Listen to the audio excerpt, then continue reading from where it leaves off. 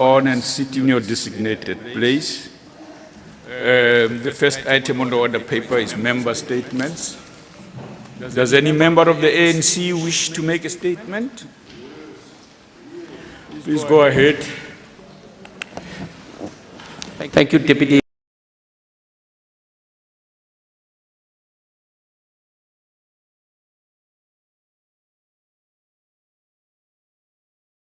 The committing of crimes of apartheid against Palestine.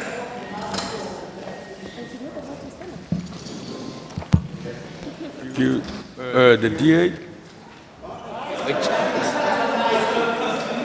Let me try again, Deputy Speaker. The ANC welcomes and supports the recently released report by Amnesty International, which calls for Israeli authorities to be held accountable for committing crimes of apartheid against Palestinian people. The report comes after an investigation that details how Israel enforces a system of oppression and domination against the Palestinian people, sets out how massive seizures of Palestinian land and property, unlawful killings, forcible transfers, drastic movement restrictions, and the denial of nationality and citizens to Palestinians are all components of a system which amounts to apartheid under international law. Amnesty International is calling on the international criminal courts to consider the crime of apartheid in its current investigations in the occupied territories and calls for all states to exercise universal jurisdiction to bring perpetrators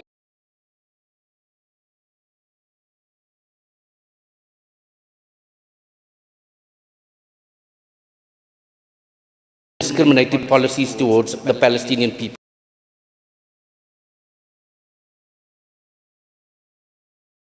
Self-determination.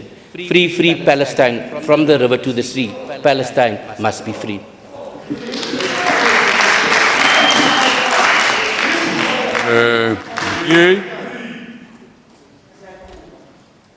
Thank you, Chairperson. Healthcare facilities within provinces must ensure that they comply to the minimum standards set by the National Department of Health. The quality of healthcare within our healthcare facilities is far below national standards. Only 20% of our healthcare facilities are currently compliant. In the near future, a shortage of around 34,000 registered nurses in primary healthcare could be devastating. The fact that medical malpractice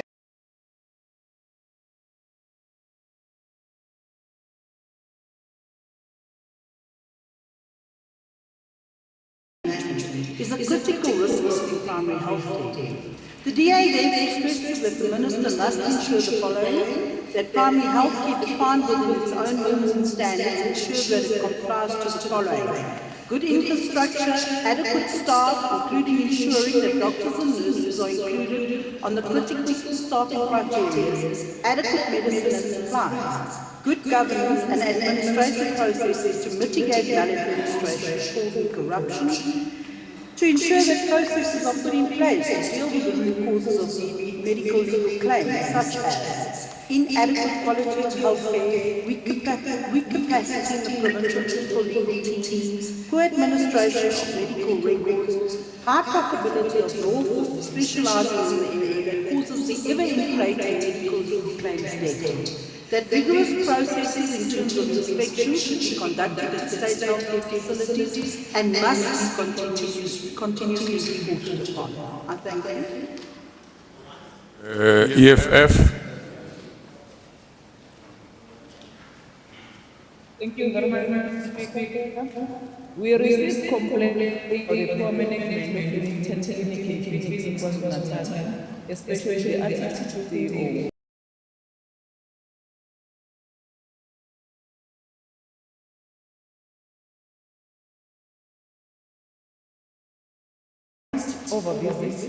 Oversight visits to see for ourselves as carrying our constitutional mandate under Section 20 of the Constitution gives us as assembly to do oversight in all organs of the state of right.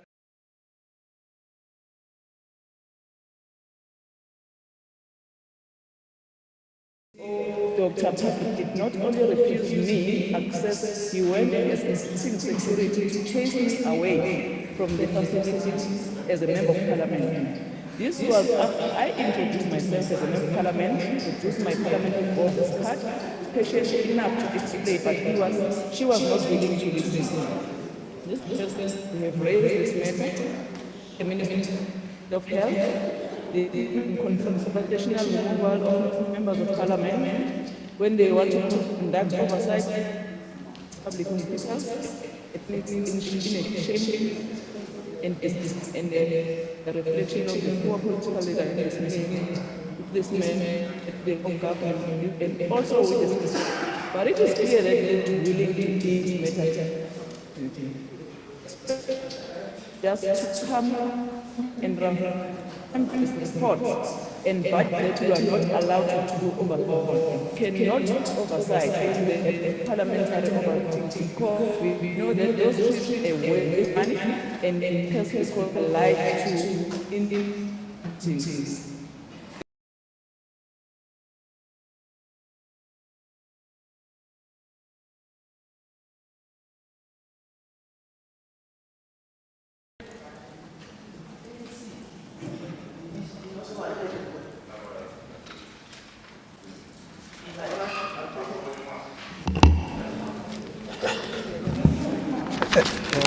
Thank you. Oh, okay. Thank you, Honourable Deputy Speaker. The ANC welcomes the decision by the President of the Republic, President Cyril Ramaphosa, to appoint the Deputy Chief Justice Raymond Zondo as the next Chief Justice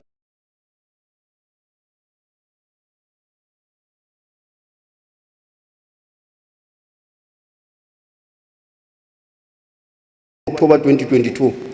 President Ramaphosa's decision follows the consultation with the Judicial Services Commission and leaders of the parties represented in the National Assembly on 4 nominees for the position.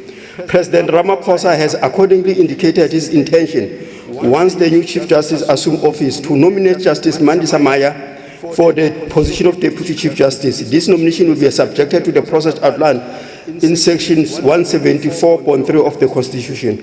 Judge Raymond Zondo is a respected jurist who previously had the position of Deputy Chief Justice of South Africa and also occupied several key positions in the judiciary, including that of a Constitutional Court judge, Judge President of the Labour Appeal Court. Most recently, he had chaired the Judicial Service Committee on inquiry into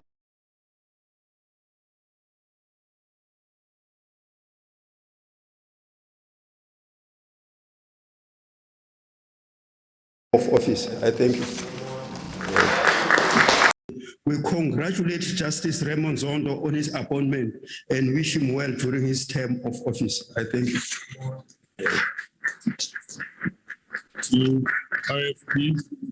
Thank you very much, Honorable Deputy Speaker. Almost 47 years ago, on 21 March 1975, a gathering of patriotic South Africans under the leadership of Prince Mangosuthu Buthelezi gathered at Kwanzimela in KwaZulu-Natal and established the Inkatha Yenkululeko Yesizwe, a national cultural liberation movement.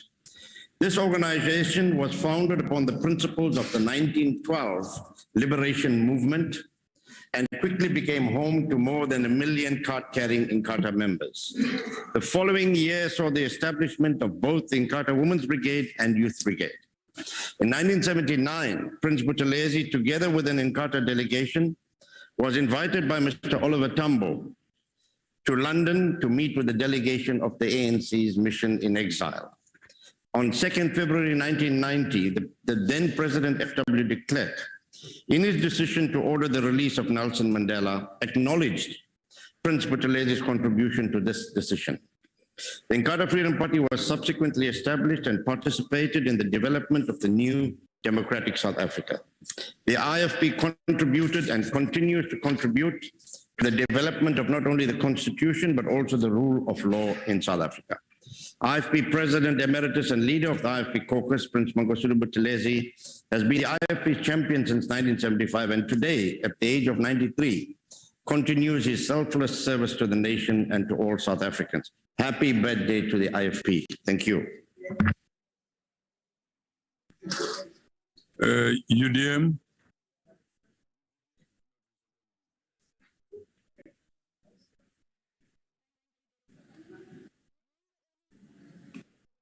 UDM is not responding. FF Plus? Thank you, Deputy Speaker. During the early morning hours of Wednesday, the 9th of March, unscrupulous thieves stole thousands of litres of diesel from the Transnet multi-fuel pipeline near the town of Verkykerskop in the Free State.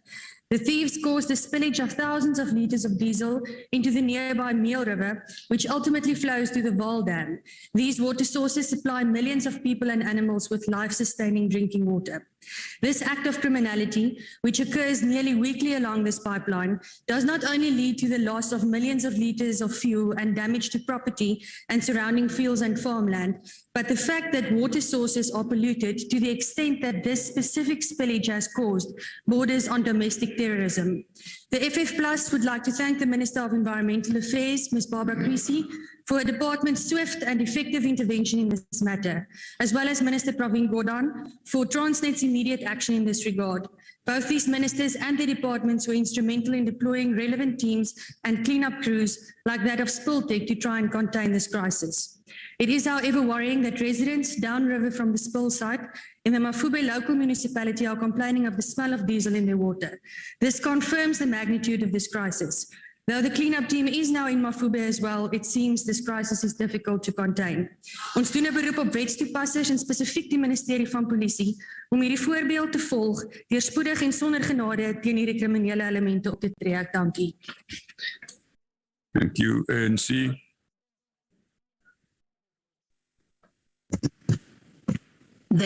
Thank you, Deputy Speaker. The ANC understands that many underprivileged school-going children cannot afford school shoes to go to school.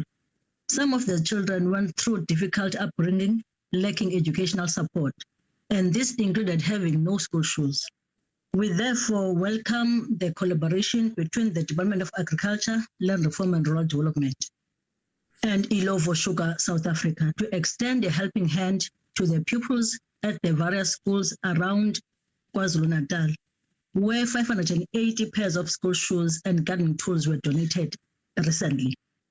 This is part of the national-wide campaign by the Department of Agriculture, Land Reform and Rural Development to make life more comfortable for rural people, especially children who are our future leaders. Donation of school shoes are in support of improving education outcomes to create a thriving South African community. We hope more organizations and private sector will also plow back to communities. The ANC commends the role played by organizations like Ilovo South Africa in contributing to the economy and assisting government in its commitment to building a prosperous country. Thank you, Deputy Speaker. Thank you. NFP. NFP. Thank you, Deputy Speaker.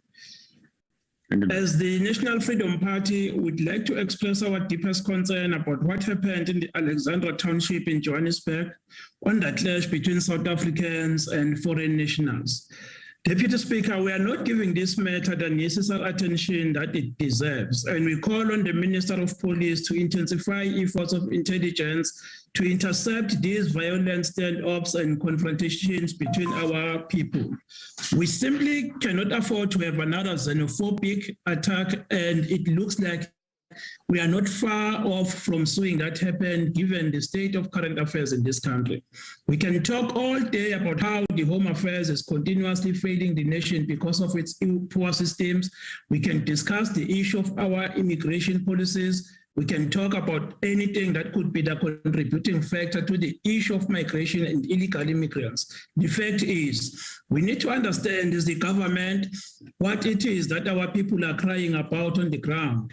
We need to interrogate what the locals in Alexandra are frustrated about, that the local economy had to be shut down. From what we have gathered, people are complaining and crying about the operation of business, particularly disposal shops and vendors, and why most of these were operated and owned by foreign nationals. We do not condone acts of violence against others, especially people from the same continent. But with that said, We need to also listen to what our people are frustrated about, investigate how and why these protests were happening and how the government can come in with interventions that will put an end to these acts of violence. While we are on the brink of collapsing as a country, we cannot afford to have instability as an already struggling nation with high unemployment rates and drowning in debt. Thank you, Deputy Speaker. Thank you. ANC. Thank you, Deputy Speaker. Job creation, skills development, and supporting entrepreneurship for the unemployed, especially the youth, received a major boost when the Minister of Employment and Labour, Honorable Thulas Nxesi, launched training programs worth 551 million rand on Friday, the 4th March 2022. The programs were launched at the University of KwaZulu-Natal in Glenwood, Durban, after the Unemployment Insurance Fund, an entity of the Department of Employment and Labour, entered into a partnership agreement with the Fuse Institute for Humanitarian Praxis. The UIF, through its labour activation programs, has set aside 551 million rand for the 3 projects for about 19,921 beneficiaries, 70% of which are former UIF contributors who lost their jobs, to undergo training in various skills disciplines. The ANC welcomes this effort by the department. Efforts to create employment in South Africa should be strongly welcomed, considering the high levels of unemployment in the country, particularly among the youth. The ANC urges the private sector and all potential stakeholders to partner with the government to reduce and end unemployment in the country, because partnerships are key to creating jobs. Thank you, Deputy Speaker. DA. Thank you, Deputy Speaker.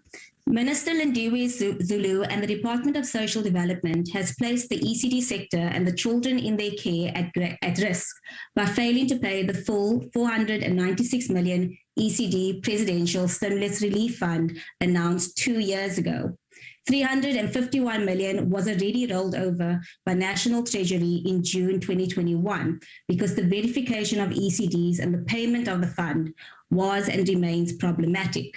The Minister is aware that I've been asking about the payment of this fund ad nauseum.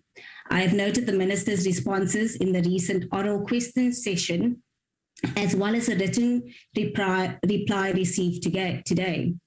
The ECD sector is bringing their plight over the non-payment to Parliament this Thursday because, like myself, there is still no clear commitment and communication whether or not the ECDs will still receive payment after the ECD migration effective 1 April.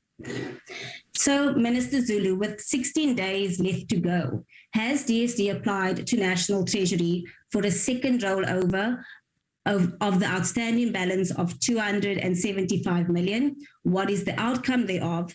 And will DSD or DBE be responsible for the payment process come 1 April? If this government is serious about improving education outcomes at foundation phase, they would stop treating the ECD sector with such disdain and start treating children as a priority. Thank you, Deputy Speaker. EFF. Thanks, Deputy Speaker. The incompetent, corrupt, and useless ANC government is allowing the people of Mosina in Mansfield, Matswale, Campbell, Harper, Extension 14, Extension 9 and 10, Mshongoville, and so on plus, to live with sewage spillage in front of their raw sewage spillage. What this means is that the first thing people in Mosina see when they walk out of their homes is feces. But they don't have to walk out to know that they are surrounded by feces. They can smell it in their sleep, when they eat, when they watch TV, when they have funerals. They can smell it all the times when they are at home. Deputy Speaker, home is supposed to be a place where you are supposed to rest, but not the people of Mosina, who must go home to be surrounded by feces. We must just imagine ourselves as members of parliament who go to these parliamentary villages surrounded by feces. If it's not good for us, for ministers, for premiers, for senior government officials, why is it good and acceptable for the people of Mosina in Mansfield? Matsuale Campbell, Harper, Extension 14, Extension 9 and 10, Mshongoville and Scone Plus. To make matters worse, they do not have water. For us to write to the minister, to ask endless questions for a written reply, and to come here and tell the whole country that the people of Mosina live surrounded by feces, and still nothing happens, is humiliating, demoralizing, and embarrassing. Thank you. You, ANC.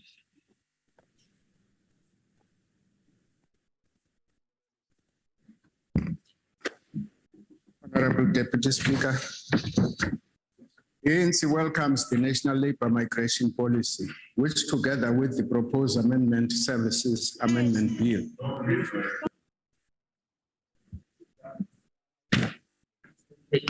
Okay.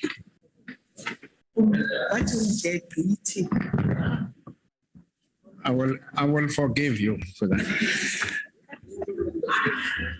The ANC welcomes the National Labour Migration Policy, which together with the proposed Employment Services Amendment Bill will provide a policy framework and legal basis to regulate the extent which employers can employ foreign nationals in their establishment whilst protecting the rights of immigrants. Expansion of international migration has deemed it necessary to develop such a policy to address South Africans' expectations regarding access to work opportunities given the worsening unemployment and the perception that foreign nationals are distorting labor market access. Important aspects the policy addresses, amongst others, are the introduction of quotas on the total number of documented foreign nationals with work visas that can be employed in major economic sectors such as agriculture, hospitality and tourism, construction, and so on. Enforcement of a list of sectors where foreign nationals cannot be allocated business visas. Limiting of foreign nationals establishing limiting of foreign nationals establishing SMEs and trading in some sectors of the economy, securing porous borders and stepping up inspections to enforce existing labor and immigration legislation. We support this policy framework and believe it is critical for government to act and curb the hiring of foreign nationals in the country, as employers were exploiting desperate foreign nationals and distorting the labor market. Thank you. You, AIC.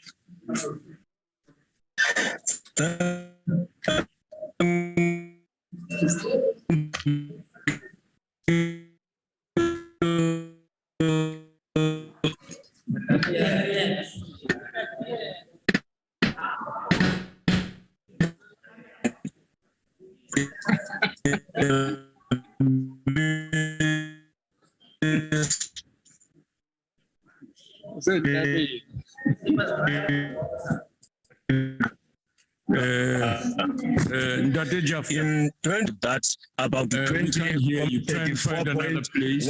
Any form of educational institution Order, or honorable training members. Order. Honorable Jafta, try and find another place. We can't hear between you. 15 and 34. We can't hear you. We can't hear you. Just try another place. We'll give you an opportunity. Let's go to the ANC. Thank you so much, Deputy Speaker. The ANC caucus has learned with sadness of the passing on of comrade academic and political scientist Dr. Patrick Maisela on the 7th of March 2022. After matriculating in Orlando High School, Dr. Maisela studied hematology through medical research and was the first Black student person to be allowed to be a medical technician. He joined the ANC in 1964 and worked under ground to mobilize students and youth, leading to the formation of NAYO, a youth movement which later had tremendous influence in student movement nationally.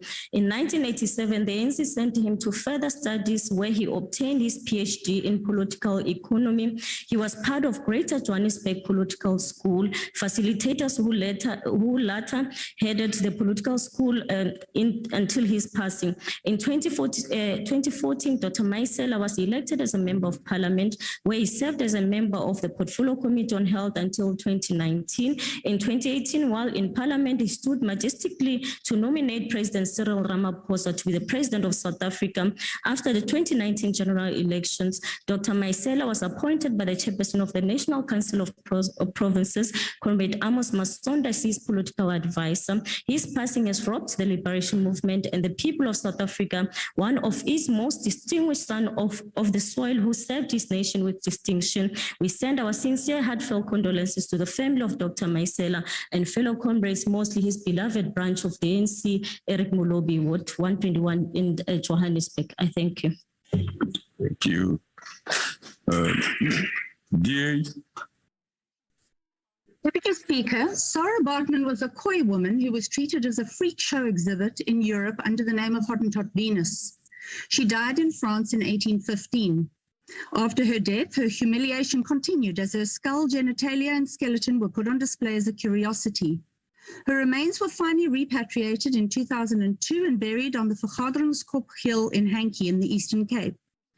In 2009, the Department of Arts and Culture initiated the Sarah Bartman Centre of Remembrance beside her grave to honour her. Construction commenced in 2014 on the 165 million rand project, and shock and horror, the completion date of 2016 was not met. In 2019, Minister Ntetwa visited the site and undertook that the project would be completed later that year at a new projected cost of 280 million rand.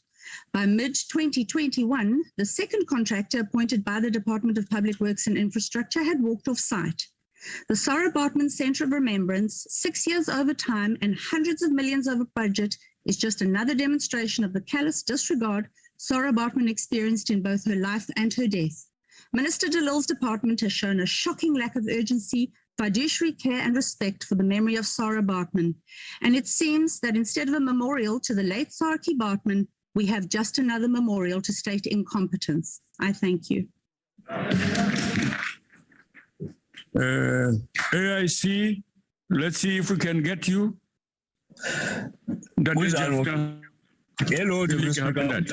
go ahead, Ndati. There you are, it's clearer. Iziphumo zokuhlala eStern Cape wesaba Deputy Speakers. Imathatela niyalwise eKZN. Deputy Speaker, thank you very much. In 2021, the state essay revealed that about 20.6 million people in South Africa, of which 34.1% were classified as neither employed nor in any form of educational institution or training facility, were in N34. This concerns directly the high levels of unemployment or inactivity among young people in South Africa. As it stands, a quarter of our university graduates are currently out of the job market. This means our expenditure towards education is not buttressed by any process inducing meaningful returns to the fiscus. A graduate enterprise program run and facilitated by the Ministry on Small Businesses together with High Education Department must be introduced to empower young graduates who are out of job market. Swaziland has a similar model, and it has been able to erode the high rate of youth unemployment in that country. On operation, the program must target enterprising young, able and unemployed graduates with a business mindset to compete with existing monopolies in retail, mining, clothing, and timber. This program must be backed by seed funding. It should also replicate a model under the imprint of black umbrellas. I thank you, Deputy Speaker. Thank you, Honourable Member. Honourable Members, Honourable Judith Shabalala there read what we think is a motion without notice. Therefore, it must be handed over to be handled differently so that we get another statement, proper statement. Let's get a statement.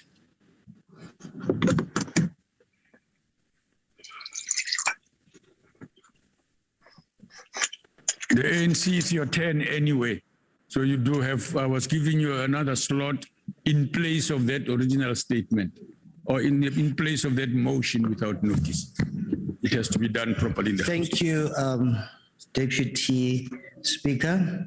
Heads of states, environmental ministers, and other representatives from 175 nations endorsed a historic resolution at the UN Environmental Assembly in Nairobi recently to end plastic pollution and forge an international legally binding agreement by the end of 2024.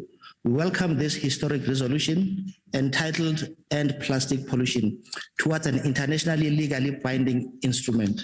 The impact of plastic production and pollution on the triple planetary crisis of climate change, nature loss, and pollution are a catastrophe in making, with exposure to plastic harming human health and potential affecting fertility, hormonal metabolism, and neurological activities, while banning of plastic contributes to air pollution.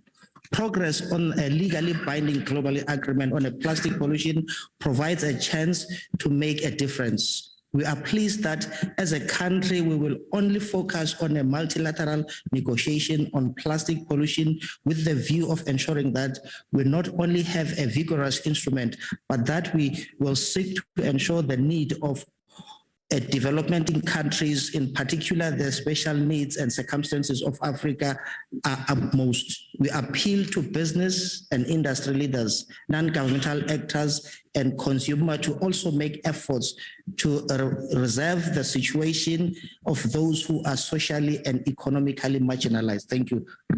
Thank you. Honorable Shabalala, do you have a statement? Oh, okay. We don't have a statement from the ANC additionally. That concludes member statements. Are there any ministerial responses?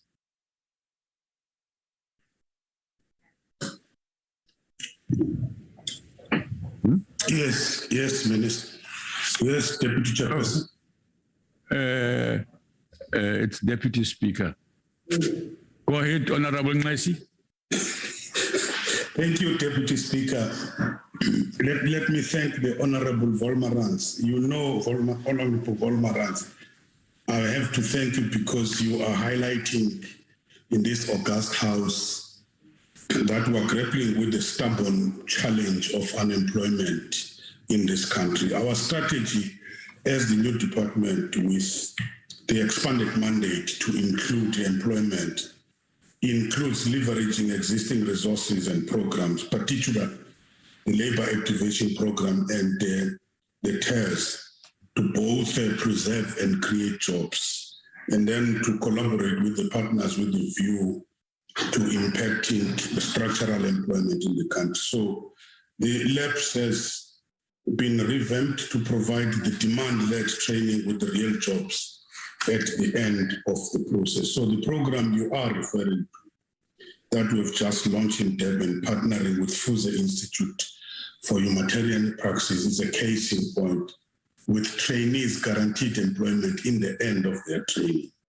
So the big issue is that government needs to partner, collaborate, create networks, and utilize existing resources effectively in order to mitigate unemployment. Hence, we are working with the national departments and the provincial departments in these projects. We intend going deep into the other provinces.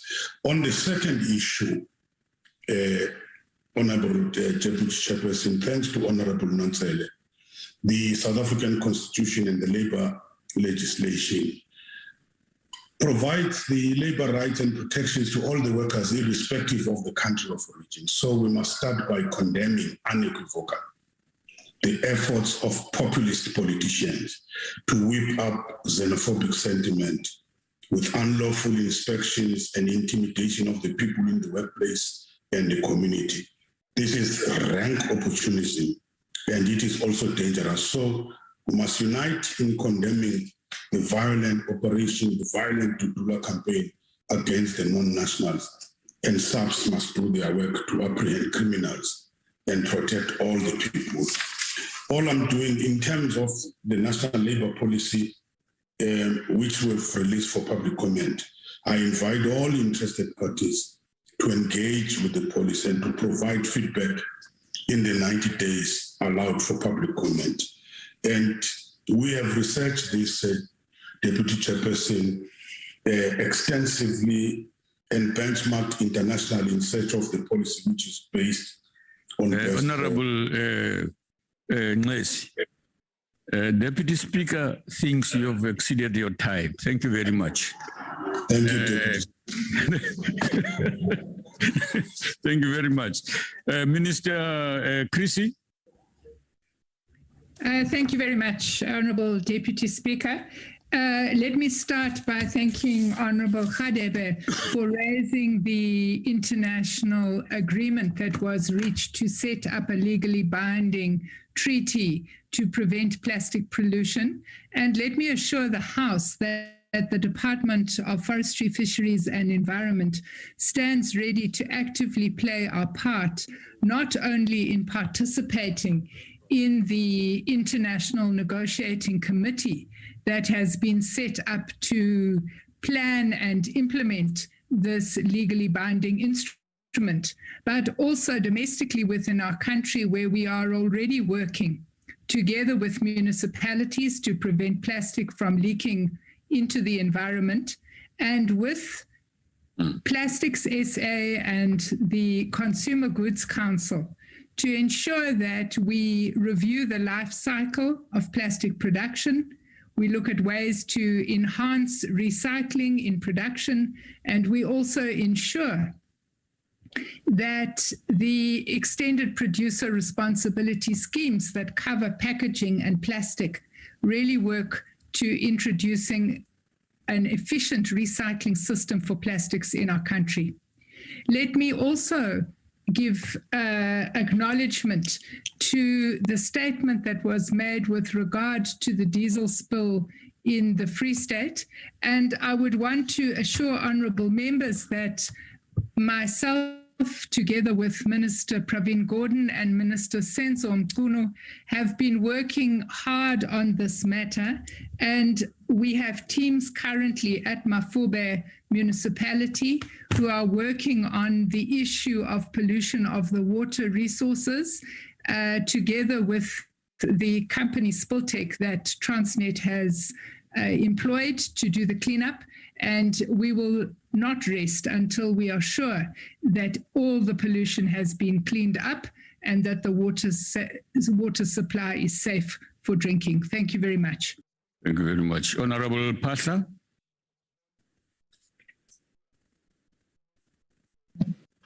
Thank you, Honorable Speaker. Thank you very much for the opportunity to respond. Thank you. I hope I'm audible, Honorable Deputy Speaker. You are. Thank you very much. In response to the Honorable Member of the DA, I want to start by acknowledging that there is basically no argument about the fact that many of our public health facilities are functioning not in the best of condition, but there are many factors which can explain that. Firstly, the public health service has been chronically underfunded for many years, decades that public health has been underfunded from the fiscus. And this has made even worse over the last 3 to 5 years with the fiscus under stress, with budget cuts, which also includes in the health sector. We also know that because of the disparities in terms of the distribution of health resources, although the public health looks after 85% of the population, it shares only just under 50% of the total GDP spent on health, when the other 50% is spent by private health only to 15% of the population. The public health also faces a huge burden of services due to the quadruple burden of disease, understaffing, again due to budget constraints, And in some cases, we acknowledge that some of the facilities have poor management. We are working very hard with the National Health Council, within the National Health Council, with all the 9 provinces, to have a coordinated program of working with our provinces to make sure that we can address these issues through a program which we call addressing the non-negotiable, the basics, which will really improve our health capacity. And we're very grateful that in the budget speech on the 23rd of February, the Minister of Finance did listen to some of our pleas in starting to reduce, to address some of the underfunding. As you would remember, honorable members, that the Minister made an announcement that there will be an additional 15.6 billion rand as part of the equitable share to provinces to address some of these shortcomings. Just a little bit of assistance, not really going the full distance, but also additional funding for interns. So we'll continue to work with our provinces to address the non-negotiables and make sure that actually the performance of the healthcare service, public health service, can improve. But we also call upon members of the House, especially the National Assembly, to please support the bill which is now with the committee, which is the National Health Insurance, because it's meant to break this inequity of the 2-tiered system with the public health suffering as a result.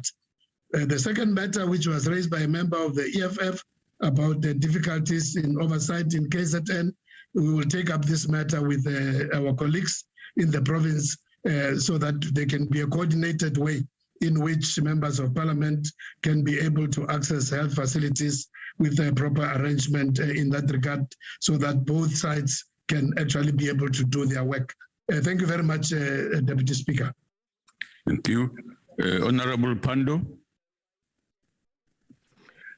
Thank you very much, Honorable Deputy Speaker.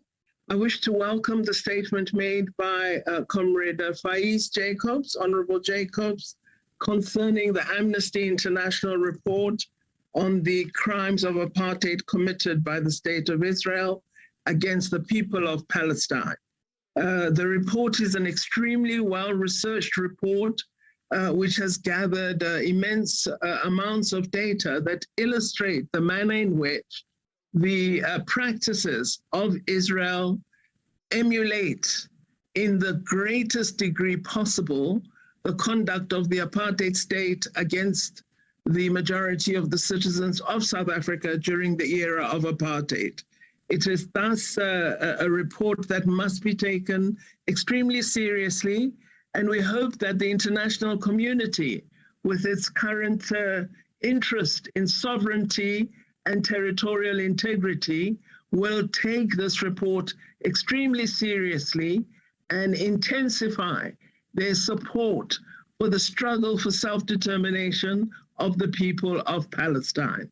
The report should be studied by all the members of parliament to really look at the manner in which the people of Palestine enjoy no access to human rights, are denied legal land ownership, and are consistently treated as less than human. It is vital that we do take an interest, and we therefore are very glad that the government and people of South Africa have for many decades stood side by side with the people of Palestine, and we will continue this international solidarity until the people of Palestine achieve their freedom. I thank you, Deputy Speaker. Thank you.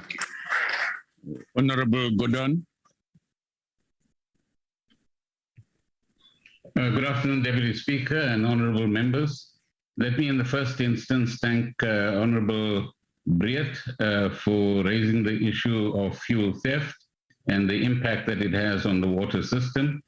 And I want to add to what Minister Creasy said earlier on, that once she was informed about this issue, I called the CEO of Transnet, Ms. Darby, who immediately asked the head of Transnet Pipelines, Ms. Michelle Phillips, to look into the Free State issue. And there were then contractors on site. The flow into the Vaal River of fuel, at that time it was diesel, was contained. And the suction of the fuel from the system was also executed very efficiently. There has been a further development in relation to the town of Frankfurt. And here again, Ms. Phillips is on site. She has been meeting farmers in Mpumalanga and will also visit the treatment plant in order to establish what are some of the issues here. But the bottom line, Deputy Speaker, is that the theft of fuel from the pipeline, which extends to about 3,000 kilometers across the country, is a serious threat to, firstly, adjoining communities, secondly, the environment, thirdly, the water system, and fourthly, obviously, those who are supposed to be receiving the fuel through the pipeline itself. Whilst Transnet has taken every possible measure to secure the pipeline, it's the law enforcement agencies that need to come to the party more actively to identify the syndicates that are actually involved, because there must be syndicates that are executing these grand thefts, and they should be called to book and behind bars as quickly as possible. So we want to compliment Transnet for its rapid response, and to all the colleagues across political lines who've been of great assistance in detecting the problem, informing us of the problem, and enabling us to work with them to solve some of the issues that have actually arisen. It will be good if we can now get the syndicates, as I said earlier on, to be apprehended, and for this kind of theft and damage to infrastructure to be contained. Thank you very much, Deputy Speaker. Thank you. Honorable Kubai.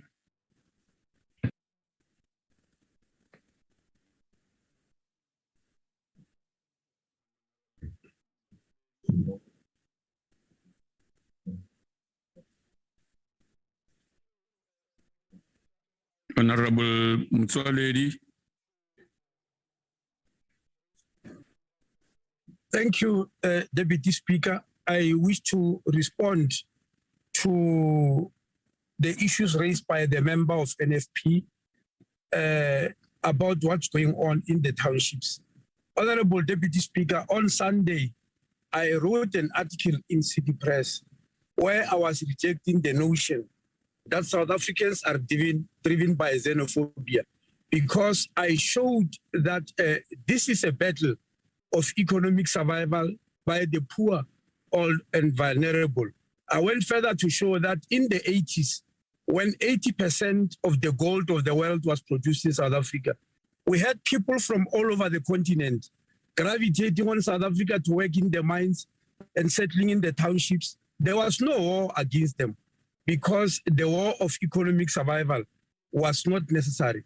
And I went on to show that in our institutions, our hospitals, universities, financial institutions, we have got lots of people from other countries, especially from the continent. Some of them are even heads of our institutions. Nobody is fighting them simply because they come from other countries. But the battle is raging in the townships among the poorest of the poor, because they are fighting for economic survival. So I'm happy that Minister Nisi has outlined steps which are going to try and lower this competition that is going on there. And furthermore, Chairperson, the last sentence on the article I posted was that some of these issues have to do with bylaws. It is global practice anywhere in the world that when you establish a spaza shop or any business, you must be licensed by the local authority. Here in South Africa, our municipalities are not. And I'm not talking about foreign nationals. Any spaza shop, whether you are a South African or you are a non-South African, if you establish a spaza shop, it must be licensed, and everybody must know about its existence. It must register for tax. And this I did write to SALCA some 2 years back to ask them, and in the article I'm saying, municipalities must please implement bylaws without fear or favor, because some of these problems will not be as worse as they are. How do you open a spaza shop and stay in the same shop, eat in the same shop, sleep in the same shop, and hold the church service in the same shop without the local authority raising eyebrows? And we want all these issues to be resolved. Lastly, Chairperson, there was a mention here about the Border Management Authority, and I've also outlined in the article how the Border Management Authority is going to make sure that people who come here don't come illegally. They come through the normal border gates where they'll be documented. Thank you very much. Thank you. Honorable Delil.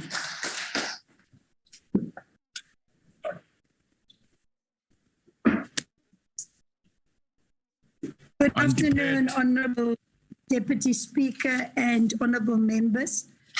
Honorable Deputy Speaker, Honorable Graham Murray is correct that this project was advertised in 2013. It was awarded in 2014 in April to a construction company called Liber Construction for 30 months to implement the project. Liber Construction faced numerous challenges, including cash flow problems, labor disruption, supply of material.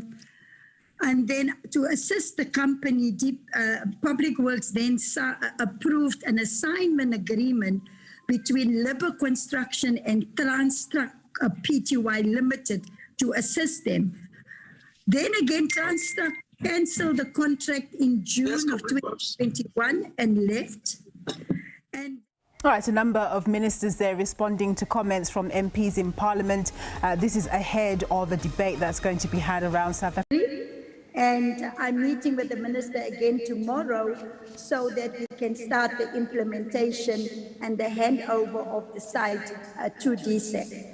So that is the problems that has happened over many, many years at this project. And hopefully now DSEC will be able to lead and to complete this project. And I think we owe an apology to the people of South Africa. This is part of our legacy, this is part of our history, and we must certainly make sure that at all times that we honor and respect our history. And we are working very hard with the Department of DSEC.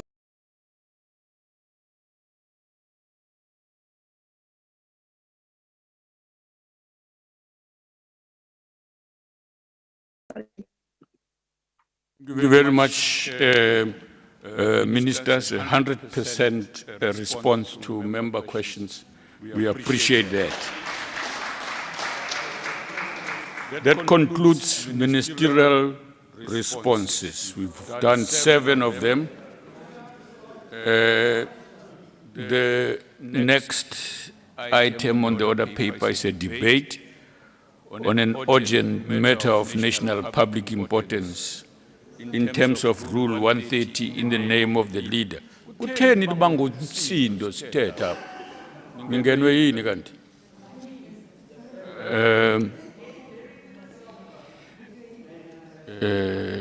It's in the name of the leader of the opposition on the impact of Russian Federation's what's called invasion of Ukraine on the South African economy. I'll now recognize the leader of the opposition.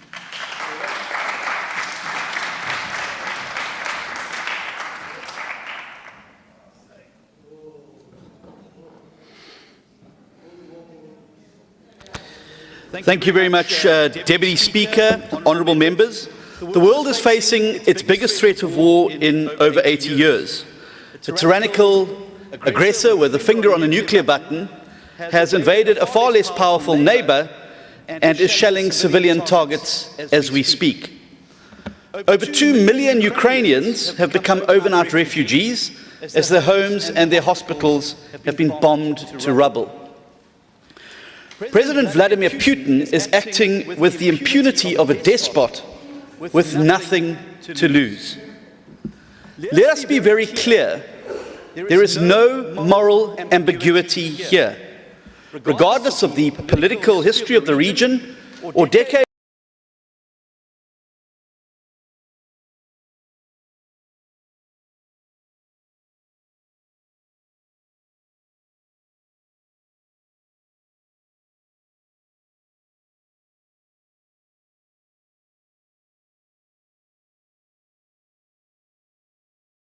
under a shameful veneer of neutrality, the ANC government has effectively pledged its tacit support for Putin's imperial march to restore his lost empire. And I'm not only talking about the shameful abstention in the United Nations vote. when ANC ministers attend a cocktail function glorifying the might of the Russian army on the very day of the invasion.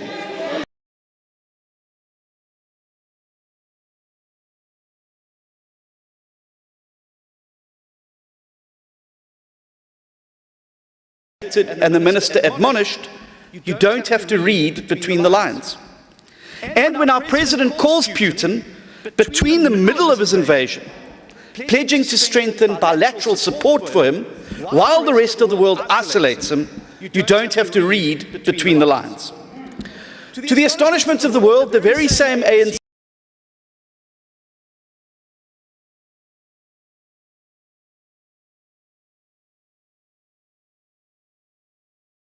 and it has dragged 60 million South Africans along with it. And why? Is it because Russia once supported South Africa's liberation struggle?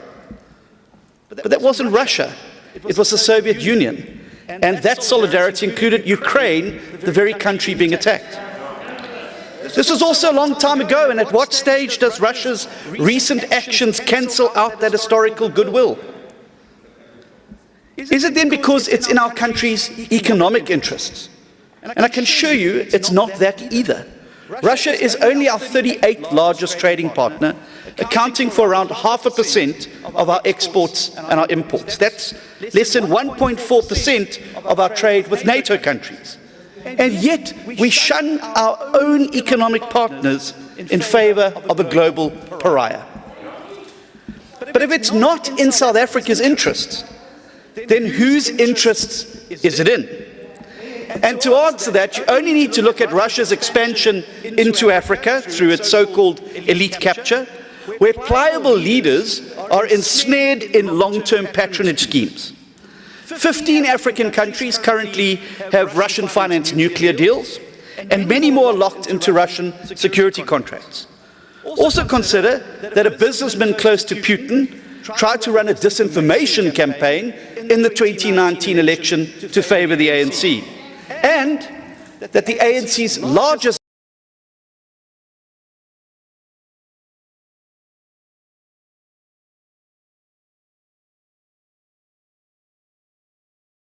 of why the ANC support for Russia starts to emerge. Now, there are some who say that this is not our war to become involved in. But that is simply not true. We may be 9,000 kilometers away, but we will soon feel its effect in every single aspect of South African life. When the oil price skyrockets through to 30 to 40 rand, as it's been predicted, this will be our war too. When diesel becomes so expensive that Eskom can no longer burn its turbines, and when the lights go out, they stay out, this will be our war too. When the spiraling cost of importing and transporting food is passed on to consumers who already struggle to make ends meet and feed their families, and we see a large increase in malnutrition. Transporting food is passed on to consumers who already struggle to make ends meet and feed their families, and we see a large increase in malnutrition, this will be our war too. And when all of this food and insecurity and inflation results in a breakdown of law and order that will make last year's July riots look like child play, this will be our war too. We are already involved, and there is no such thing as a neutral position. As the late Archbishop Desmond Tutu famously said, when you choose the side of the oppressor in situations of, if you are neutral in situations of injustice, you've chosen the side of the oppressor. Countries that choose the wrong side of history will live with this tag for generations to come.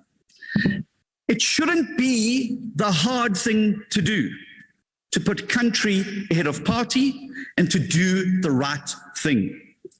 Honourable members, the ANC does not speak for South Africa on this, and it certainly doesn't speak for the DA. We condemn Russia's illegal invasion in the strongest terms, and we stand firmly with the people of Ukraine. And I urge President Ramaphosa to rethink the position of his government. Think of the plight of the Ukraine. Think of South Africa's place in the world, and think about what this war is going to mean for all of us as South Africans. Choose peace, condemn Russia. Thank you. The line. Thank you. Honorable the Deputy Minister of International Relations and Cooperation, Honorable Mashiko Dlamini.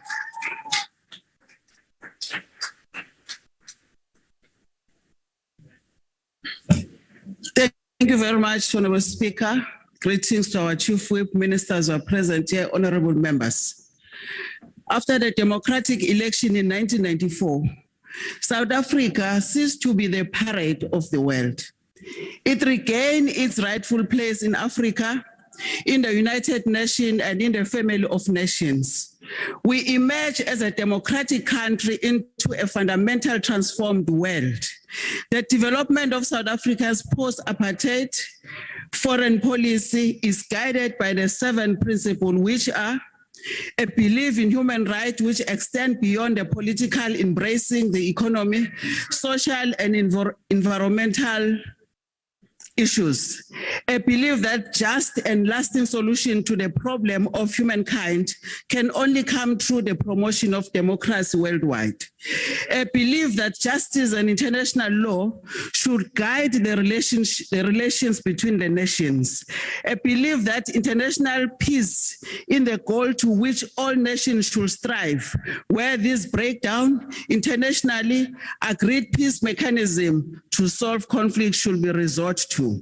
A belief that our foreign policy should reflect the interests of the continent of Africa. A belief that South African economic development depend on growing regions and international economic cooperation in an independent world. A belief that our foreign relations must mirror our deep commitment, the consolidation of democracy, democratic South Africa. Deputy Speaker, South Africa's approach on the Russian-Ukraine matters has been based on the following key principles, which in turn are based on the foreign policy, to expressing deep concern at the violation of the UN Charter and international law, the loss of life, the humanitarian impact, and the forced displacement of people as a result of war in Ukraine. Recognizing the armed conflict would no doubt result in human suffering and destruction, the effect of which will not only affect Ukraine, but also reverberate across the world. No country is immune to the effect of this conflict. As the UN Secretary General has indicated, the conflict will have a huge impact on the global economy in a moment when we are emerging from COVID-19 pandemic, and so many developing countries absolutely need to have space for recovery. South Africa emphasizes respect to the sovereignty and territorial integrity of states.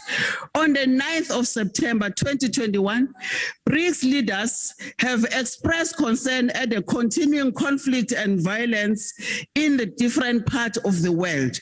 The BRICS leaders reaffirmed their commitment to the principle of non-interference in the internal affairs of states and reiterated that all conflicts must be resolved by peace means and through political and diplomatic effort in line with the international law, that is the UN Charter. Deputy Speaker, as a nation built through negotiation, South Africa is always appreciative of the potential dialogue has in averting a crisis and de-escalating conflict. In line with our strong commitment to the peace resolution of conflict, South Africa urges all parties to devote increased effort to diplomacy and to find a solution that will help avert further escalation. The door of diplomacy should never be closed even as conflict has broken out. South Africa urges all parties to approach the situation in a spirit of compromise, with all sides respecting international law. Peaceful resolution of the matters can on a point of order. by all parties in diplomatic effort. Members, Deputy Speaker. respect the order. No, can you please not do that? You are interrupting the speaker. Yes. It is irresponsible and it's not okay. Please finish your remarks, madam. Thank you, Honorable Deputy Speaker. South Africa urges all parties to approach the situation in a spirit of compromise, with all sides respecting international law. Peaceful resolution of matter can be achieved by all parties if diplomatic efforts to find a solution to the concern raised expressed by Russia resume. Currently, it is critical for all parties to uphold and protect human rights and abide by their obligation in terms of international law and international humanitarian law. South Africa continues to support and encourage regional initiatives such as the Minsk Agreement, and we welcome the work of the Normandy format, the Trilateral Contact Group, and the Organization for Security and Cooperation in Europe. South Africa supports the involvement of the good offices of the UN Secretary General, as it could also make a positive contribution in finding a lasting solution to this conflict. In the search of peace, South Africa supports the resolution process of inclusive talk led by the United Nations Security Council to address all the issues of concern to any of these parties. Deputy Speaker, noting that international action must create an environment conducive for diplomacy, dialogue, and mediation. Greater attention must be paid to bringing the sides closer to dialogue and not to take them further apart.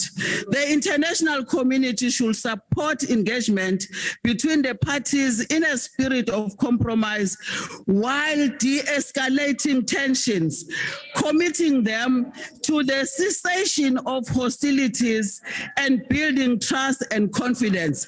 Ladies and gentlemen, members of parliament, as government of South Africa, we urge all South Africans not to take side on the conflict between Russia and Ukraine, as this could go against our principle. In addition, South Africa has a good bilateral relation in the both countries. I thank you.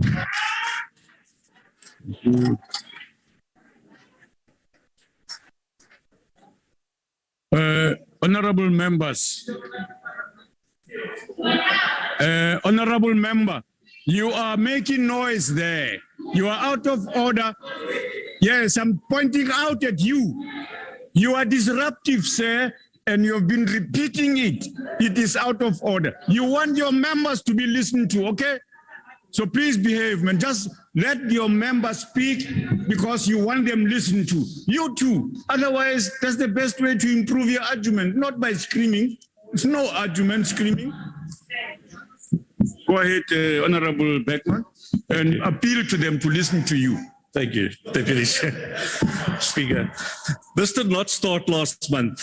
I've been pushing Durko and the ministers before to take an active and productive opportunity in using their proximity to President Putin to try and persuade him first from occupying the Crimean Peninsula, then from building up military on the borders of Ukraine, and from handing out passports to create instability and friction as per the Georgian script a decade ago. I was not asking South Africa to take sides. I was rather tending them to clean their tarnished and embarrassing world image that has not shone since the Madiba Magic days.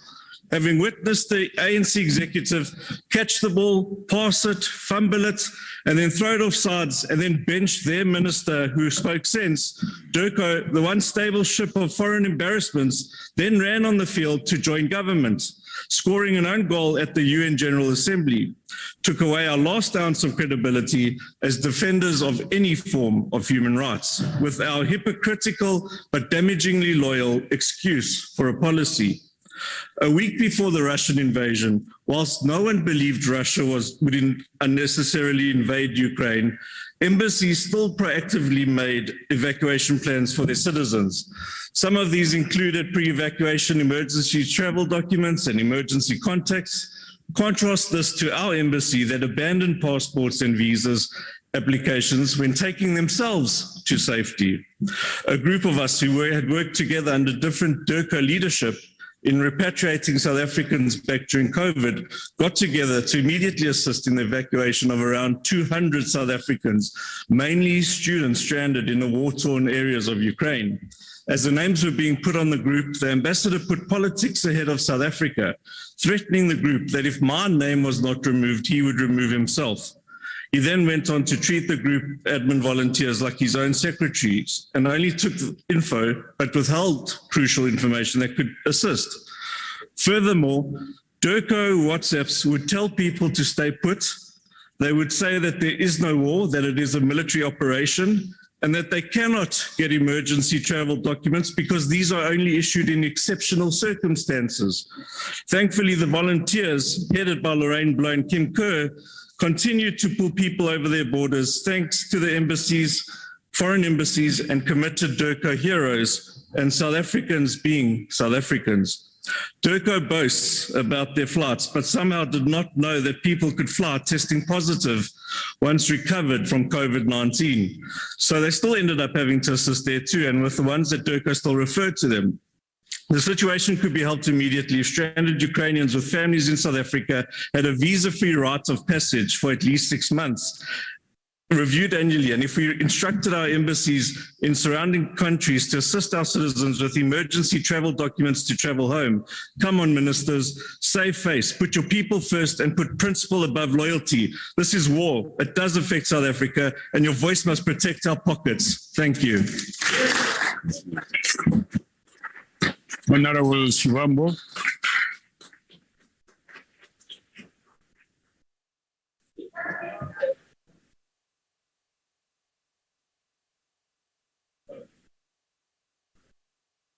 Honorable Shivambo. No, thank you very much, Deputy Speaker. We state here on behalf of the anti-imperialist and anti-colonial economic emancipation movement that there is absolutely nothing wrong with the Russian Federation's preventing the military expansion of the North Atlantic Treaty Organization, NATO, which is trying to expand its presence towards the borders of the Russian Federation, particularly because NATO is historically known for starting and engaging in neo-colonial and imperialist wars that are aimed at illegally removing government.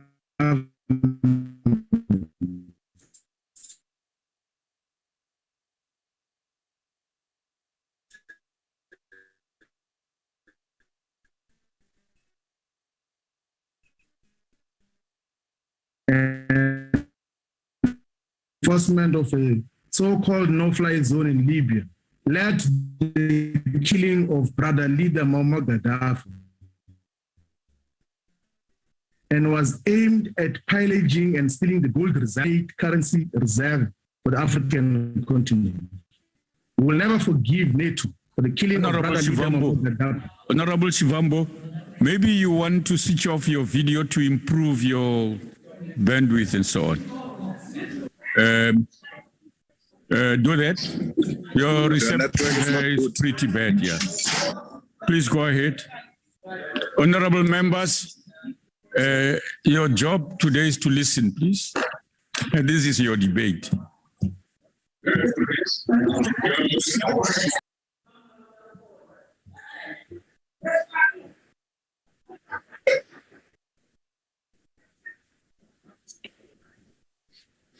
We will never forgive NATO for the killing of brother leader Muammar Gaddafi, and we'll never forget that this war alliance of NATO destroyed Libya, which was one of the very few economically sovereign countries in the African continent. Now, South Africa's relationship with the Russian Federation is rooted in true bonds of libertarian brotherhood. At the core of the Soviet Union was the Russian Federation, and anyone who argues otherwise is being dishonest. The USSR and Russia in particular dedicated military, political, and ideological resources in the struggle against colonialism and apartheid in South Africa. After the Sharpeville massacre on 21st of March 1960, the Soviet Union was among the first to cut all diplomatic relations with apartheid South Africa. It was essentially the Soviet Union working with the Cuban and Vietnam forces that provided military assistance in the Battle of Quito, the apartheid criminals to negotiate transition in South Africa. The Soviet Union and Russian Federation are not peacetime friends of South Africa, but true friends who must never be abandoned, irrespective of imperialist-sponsored master narratives about the military operations in Ukraine, which are essentially and emphatically aimed at preventing imperialist military expansion in Eastern Europe. South Africa is a member of the BRICS bloc of emerging economies, which essentially gives South Africa's economy access to a market of more than 3 billion people in the world and to more than 32% of the world economy. Our country must never distance itself from BRICS in favor of the erstwhile colonial and neo-colonial masters whose interests are ruthless exploitation of our natural resources. South Africa must not cut its economic relations with the Russian Federation and must instead deepen, broaden, and strengthen our economic, social, and political relations with the Russian Federation, and of course with all BRIC countries. The Russian Federation, like all BRIC countries of Brazil, China, and India, have no colonial and they've got no neo-colonial aspirations, but are instead committed to global peace, stability, and collective prosperity. In the immediate, the South African Health Products Regulatory Authority, SAPRA, must authorize Sputnik V vaccines, and all other relationships must be strengthened so that we have got access to Sputnik V vaccines here in South Africa. And all parts of the progressive world must treat the West isolation of Russia as an opportunity to transition to a new world as an European imperialism and new colonialism. Now, in terms of the background, Chairperson, is that the outcomes of the Second World War was, one, the formation of the United Nations, but the colonial masters led by the US and the UK started a war alliance. NATO is a war alliance which is trying to expand its military bases towards Eastern Europe. The United States of America has currently more than 79 of those are in the African continent, including in Botswana, where we have the Africa Command Center. So there is absolutely nothing wrong with the military operations that are taking place in Ukraine to prevent the expansion of NATO, because we know of their sins and what they've done to destroy many parts of the world of overthrowing governments. We stand as the EFF to reaffirm that the relationship that has been built through blood and common purpose against colonialism and apartheid must be strengthened through properly defined and deepened economic relationships. We must never fall victim to NATO alliance as a peaceful alliance and any other person or any other national territory as a criminal alliance. We stand as the EFF to reaffirm that our relationship with Russia must never be discontinued. We should, on the contrary, strengthen that relationship because it is based on common prosperity and anti-imperialism. Thank you very much. Oh, yes. Yes. Honorable Sengwa. Honorable members, the world finds itself yet again on the brink of economic collapse, hot on the heels of a 2-year-long COVID-19 crisis, which has altered the course of humanity. The socio-economic and socio-political climate is fragile, in need of recovery and newness. Add to this now the latest international crisis in the form of an unequivocally unnecessary invasion of Ukraine by Russia. It is fast escalating into an international humanitarian crisis on top of what the international community is already confronted with in various parts of the world as we grapple with COVID-19 and its after effects, notwithstanding ongoing wars, global terror, and displacement of people. Therefore, at the outset, we must call out Russia on its wrongness. The invasion of Ukraine and the current war is wrong and in total violation of every international statute and protocol in existence or imaginable. The basics are this. Ukraine is a sovereign state in the international community of nations. It has a right to determine its own national interest, and Russia has no right in law or in principle to impose itself on Ukraine nor to determine an agenda for Ukraine. Oppression, dictatorship, and repression must be rejected wherever they manifest themselves in the world. To be pro-Ukraine does not presuppose that one is anti-Russia, nor should being pro-Russia make one anti-Ukraine. Furthermore, those who are friends of Russia are dishonest friends and unworthy of the name if they fail to be frank and call Russia to order and denounce its war-centric attitude towards Ukraine. The hallmark of friendship is honesty and the ability to tell our friends when they are wrong. Thus, the South African government has failed dismally in its attempt to be a voice of reason, freedom, and democracy when it chooses to be half pregnant, being neither fish nor fowl on this glaring violation of human rights and international protocols. Neutrality in a war advances the agenda of the aggressor, in this case, Russia. Russia's own reservations about NATO notwithstanding, it must understand that you don't start a war to prevent a war. Therefore, we must reject the invasion and the war, and Russia must pull out of Ukraine. The United Nations must appoint a special envoy as a matter of urgency to mediate the situation, provided Russia pulls out of Ukraine, and defense, military, and humanitarian assistance must be afforded to Ukraine. Europe must itself be called out for its racism and how it has handled the refugee crisis flowing out of Ukraine. The blatant discrimination towards African and Black nationals has called into serious question the bona fides of the human rights assistance and humanitarian assistance being meted out. Racism must be rejected, especially in a war. If we are committed to justice and democracy, then we must reject this irrational, erratic, and egotistic Putin paranoia-driven war, as we equally reject the one China policy, which oppresses the Taiwanese and Tibetan people, and we must hold true to the principle of a two-state solution in the Israeli-Palestine conflict and reject any human rights violations on both sides. Honorable Deputy Speaker, we must be unwavering in our efforts towards global peace and accept that peace is an act of humanity, not ideology. The loss of life anyway is a loss for humanity, not ideology. Any ideological or political discourse that thrives on and results in war, loss of life, and violence must be rejected, and every effort must be made to bring about peace. The international community must uphold the sovereignty of each state to determine its own suffrage. In conclusion, the international community does not need another war or a distraction.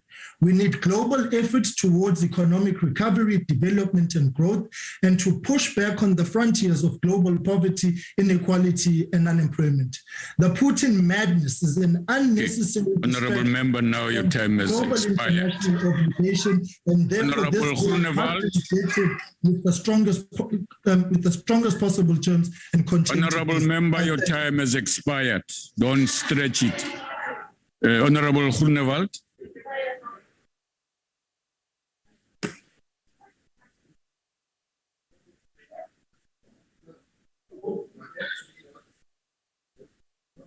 Geachte adjunct speaker, there must be no doubt that each and every person in South Africa is affected by the war in Ukraine.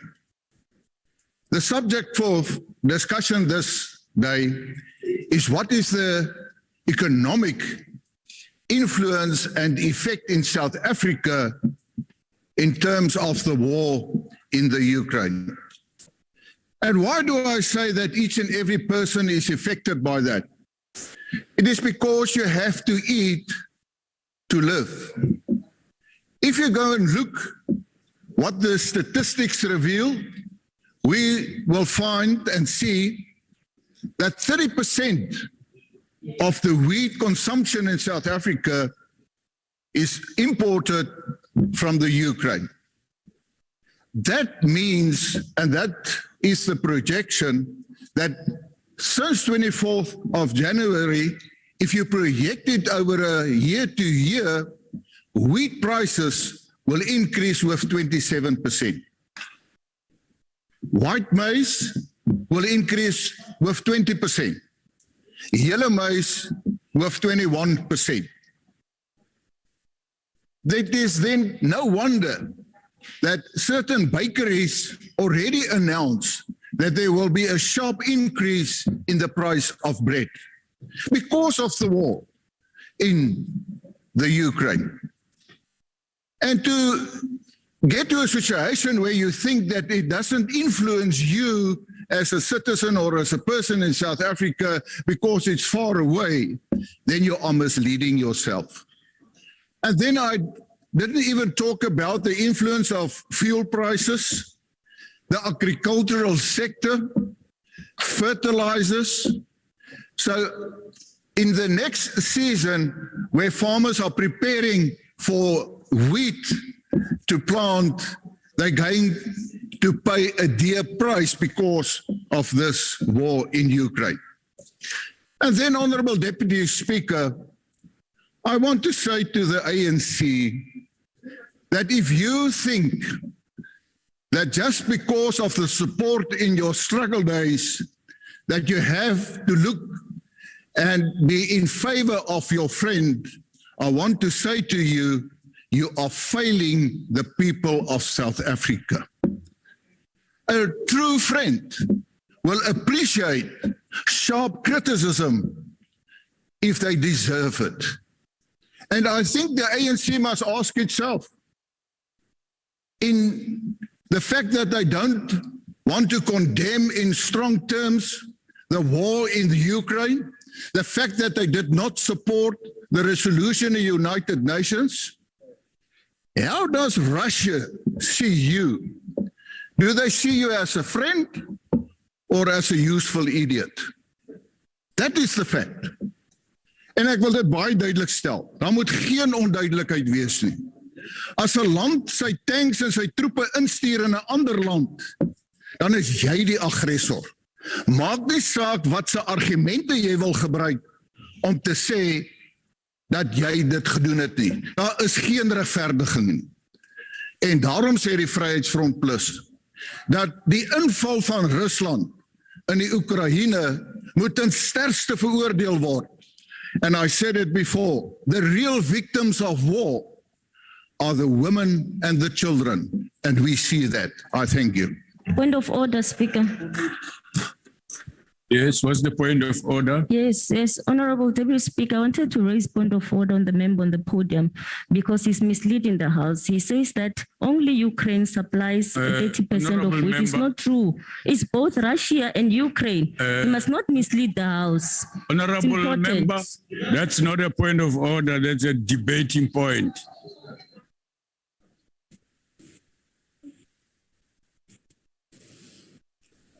Ndadem Rudy. The ACDP was one of the first parties that called on Russia to withdraw their forces from Ukraine so that dialogue, negotiations, and diplomacy can take place free from violence. Russia's invasion of Ukraine we are debating today is very unfortunate and should not have happened.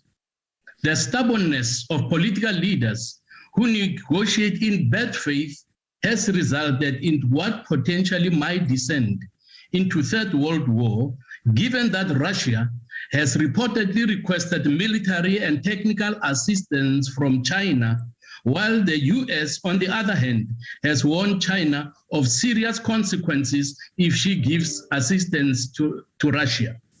This is a clear indication that the Russia-Ukraine conflict is not an easy matter that can be resolved by just condemning one side against the other. King Solomon once said, and I quote, "The first one to plead his case seems right until another comes and cross-examines him," close quote. This simply means that we must listen to both sides of the story in any conflict before we pass judgment, which would be skewed and might even exonerate the guilty party.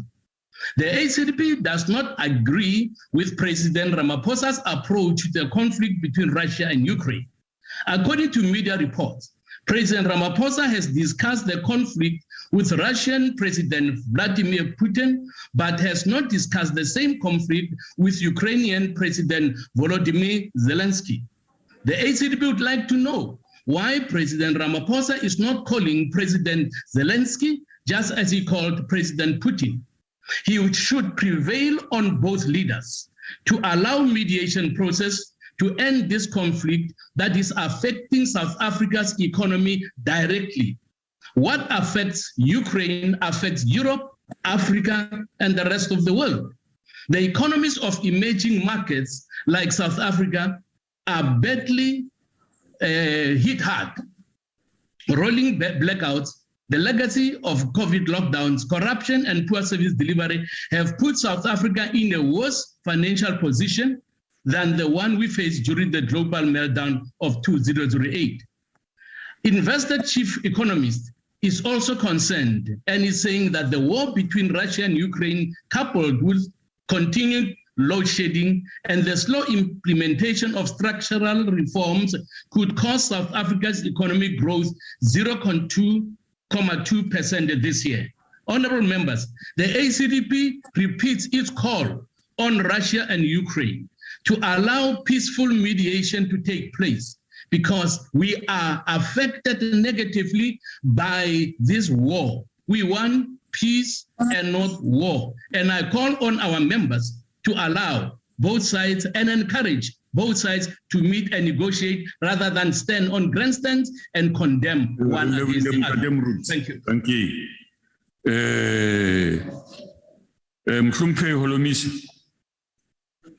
Honorable Deputy Speaker and honorable members, the tension between the NATO countries and Russia is well documented.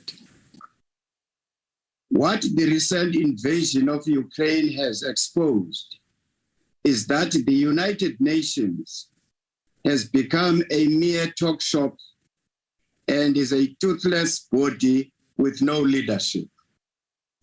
Nothing stopped the UN leadership to have met with two parties to resolve the situation before it escalated to war.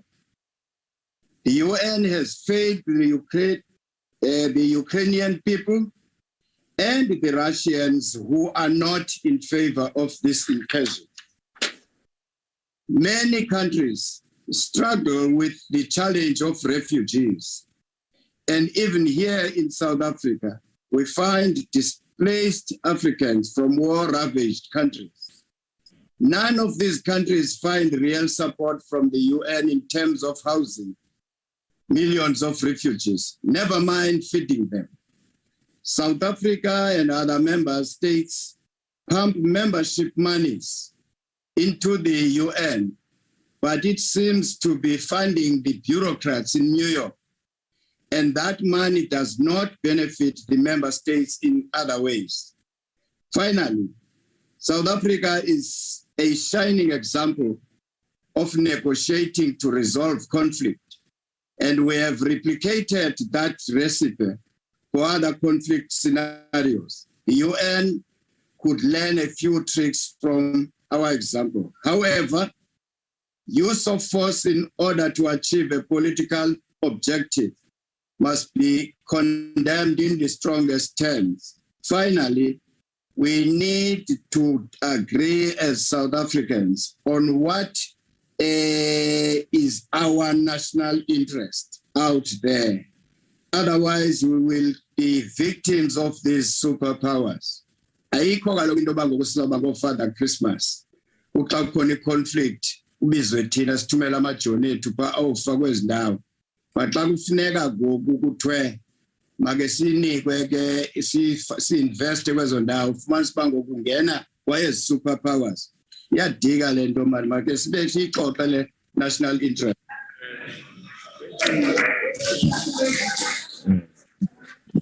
ATM.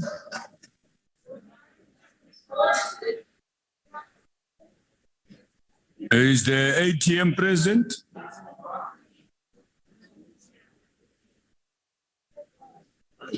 Abek. Good, Honorable Huron.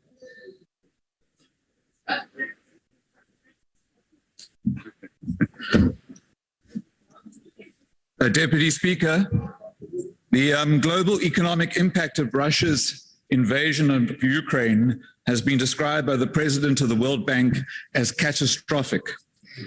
It is a crushing blow to South Africa. We were depending on a resurgent global economy to mitigate the disaster of state capture and to stimulate post-pandemic recovery. We desperately need this recovery. Millions of unemployed South Africans will remain trapped in poverty for as long as our economy fails to grow by at least 3% per annum. Rising commodity prices may well be an outcome of this war and may advantage some sectors of our economy, but equally rising oil prices will be disastrous. Before Putin's invasion, we were predicting our economy would grow by 1.8% this year. But oil prices, which have already doubled in the last 6 months, could trim a full percentage point off this projected growth, which is a devastating setback. But what can we do about it? President Ramaphosa recently indicated that in a course of a discussion with his Russian counterpart, the subject of South Africa playing a role as a mediator was raised. And this is an important development. When South Africa joined BRICS, it was said that although our economy dwarfed those of our BRICS partners, our experience of managing our transformation from apartheid to democracy was of immense global value. This unique capital has already enabled South Africa to contribute to settling conflicts on the other side of the world. In this regard, we can think of our role in advancing peace in Northern Ireland and brokering the Lockerbie deal. The President was himself involved in peace negotiations in Northern Ireland in the late 1990s, and we can draw important lessons from the leadership of President Mandela at this time. When South Africa was approached to mediate in the Northern Ireland conflict, former President Mandela reportedly said that our country does not intervene in the conflict in another country without being invited to do so. Mandela apparently required written requests from all the parties involved. We agree with government that the situation in Ukraine demands negotiation and compromise. We know that President Ramaphosa has spoken to President Putin, but has he also spoken to the Ukraine President Zelensky? Lesson number 2 from the Northern Ireland mediation efforts was Madiba's unequivocal insistence on a ceasefire. Applying this right now means that Russia must withdraw her troops. Deputy Speaker, we stand unequivocally for mediation and peace. We have a roadmap that we have followed once before. Are we willing to use it again? Thank you very much. Thank you. Honorable Sheikh Imam.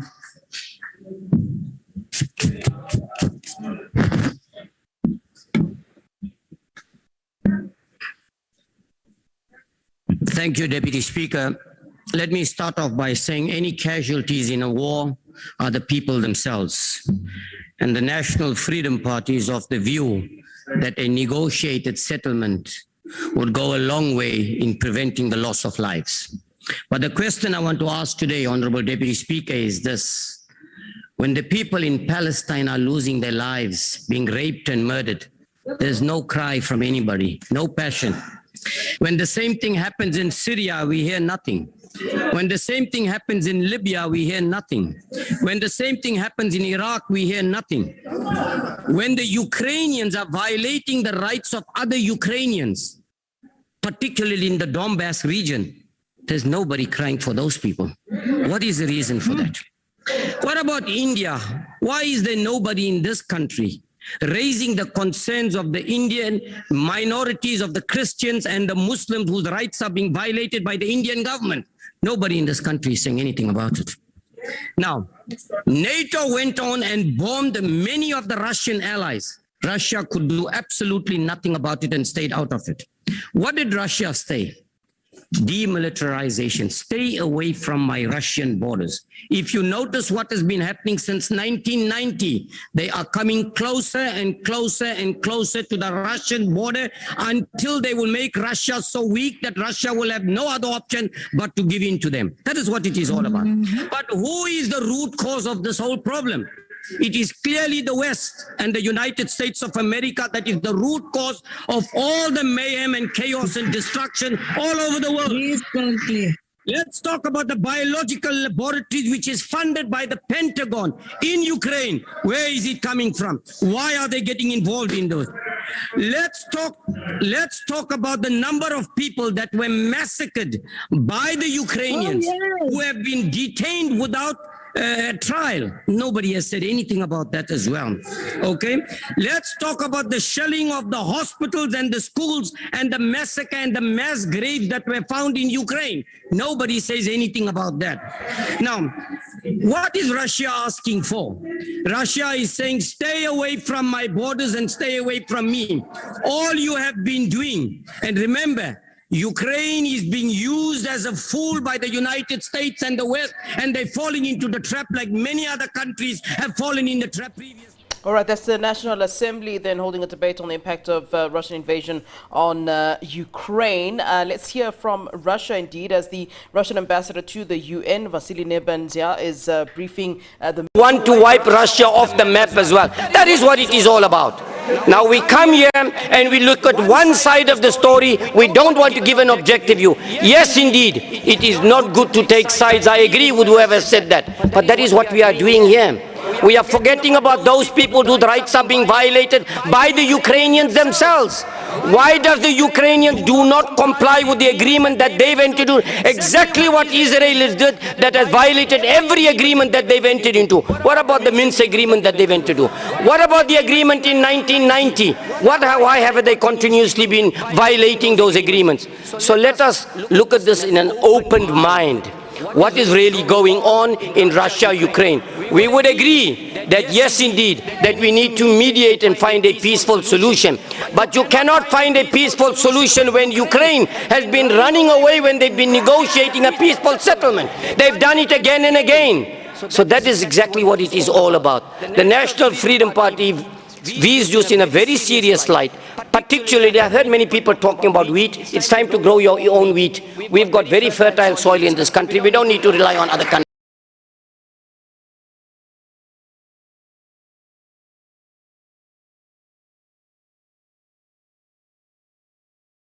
Foreign soil. Thank you very much.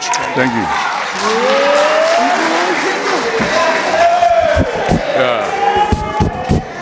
Honorable Masipa.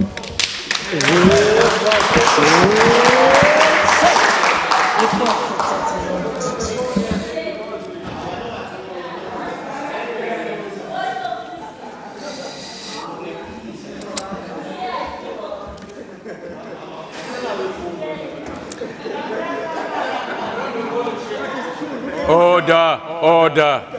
Thank you.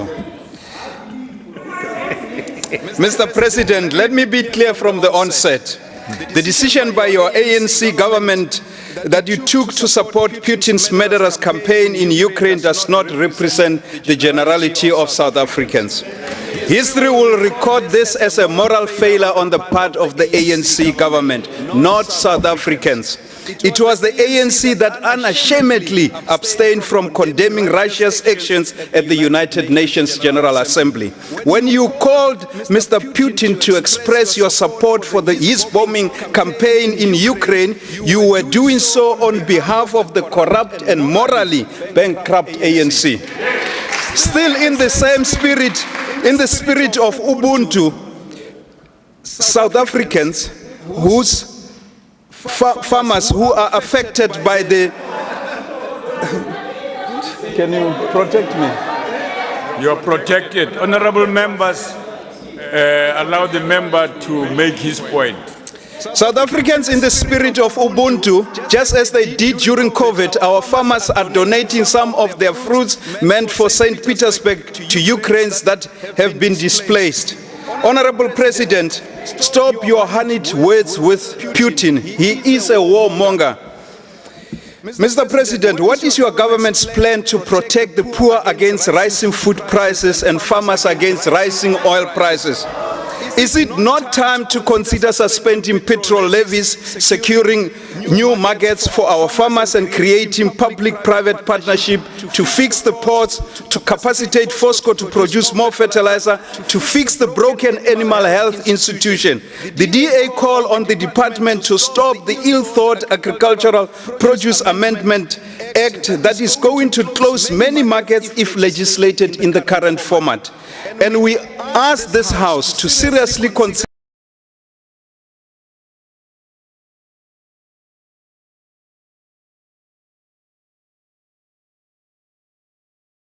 In conclusion, your own version of quiet diplomacy on Russia is making the world a dangerous place. Condemn Putin's action now. We stand with Ukraine.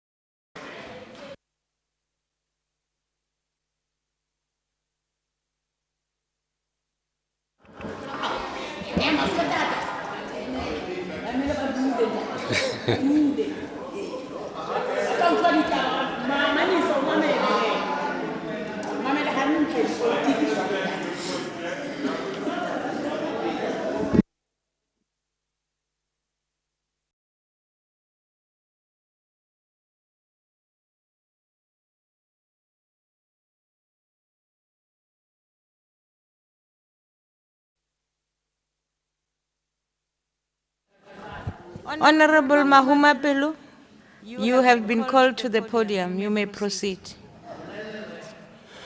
Motlotlegi modulasetulo e re ke dumedisa le botlhe ba ile malo kwa komiti khuduthamaga ya rona ya puso ke dumedisa le seboka sa batlotlegi botlhe ba kgotlatheo molao ya Afrika Borwa bagaetso re mekamekane le setataladi fa setataladi se ne ke re mo letsatsi la gompieno re se tote mme re se tota ka mokgwa o ntseng jang. One of the recent challenges we have to contend with as the sixth administration is infant political phenomenon of Steenheinism.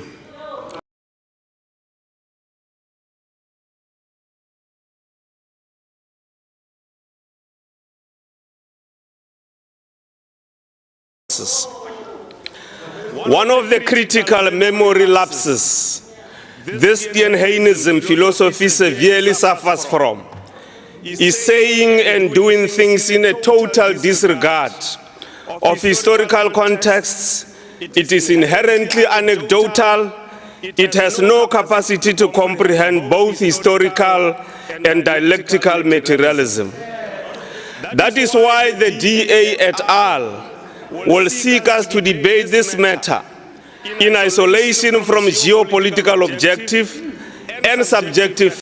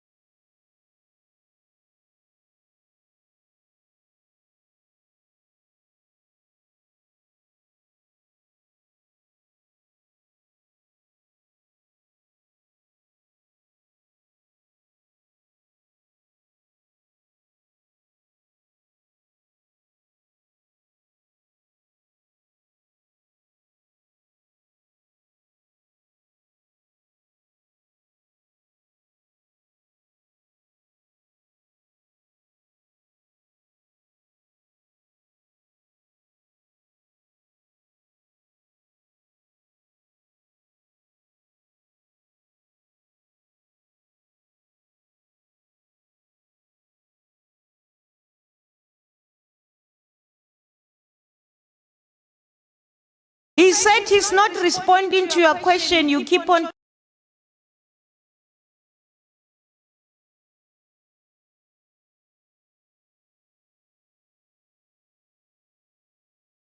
Don't do that. If you do that again, I'll have you removed from the platform.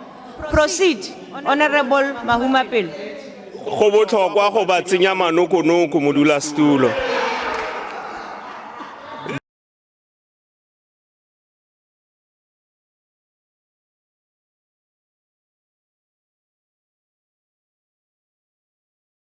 Self-declared People's Republics of Donetsk and Lugansk, whose demands range from self-rule to union with Russia. But because Stalinism is inherently embedded in self-praise, it seeks to mislead people that the only right thing to do is to ignore these realities and condemn President Putin. Furthermore, proponents of imperial residues expressed through this philosophy cannot run away from the truth that a second ceasefire agreement called Minsk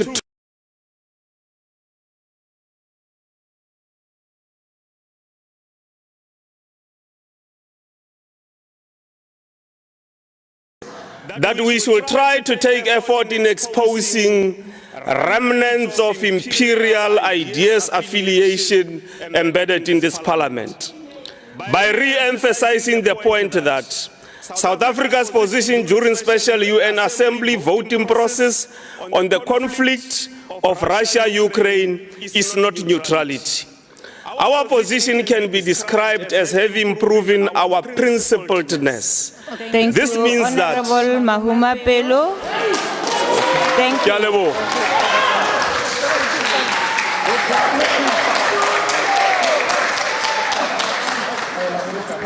Just be sure we have not taken any of your time with the point of orders. We always switched the thing off.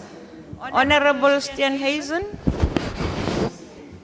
Madam Speaker, I would really like to make a motivation that we give the Honourable Mahumapelo some more time to speak. I was really enjoying his explanation of Steenhuisenism, and I think the House could do with a good dose of it. Thank you. Unfortunately, we are working according to the rules of this House. Honorable members, let's proceed and call on order. The Chief Whip of the majority party and the leader of the opposition allow us to proceed. Can we please proceed to Honorable Jafta? Thank you, Honorable Chair. Honorable Chair, we enter this debate at a critical time in the history of the world. Global peace is at its lowest. Food security is threatened. Climate change is on our doorstep. Protectionist policies continue to lock out emerging economies. War is now preferred over dialogue. Human rights are violated with impunity. Honorable members, I sketch out all these global challenges in order to highlight the devastating impact on the Russian invasion in Ukraine.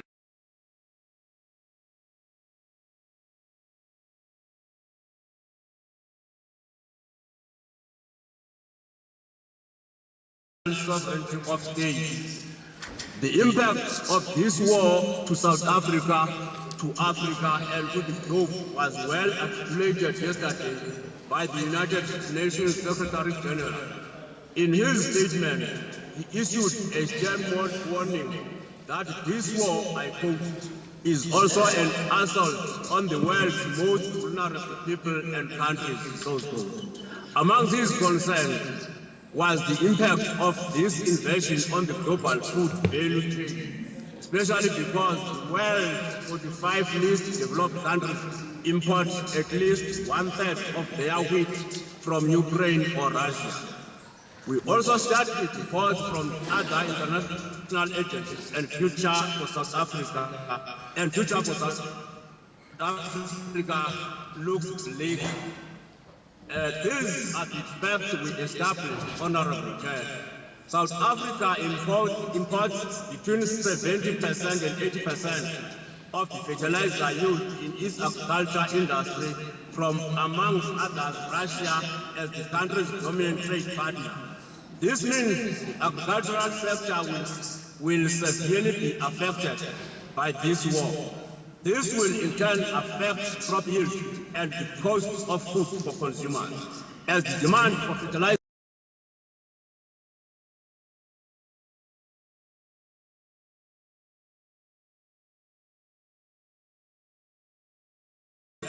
fuel and oil. Load shedding will worsen as the cost of diesel increases. This will affect Eskom's emergency electricity stream supply, which will largely rely on diesel and coal. Consumers will be hard hit, and the gap between the rich and the poor will be widened. Given all these challenges, the world has to unite. Our stance, Honorable Chair, has always been that dialogue and negotiations between the realistic,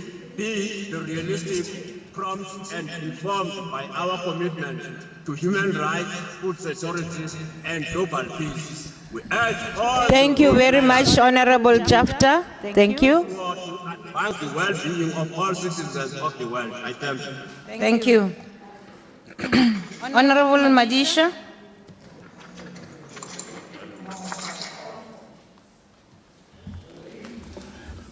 Thank you very much,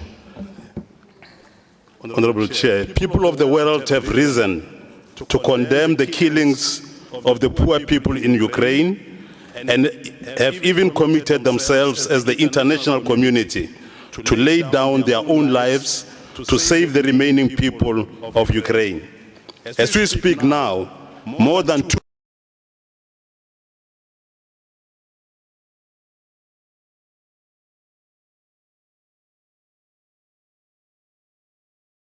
escape the horrendous attacks from Russia. Young men and the youth are fighting to protect their own motherland. But South Africa, which has received support from the international community when South Africa fought for freedom and democracy, has basically risen to support the killers. I say they have risen to support the killers because when the people of the world came together in the General Assembly to say no to the massacres of the ordinary people, the ANC government said, please do it alone. We won't support peace. What a shame. This is extremely terrible. Now, when we come back home, we are speaking about the economic problems that we face as a country as a sequel to the problems that are happening there in Ukraine.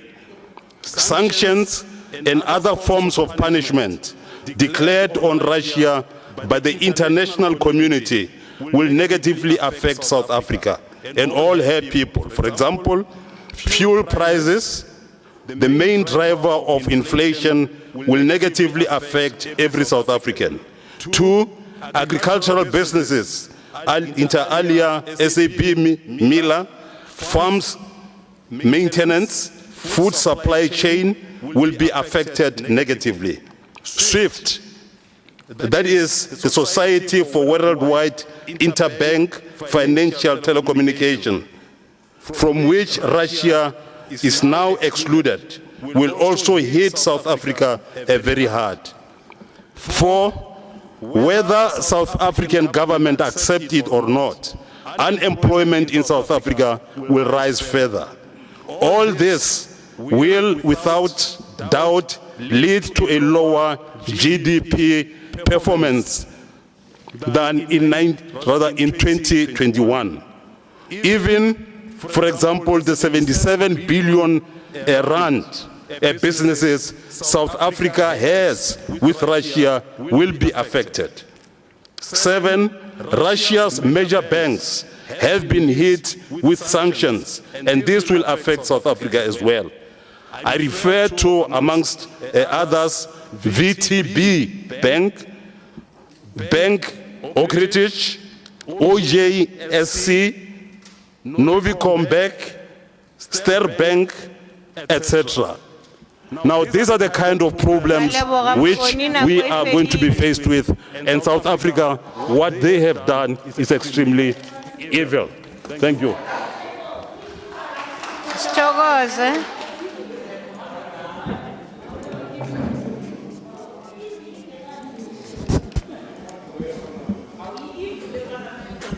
Honorable Nyonso.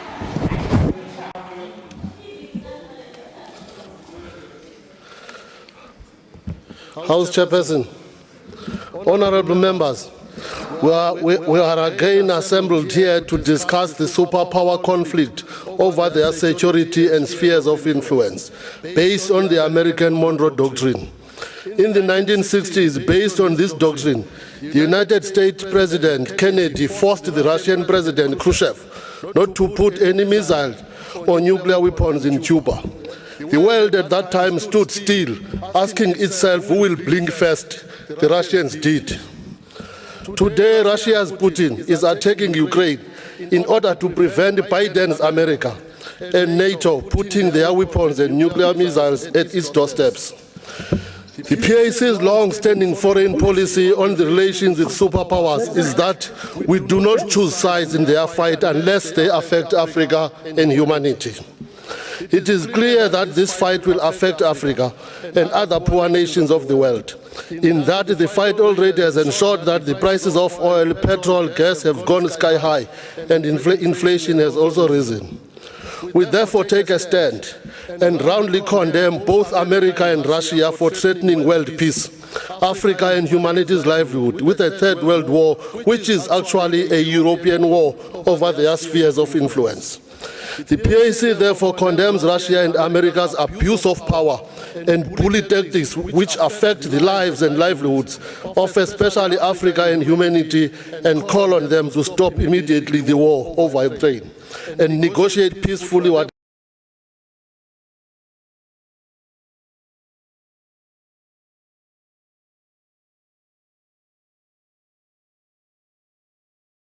who, when they meet their match in Russia, are not as brutal and destructive as what we saw in Libya and Iraq.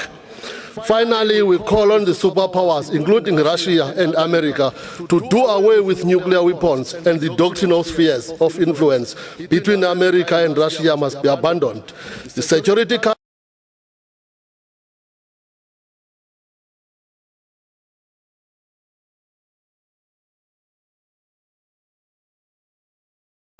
Thank you.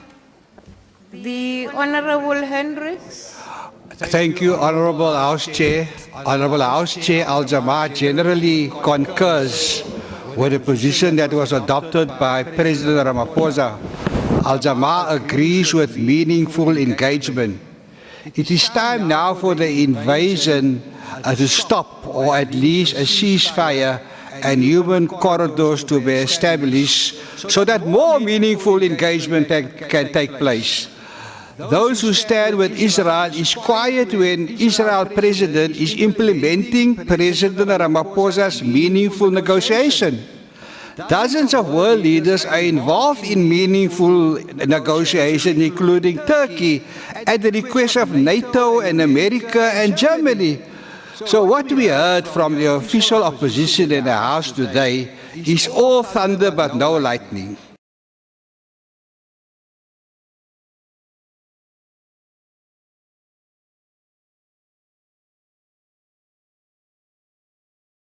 In chief, and for Al-Jamaa, we are already in a third world war. Al-Jamaa is concerned not only by the destruction of Ukraine, but about our African economies, which is directly and indirectly destroyed by the war. South Africa's economy is injured by this war. Our economy is being scuttled. The South African government and we as political parties must collectively think out of the box and not inside the box like some of our other political parties are doing, by pursuing methods in not only mending this ailing and frail economy, but also growing and expanding it in inventive ways. As a country, we should gather our energies to counter the serious situation, and we should apply desperate measures in dealing with our affairs as best as we can, so that we in our region can be economically afloat. We ask that meaningful engagement now be taken to the next level. Thank you very much, Honourable House Chair. Thank you, Honourable Hendricks.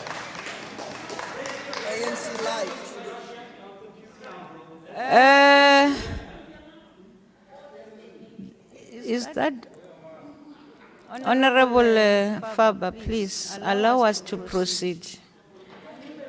The Honourable Minister of Social Development.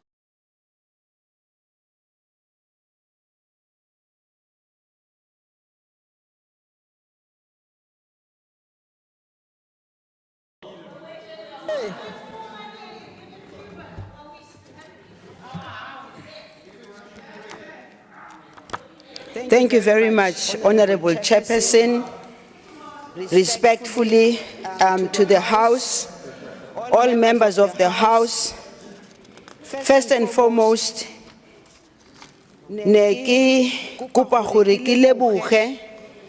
all those members who stood here from the different political parties, baile babona hore ho bohlokwa hore ba bue ka khotso, ba baile babona hore situation erinko Russia le ko Ukraine ki situation e batla peace, baile ba understand hore in order for peace to happen re tshwanetse hore ba thuse re le mmuso wa South Africa to get to that peace.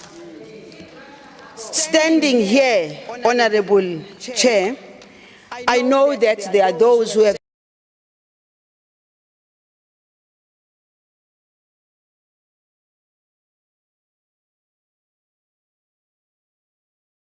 had I not been prosecuted and be thrown out of the borders of South Africa and find myself in the cold, not because I wanted to be there, simply because apartheid made it difficult for us. Having said that, I also want those who say in the cold, not because I wanted to be there, simply because apartheid made it difficult for us. Having said that, I also want those who say so to appreciate and understand that Russia, being a country that supported us during difficult times, nothing stops us from engaging and saying, when there are challenges and problems, let us sit and talk about them. This very country that I enjoy is freedom, and many on my left who enjoy its freedom because it was delivered upon them on a silver platter. I want to tell them today that negotiations was a difficult moment for us as South Africans, and negotiations needed us to compromise, and we did. Negotiations we knew was going to bring the South Africa we have today. Therefore, Honourable Chairperson, those who speak because they want to continue to create fear amongst our people. In the past, there was Swat Khefar. Today, there's something which I think is almost like ANC Khefar. I don't know if there's anything like that. But the bottom line is this, Chairperson. We live in a country where our president, President Cyril Ramaphosa, speaks. He is your president too. President Cyril Ramaphosa, he is called upon to engage in peaceful negotiations. And the fact that some member says, did he speak to the president of Ukraine? You don't know about that. So don't talk about things you don't know.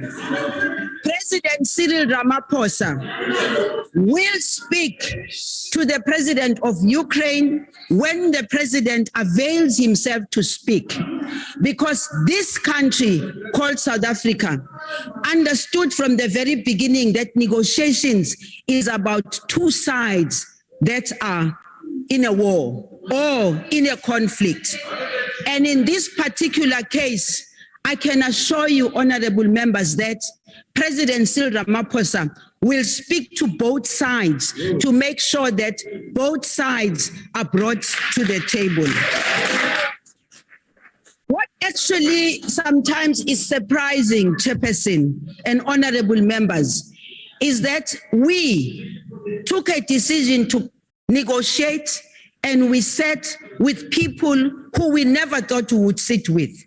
And we sat and we did the negotiations, and thank God, look at the country that we have today.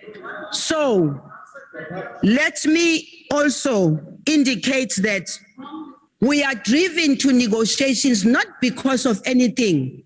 Those of you who are making noise, you don't know that war. You've never felt that war. You've never lived in that war. All you know is to come and sit in this house and make noises about a war that you never felt nor experienced. And Chairperson, let me also say, the war that is raging, the conflict that is raging, the most people who are affected by it are the women and children. And let me say to you, honorable members, do not be one-sided about the women and children who have been affected by this conflict. And I think the honorable members from my side of the African National Congress have clearly elaborated, and I will not go into that.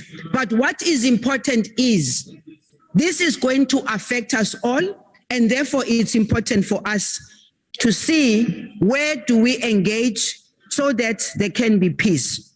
However, Chairperson, let me also indicate that we are driven by what is in the Freedom Charter, that there shall be peace and friendship, not only in South Africa, not only in Africa, but the entire world.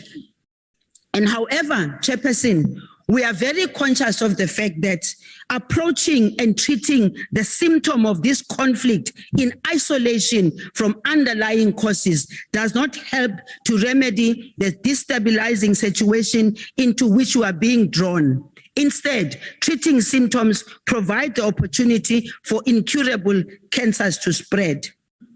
Coming to this particular issue that we are discussing here, we must not lose sight of the fact that we believe that the peace, friendship, and neighborliness between Russia and the Eastern Bloc countries is a matter that without undue external influences, interferences, and enticements, the countries of that region can settle between themselves. And we're not talking about one country, we are talking about all those countries. And again, Chairperson, let me tell you and the honorable members, conflicts that have been raging in the African continent itself, we have been involved in finding those solutions to those conflicts. That is why South Africa can be called beyond political parties, beyond the African National Congress. There are members that contributed to peace process in South Africa who are still being called by the world to come and assist in negotiations. So when we stand here, Chairperson, we are not standing saying things. We say the things that we say because we believe in them. When we are standing here, Chairperson, we've seen war. We don't read about it in the newspapers. We don't read about it we don't Google the war. We lived it, we felt it, we know it. And today, Chairperson, we fast forward to what is happening, and we must remind ourselves that coming out of the Second World War, the United States, the United Kingdom, Belgium, Canada, Denmark, France, Iceland, Italy, Luxembourg, the Netherlands, Norway, and Portugal formed what is called today NATO. Those who care to know, they must ask themselves the question, why was it formed? And those who want to be truthful in history, they will tell you that exactly what the other members of the African National Congress were talking about here. Russia is simply saying, and for years has been saying. Thank you, Honorable Minister. Thank you.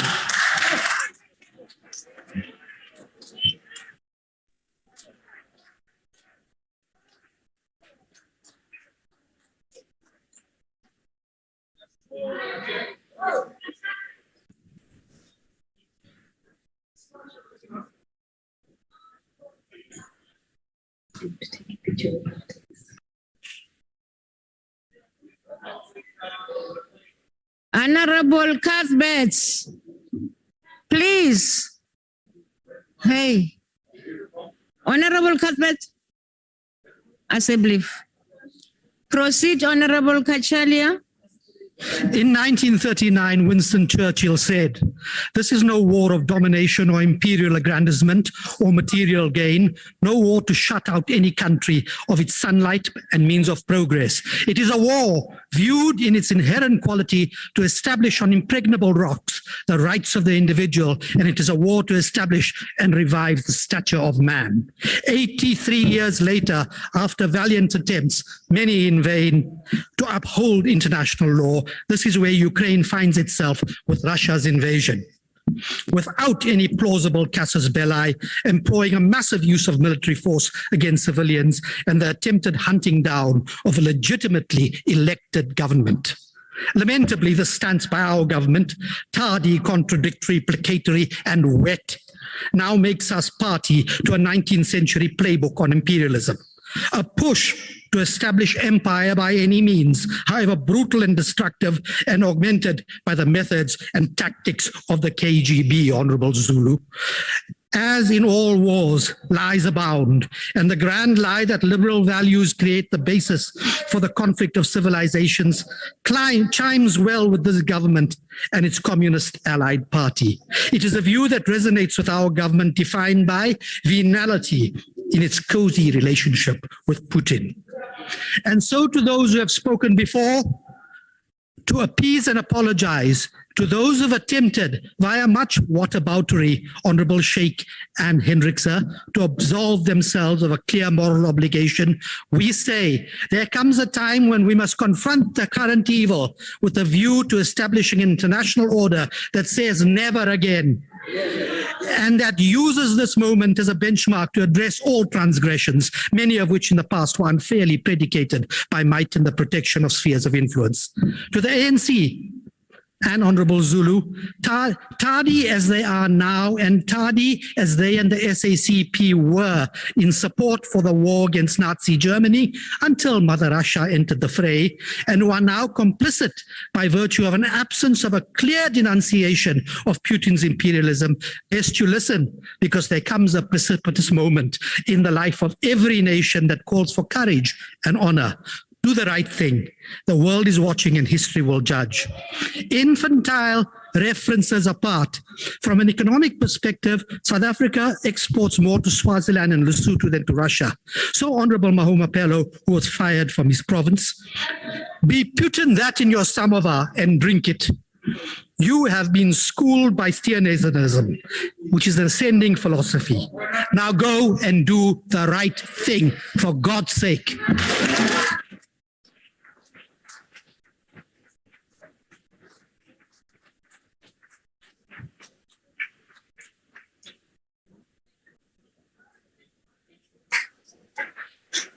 Thank you. Order, order, honorable members.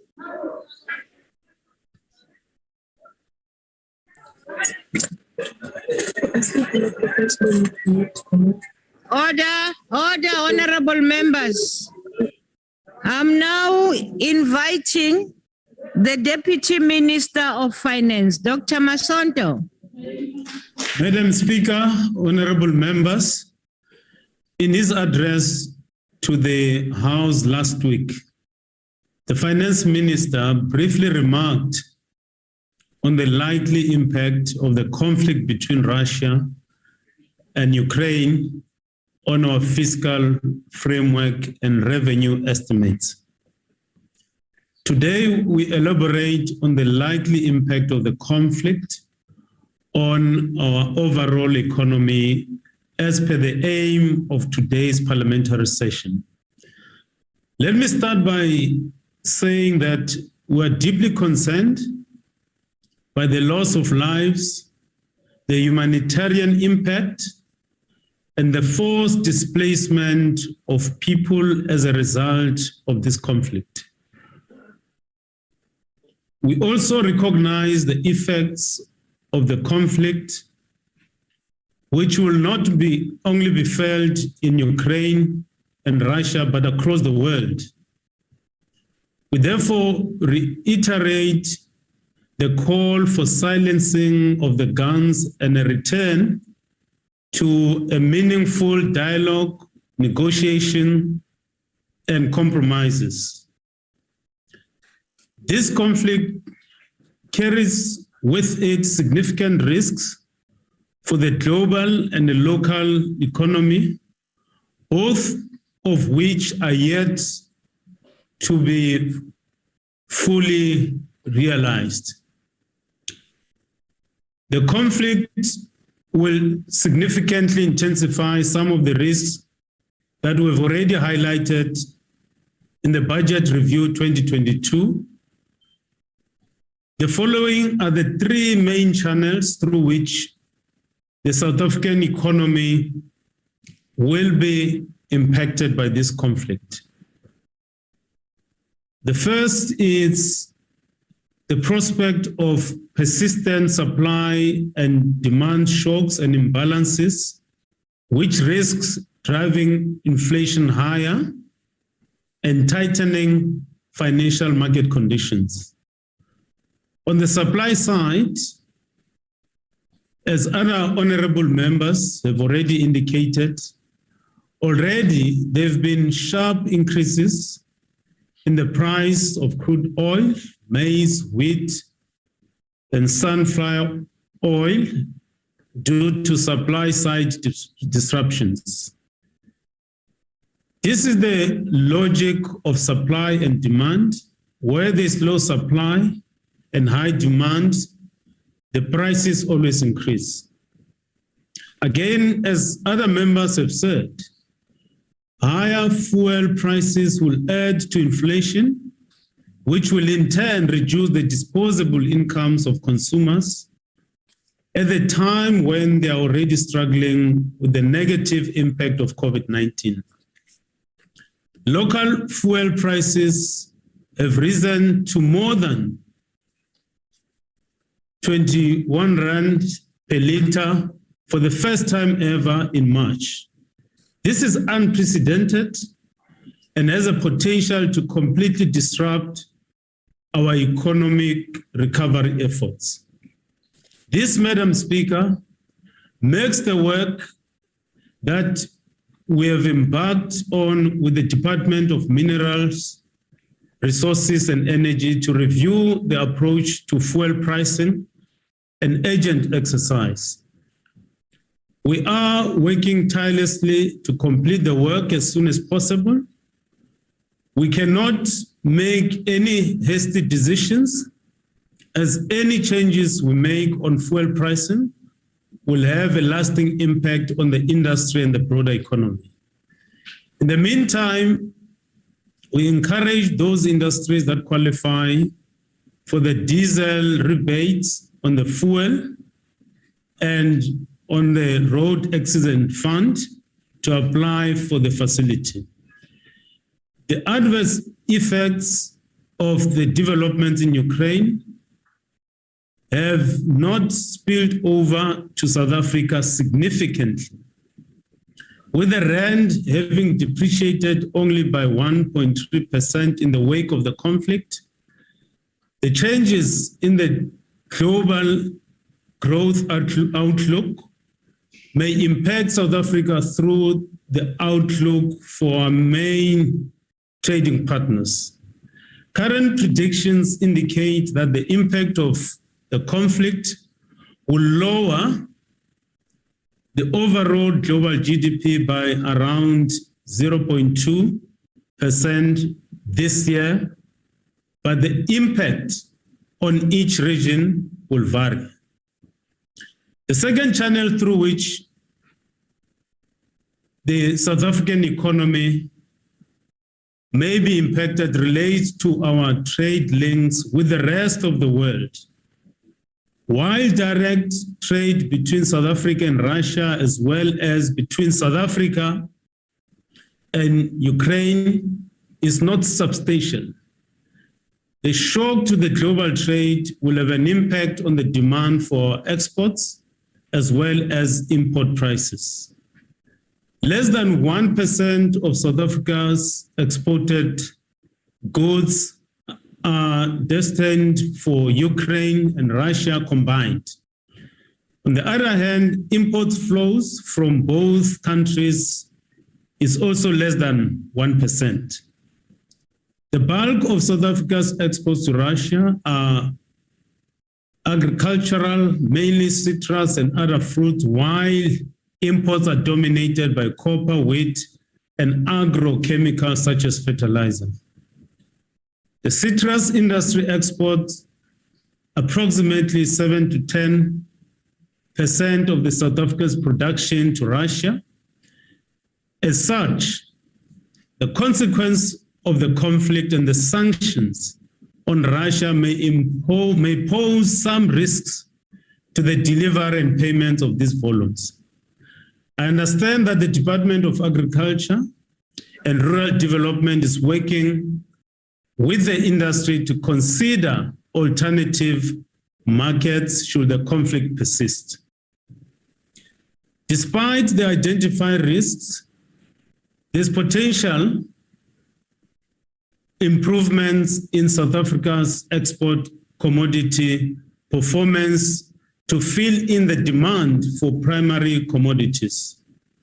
This could continue supporting the mining sector and our public finances. We expect that the rally in export commodity prices will provide added support to the local mining sector. Gold prices have surged globally, rising to their highest prices in a year, mainly due to metal status as safe haven asset. Because during this crisis, usually investors prefer to invest in safe assets such as gold.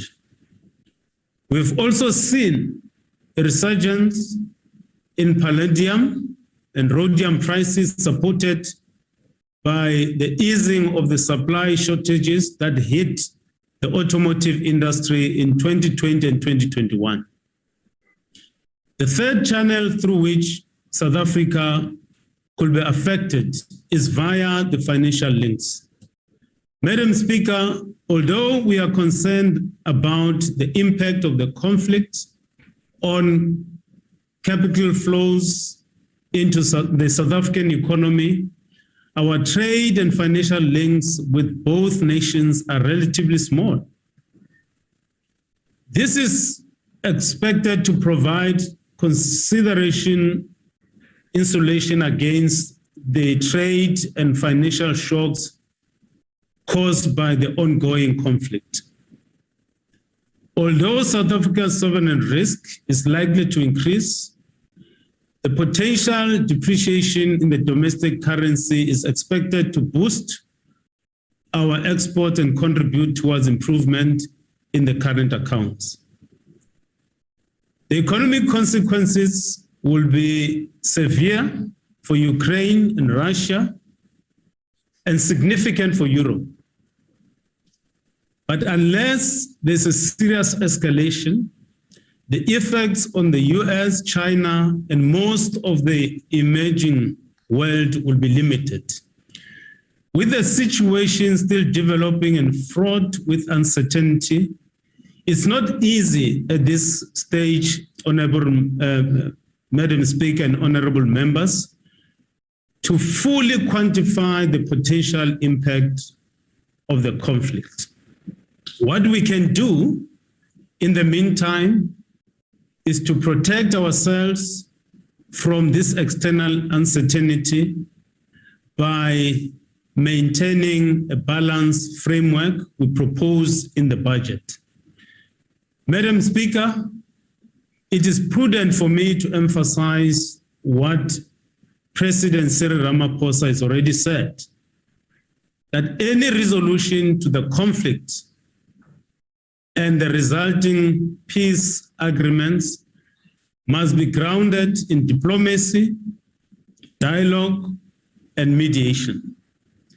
Our approach is rooted in Article 4 of the United Nations, which reads, in part, open quote, parties to any disputes, the continuance of which is likely to endanger the maintenance of international peace and security, shall first seek a solution by negotiation, inquiry, mediation, conciliation, arbitration, judicial settlement, resort to regional agencies or arrangements or other peaceful means of their own choice, close quote. We fully support this principle and stand ready to support the process of reaching a peaceful end to the conflict between Russia and Ukraine. I thank you, Honorable Speaker and honorable members. Thank you, Honorable Minister. Honorable members, that concludes the debate. Before I ask the Secretary, okay. V. Pratno.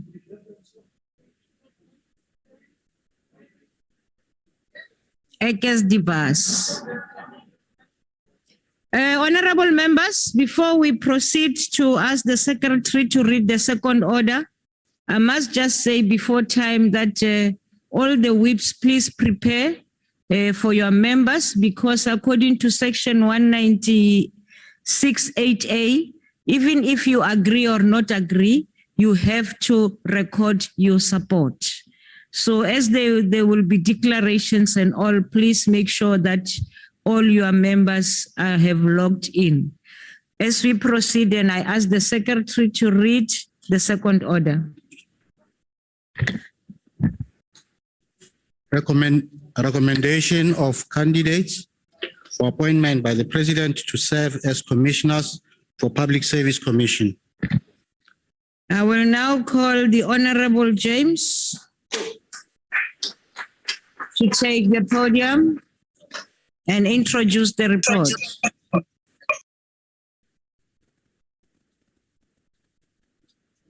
Twalan Mutang there on the line.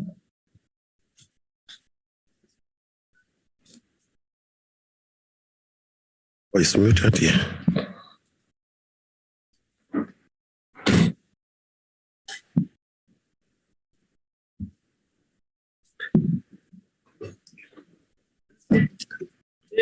Here on the deck.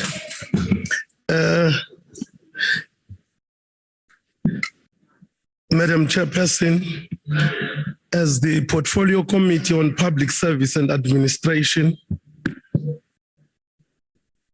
sorry for that, we interviewed candidates with the view to recommend them to the National Assembly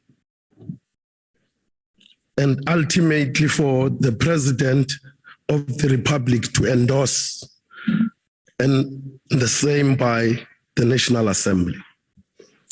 The interview took place over 2 days, on the 17th and the 18th of February 2022, as we had 17 candidates qualifying for the first phase of screening. Each candidate was required to make a presentation on a topic and thereafter to be asked skilled base and professional and management understanding of the subject matter. Sorry for my hoarse voice. The second part of the interview was on generic questions relating to the understanding of the legislation governing public service and the mandate of the Public Service Commission. Candidates for the first day had to present on a topic about good governance in relation to risk management. The topic of the next day was on understanding of recruitment and selection in relation to meritocracy and benchmarked management standards. After the interviews, we deliberated on candidates in order to select the 6 best candidates to tone down to the best 3 based on the number of panel members, with 2 candidates emerging on a tie regarding the 3rd candidate. Therefore, the chairperson of the Committee on Public Service panel, which is myself, ladies and gentlemen, had to apply a casting vote to break the tie on candidate number 3. This was because the candidates for the 3rd position had equal votes for the panel. The criteria that the panel used in order to be consistent with a constitutional and legal redressive geographical survey entertained into looking disability, youth issues, and the foregoing following candidates made the cut. That is Ms. Zukiswa Mkolomba, who was a representative of the youth there, and Ms. Nancy Nomangwenya, who was representing people with disability, and Professor Mandla Stanley Makanya. These candidates, as I said, represented women, people with disability, youth, and professionalism. We therefore, as the ANC, urge this House to endorse these 3 names. Thank you, Honorable House Chair. Sorry for my hoarse voice once again. Thank you. The introduction has been made. I will now recognize political parties that wish to make a declaration. The DA?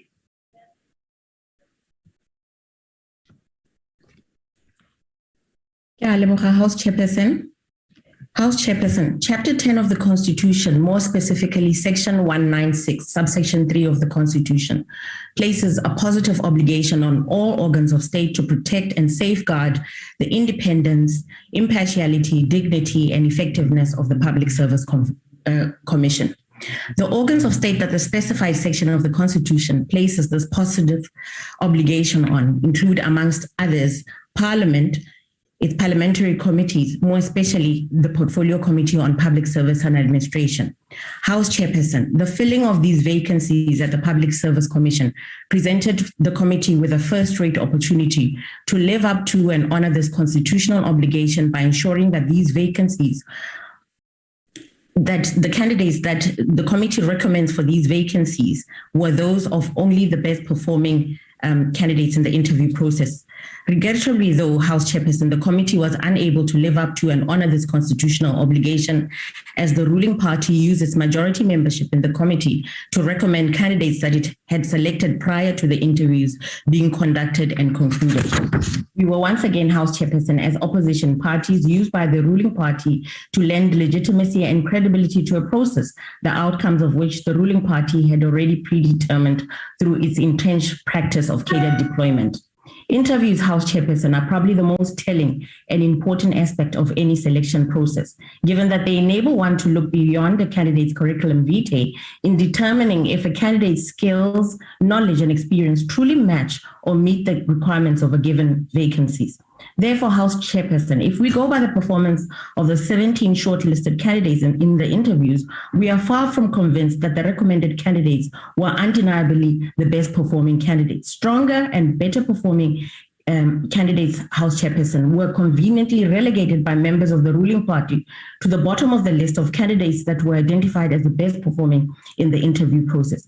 If the ruling party, Honorable House Chairperson, truly placed the needs of our country and its public service above its own internal politics, we would have not ended up recommending only 3 candidates, but we would have also filled the 4th vacancy that currently exists at the Public Service Commission. Yes, Honorable House Chairperson, there are in actual fact 4 vacancies at the Public Service Commission and not 3 vacancies.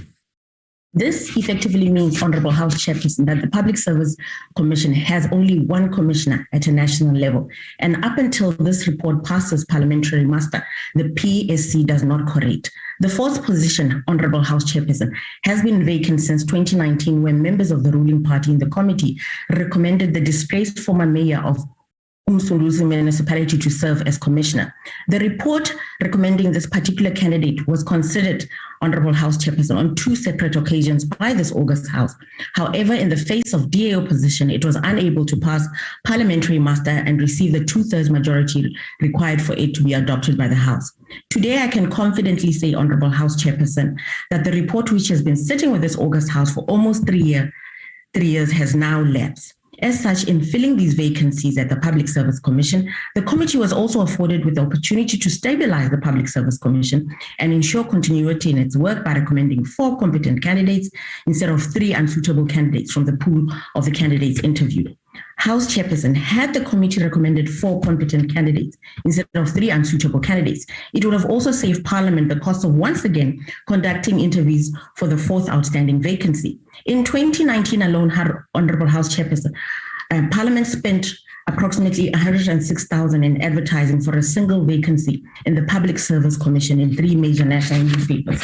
This year, Honorable House Chairpersons, Parliament spent approximately 130,000 rand flying a majority of the shortlisted candidates from various parts of the country into Cape Town. This latter costs, Honorable House Chairs, for the 3 vacancies, which cost was more likely than not over 100,000 rand.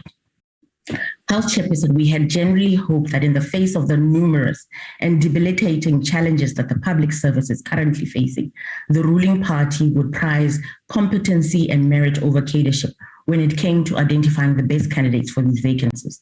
But alas, our hope was undercut, and the ruling party did what it always does best, that is to put its own selfish, narrow interests above those of the people of this country. The DA therefore rejects this report and its recommendations. I thank you. Thank you. The EFF. Thank you very much, Chairperson. Chairperson, there is a need to close the gap between the employment of young people, people living with disabilities, and the marginalized. This is why the Public Service Commission is important. But most significantly, it is more important to build a capable public service that is at all times concerned with the question of what they are going to do to improve the lives of our people. We must applaud all those who applied and participated in the process, including those who endured difficult interviews. It is shocking that there was no conversation much earlier about the process of filling in vacancies on time, even when it was known that the term of the current commissioners were coming to an end. As the EFF, we are encouraged by the subcommittee attitude towards the prioritization of women on merit and performance in the interview. So we want to congratulate Ms. Zuki Swam Golomba for representing the youth well, and Ms. Nancy Nomangwenya, who despite living with a disability, provided that even people living with disabilities are competent, capable, and well-deserving. It is up to all of us, Chairperson, as members of this House, the Parliament, government, and the corporations, to put an end into discrimination against people living with disabilities. It is unfortunate, Chairperson, and disgraceful that the ruling party uses its majority to continue to push for appointments of incompetent cadres who go to these organs of states to run them down. If one thinks that this is the same commission whose Director General was suspended for maladministration, one would think that it is best to get the most ethical, competent, and progressive person. But we see that the ruling party is committed to unabated generation. We are not going to be part of that nonsense. We reject the nomination of Professor Madlenkosi Makhanya with the contact that it deserves. Thank you very much. Thank you. And Dr. James, uska it's ababan libona babeli hoarse voice. We proceed, IFP. Thank you, Honorable House Chairperson. As per constitutional mandate, there is one Public Service Commission for the Republic of South Africa, which consists of 14 commissioners appointed for a term of 5 years, renewable for one additional term. The Portfolio Committee on Public Service and Administration was tasked by the President to recommend fit and proper persons to replace the vacancies left by 3 commissioners whose term of office came to an end in January 2022. Allow me first to thank the outgoing commissioners, in particular Advocate R.K. Sizani, who is well known to me and who was a friend and a colleague of the late IFP MP, Dr. Mario Oriane Ambrosin, who held Advocate Sizani in the highest regard. With regard to the interview process undertaken, and particularly the requirements for a public service commissioner, the IFP would like to see the gap in the Framework Act filled. In respect of criteria to be applied, as neither the Constitution nor the Public Service Commission Act prescribes the same. 146 applicants were screened by the subcommittee and 17 candidates were duly shortlisted as well as vetted by the SSA. In the end, 3 candidates were recommended to the National Assembly in accordance with Section 1968A of the Constitution. It is encouraging to note that persons with disabilities, women and youth were taken into account in the application consideration process. The IFP thanks the Portfolio Committee and appreciates its diligent work in this process and supports the candidate recommendations. We wish the new commissioners well in their term of office. I thank you.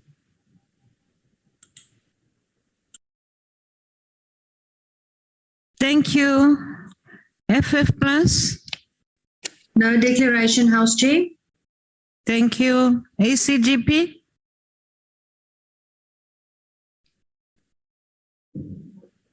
Thank you, House Chair. House Chair, the ACDP has considered the report of the Public Service and Administration Portfolio Committee on the appointment of the new commissioner to the Public Service Commission, the commissioners, and we also would like to thank the outgoing commissioners.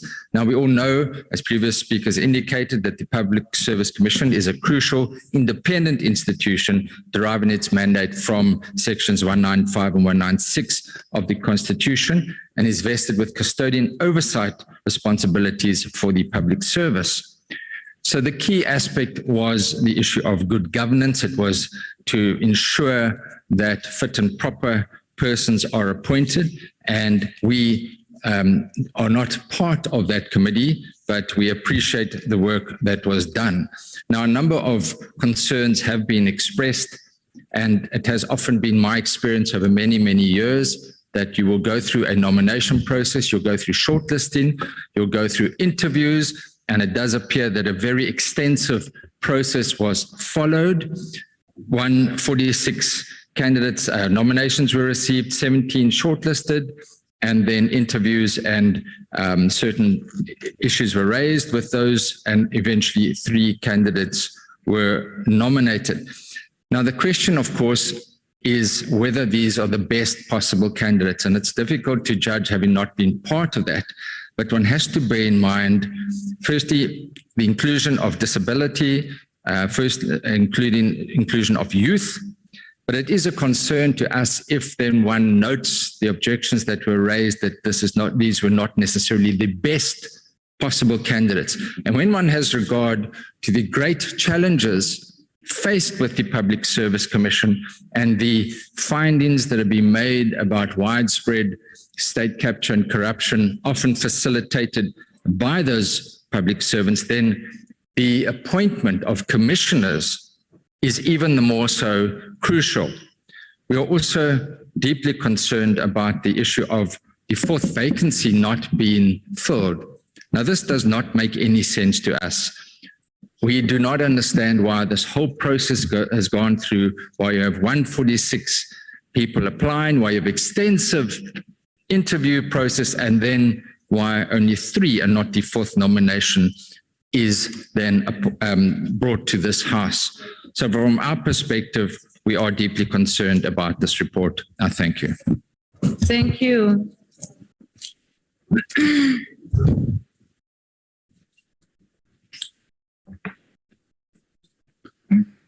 Proceed. No. UDM. Nihleli nikhetha nakakade mama Qhuba sithethi thina.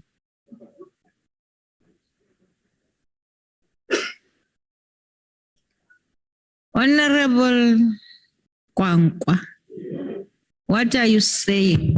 Uthini? Nihleli nizawukhetha nanodwa kakade kule nto yenu Qhuba sithethi thina pha mama. Oh, asithethi thina bengifuna lapho egcineni. Lokho kushilo ekuqaleni angikwazi nokuthi kuyapi. ATM.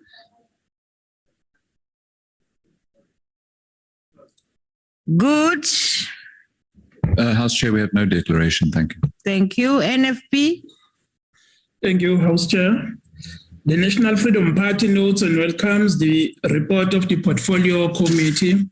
We would also like to express that we support the candidates that have been recommended for the position by the committee, and we'll also wish to thank the outgoing commissioners for their work that they've done for our country. Professor Mandla Makhanya has demonstrated exceptional leadership and ethical conduct in his 30-year stint at UNISA. Ms. Zugi Mkolomba has also demonstrated a level of competence and dedication in her professional life. And last but least, Umama Nancy Nomangwenya, who has been vocal and candidate about corruption in the public sector. So as NFP, we accept the recommended candidates. I thank you, House Chair. Thank you. AIC.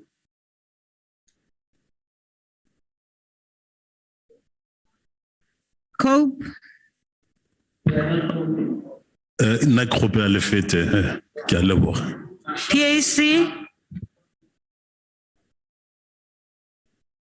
Al-Jama. Thank you, Honorable House Chair. Honorable House Chair, we don't serve on this committee, but I was very impressed by the view of the ICDP that there was an extensive process. The IFP can be counted as an honest broker. We've heard the NFP come up with a very objective position.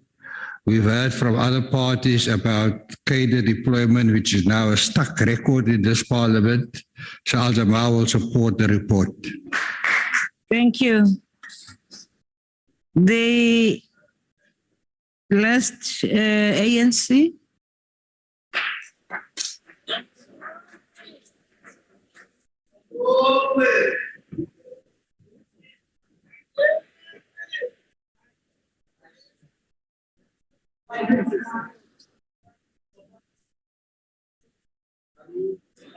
Thank you very much, House Chair.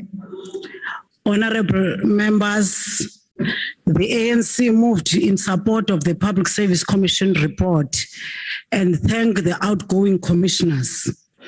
The responsibility of the Public Service Commission are to uphold and promote the values and principles of the public service, including a high standard of professional ethics, and to propose measures to ensure effective, efficient performance within the public service.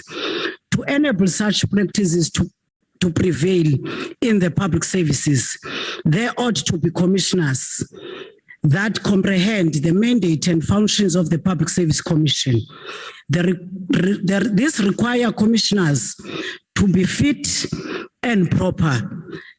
meaning that they should be well abreast and knowledgeable of public service prescripts and be able to apply those prescripts. Commissioners should also possess experience in administration, management, or the provision of public services as stipulated in the Public Service Act and the Constitution of South Africa. Principle of fit and proper person. Furthermore, commissioners should demonstrate a strong work ethic and integrity and understanding of the National Development Plan. Considering that due processes were followed in selecting candidates that fit the requirements of the commissioner, and that the recommended candidates' knowledge and experience in the public service contributed to the recommendation of the three candidates, inclusivity is a notable pillar in the public service. And inclusion of youth, persons with disabilities, and women is significant to mitigate the gender dissimilarity and the representation of vulnerable groups for a more inclusive and proposes and for a more inclusive government. The ANC moves in support of the report and propose the three recommended candidates for consideration for appointment by the President to serve as a Public Service Commission Commissioner, namely Ms. Zugiswa Mkolomba, Ms. Nancy Ngwenya, and Professor Mandlenkosi Stanley Makanya. Our intention and policy as the ANC is to create a professional public service with competent and capable individuals with the ability to perform their function diligently. A public service where the public servants embrace and uphold the values and the principles of the public service. This is demonstrated through experience of upholding the Batupile principles, which is the people first. We noted the challenge in the public service of an unevenness in capacity, and this has caused by a range of factors, including skills deficit. It is therefore important to employ qualified, competent, and experienced individuals. However, as the African National Congress, as depicted in the NDP, we want to make the public service as a career of choice even for young professionals entering the public service and marginalized groups. In building professional, skilled public service, it is therefore important both at the top and at the bottom for recruitment and management to be focused on experience and expertise, which is parallel and aligned to the interview process that was undertaken by the committee to recommend the three candidates that demonstrated experience and expertise at a senior level. It is also misleading and hypocritical of the DA to oppose the report as if they were not part of the process and were also granted the opportunity to cross-examine the recommended candidates and never did not falter them. In filling the vacant post of the commissioners, we should always follow the correct processes for a fair and transparent process to be exemplar of good governance. Having competent, knowledgeable, and of public service commission will benefit South Africans by having commissioners that are able to perform their functions and responsibilities of inspecting departments and conducting inquiries into any matter if required, conducting inquiries on matters that are not consistent with the values and principles of the Constitution of South Africa and the Public Service Commission. Therefore, Honorable House Chair, the ANC moves in support of the report of the Public Service. I thank you.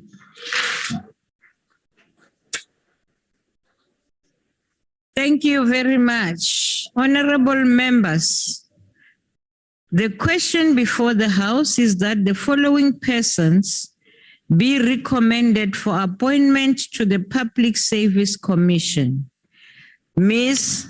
Zugiswa Mkolomba, Ms. Nancy Ngwenya, and Professor Mandlenkosi Stanley Makanya. Are there any objections to the nominations? Chairperson, please could you note the objection of the Democratic Alliance? Noted. The objection of the EFF. Thank you. Noted. And the objection of the EFF Plus, please, House Chair. Thank you. Thank you. Honorable members, although we have agreed on this report, in terms of section 196.8a of the Constitution, the persons nominated for appointment to serve on the Public Service Commission must be approved by a majority of members of the Assembly. Although a division has not been demanded, members are required to record their support for the recommendation, and as such, to allow even those members that are not on the platform that are still struggling, we are going to allow the bells to be rung for 5 minutes.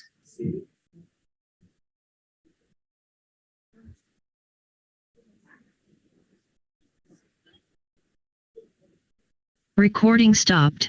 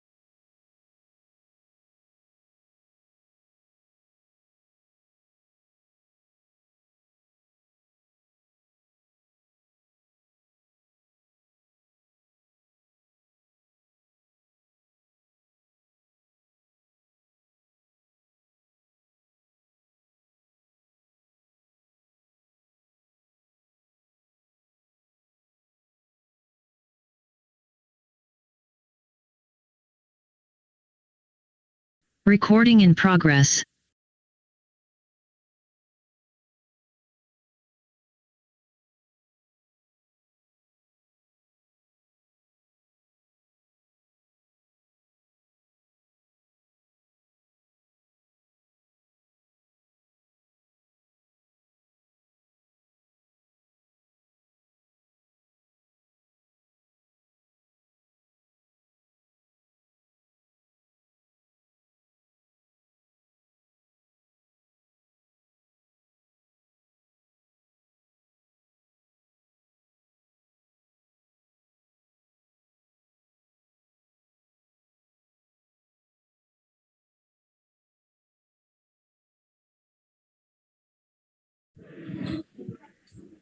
Okay, order.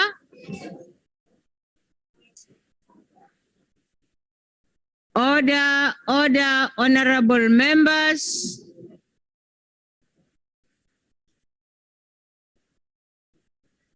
I hope my doors are now locked and nobody who is not on the virtual platform now should come in. No one should come in.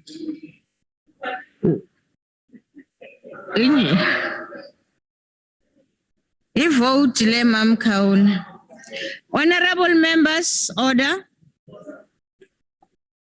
The Speaker has determined that in accordance with the rules, a manual voting procedure will be used for this division. Firstly, in order to establish the quorum, I would request the table to confirm that we have a requisite number of members physically present in the chamber and on the virtual platform to take this decision. Party whips will then be given an opportunity to confirm the number of their members present and indicate if they vote for or against the question. A member who wishes to abstain or vote against the party vote may do so by informing the chairperson. Do we have a requisite quorum? Thank you. Having confirmed that we have a requisite quorum, we will now proceed. I will repeat. The question before the House is that the House approves nomination of Zukiswa Kolomba, Nancy Nomangwenya, and Professor Mandlinkosi Stanley Makanya to serve on the Public Service Commission. The voting will now commence. The doors have been locked. What does that know? Yeah, anyway. Members, as I said, will not be allowed to enter the virtual platform until voting is concluded.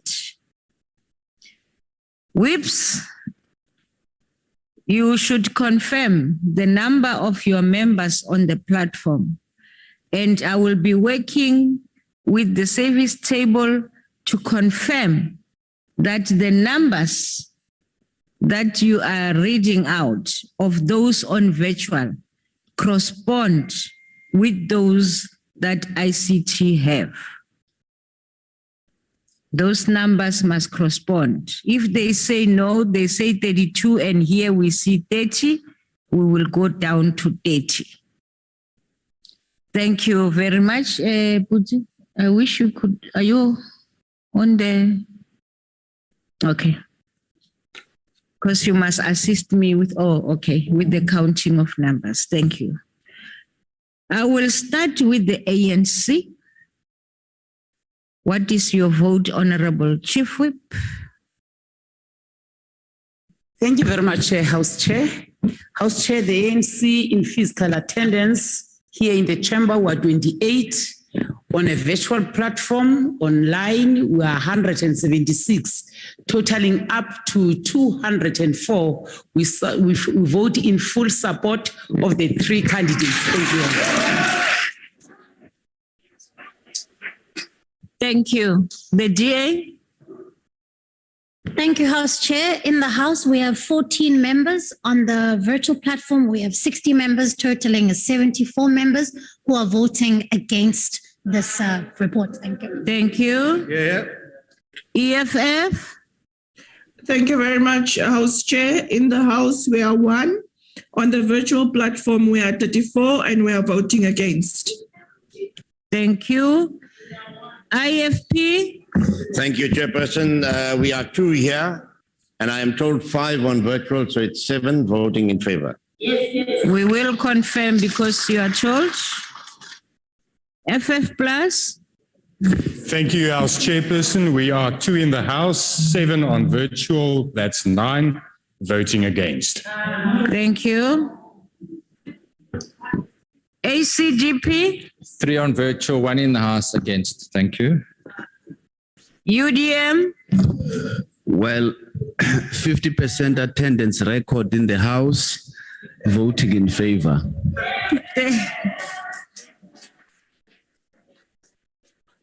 What if I've forgotten how many you are? If you say 50%, you might be 10, I don't know. Okay. ATM?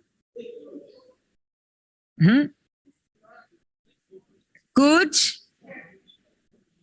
House Chair, 2 votes in favor, 1 here and 1 online. Thank you. NFP? Thank you, Chairperson. 2 on virtual in support. Thank you. AIC? AIC? Uhambile Babu Chafta. Cope? Thank you, Chair.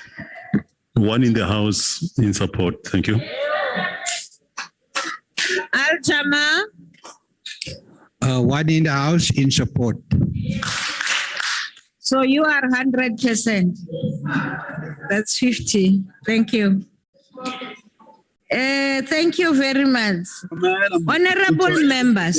And Tatumlenzana. Vala. Tatumlenzana Vala.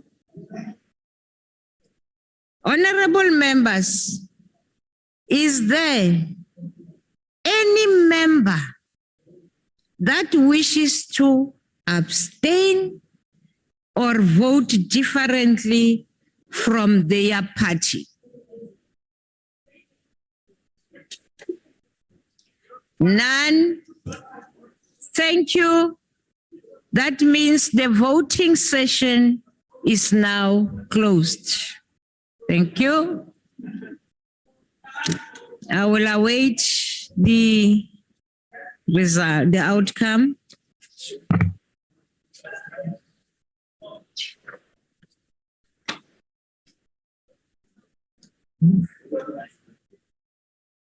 And please confirm that they correspond with what you got, especially from the virtual platform.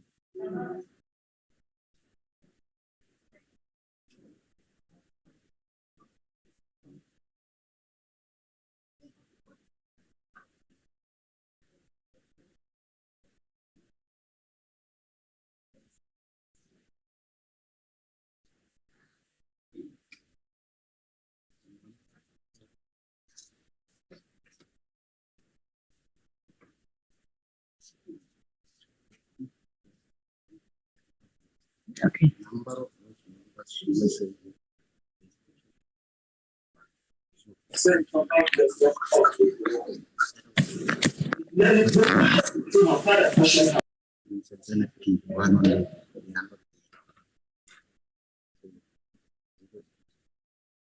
So, sorry.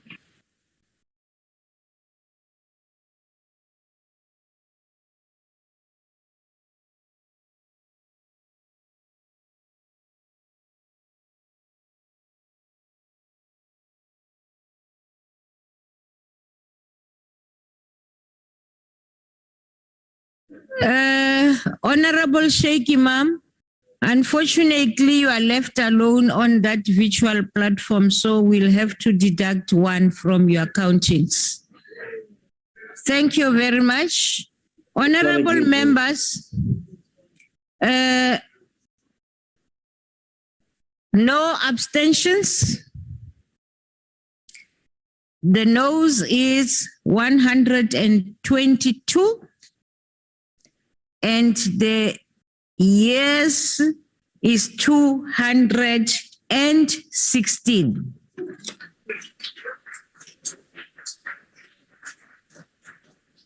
So the members that are appointed have now been confirmed, and thank you very much.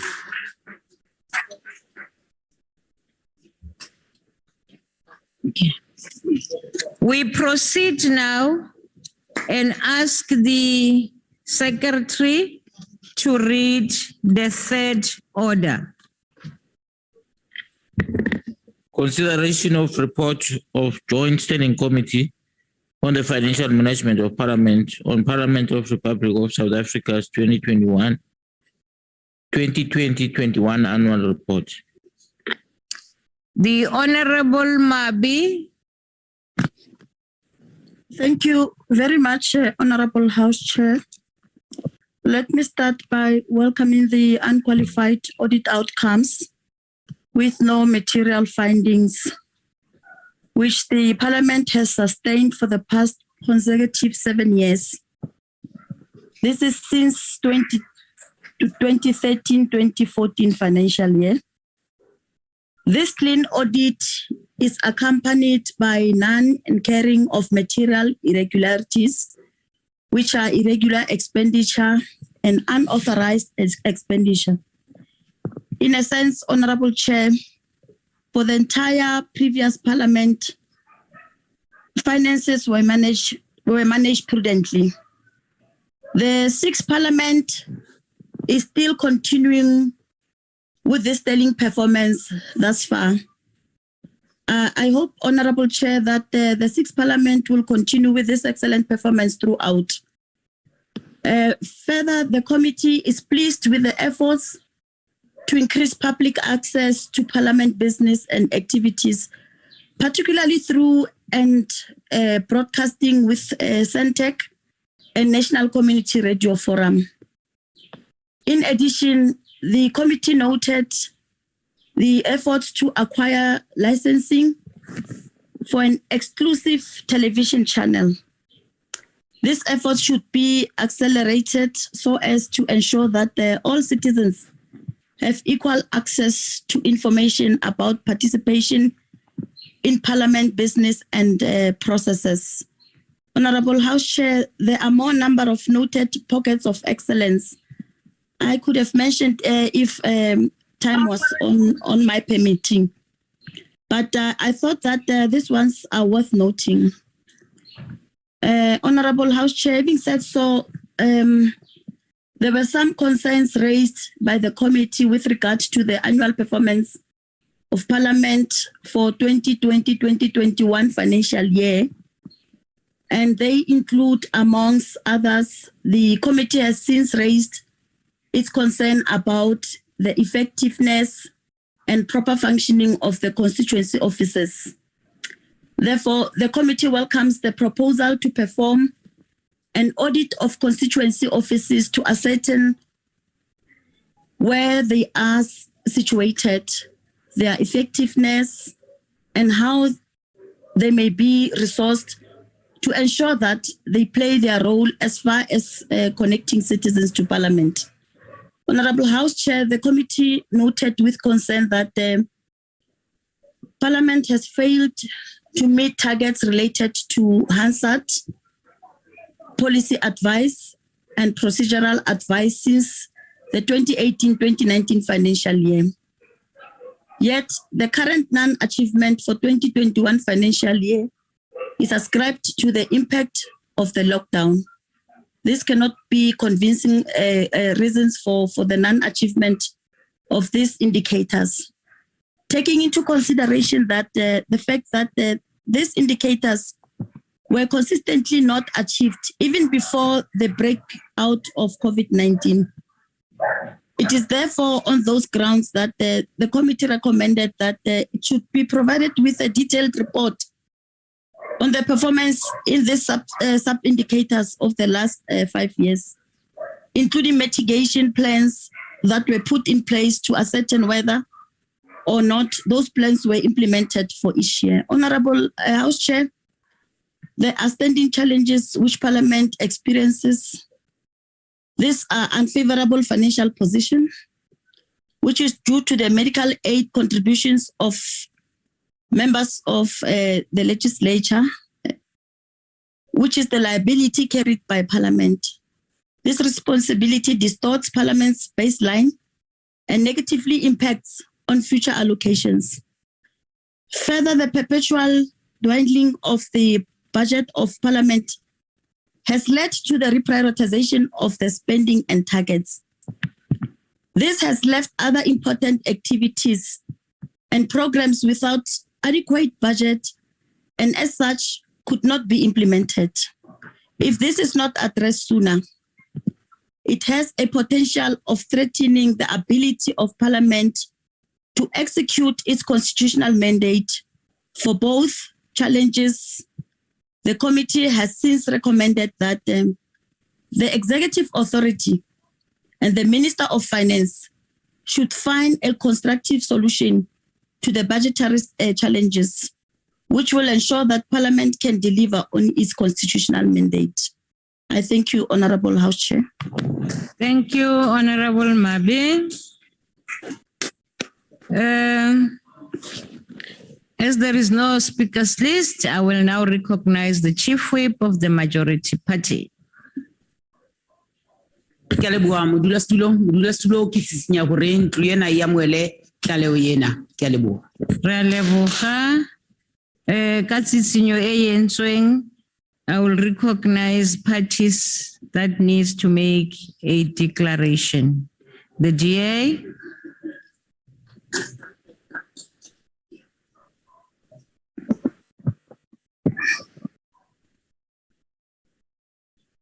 Thank you very much, House Chair. The Joint Standing Committee on Financial Management of Parliament is a critical oversight body. There are only two others like it, which really deal with the substantive business of Parliament. Besides the Rules Committee and the Programming Committee, this body is the only one that has the powers to hold not only the Speaker to account, but also the administration of Parliament. And that's why this 2020 and 2021 annual report is an important account of how this institution has fared in a critical year during a global pandemic. While there are many things that Parliament has done well and has tried to adapt during these trying times, and while it is commendable that the institution has received an unqualified audit during a time where there was plenty of turmoil, there are a number of things that Parliament needs to get right that it is not getting right. This institution is at risk of being relegated to being completely irrelevant if we don't pick up our socks. The fact that Parliament has not had a permanent Secretary to Parliament for over 5 years, a permanent CFO, a permanent head of security for close to 5 years is a massive concern and quite frankly is an indictment on this institution. It is outrageous that it has been allowed to happen unabated. When the Houses of Parliament were gutted by fire earlier this year, it underscored once again the need for senior management of Parliament to be appointed. And then on the substantive and strategic functions of Parliament, we need to make sure that this House flexes its legislative and oversight arm. In the financial year in question, Parliament had the lowest output in terms of legislation passed by this House. Over the years, Parliament has been systemically hollowed out for powers to hold the executive to account.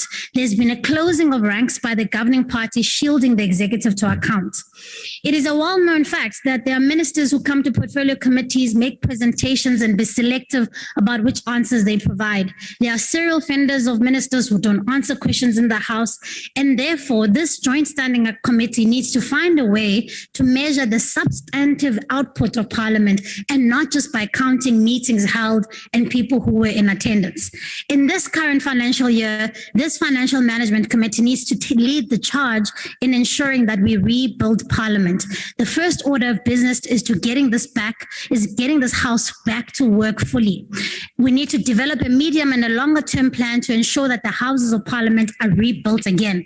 I know that it is convenient for many members of the ANC to stay at home and not do work. And while the hybrid model has really worked where it needed to, the reality is that we need to get back to work. If we expect South Africans to get back to work, we need to get back to work. And getting back to work means people need to come and account, because ultimately the business of Parliament is the business of the people. Thank you.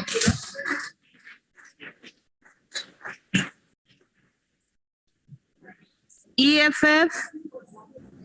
Thank you very much, House Chair. House Chair, the EFF rejects the Joint Standing Committee on the Financial Management of Parliament. It is now becoming clear that this committee is useless, like all other committees that just rubber stamp things and fail to make recommendations that will lead to results. We are reduced to voting kettles and cheerleaders of incompetent and corrupt ministers, assisted by a parliament obsessed with what it does for members of parliament rather than what we do for our people, especially Black people. It is shocking that Parliament failed to spend more than 259 million in the past financial year, but there were no consequences, and it has nothing to do with COVID-19. We're talking about a legislature that fired its disgraced Secretary Gengezi in 2017 and has yet to replace him.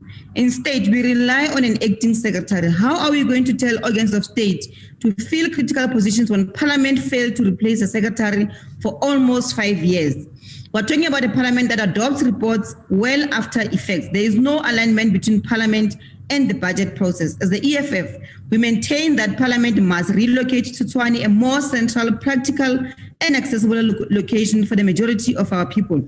We cannot continue to uphold colonial and racist agreements that have nothing to do with our people. If racist white people want to continue with their racist pact, let them continue. But let's make Parliament a people's parliament and let's move it to Tshwane. Lastly, House Chair, it is shocking that Parliament continued to cut language services budget.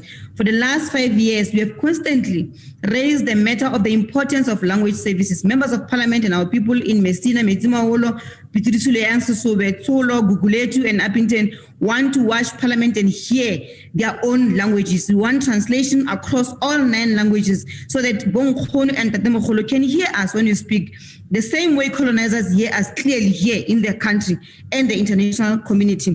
But there's a deliberate program here in Parliament, House Chair, to prioritize English and Africans, as if Parliament is only for white people and the rich. The fact that we continue to broadcast Parliament only in pay-per-view TV in a country that millions of people cannot afford to pay per-view interview per TV is shameful. The EFF therefore rejects this report. I thank you. Thank you. IFP.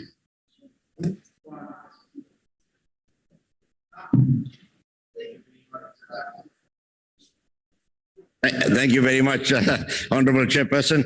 Honorable Chairperson, members would note that we have 3 reports today emanating from the Joint Standing Committee on the Financial Management of Parliament. So there's going to be some overlap in what's being said. Some of what was said by the member before me, I will probably say in the next report, but I think that's the nature of things. But essentially the reports are 2021, the annual report, and then the first quarter of the new year. But let me speak to this. Focus on your report, Mr. Singh. Honorable Ntlangwini, consider yourself warned. You repeat, you are out of the platform. Proceed, Honorable Singh. Thank you very much, Chairperson. When it comes to the financial management of Parliament, management of the arms of state, it is our responsibility to lead by example. And certainly, as the Chairperson had indicated, Parliament has led by example in this case with the unqualified audit reports. And we note that although there was some recorded irregular expenditure, it was 23,000 rand, which is neither here nor there. One would have wanted a nil irregular expenditure, but hopefully they'll work towards that moving forward. And as IFP, as Parliament as well, in this report, we talk about oversight work.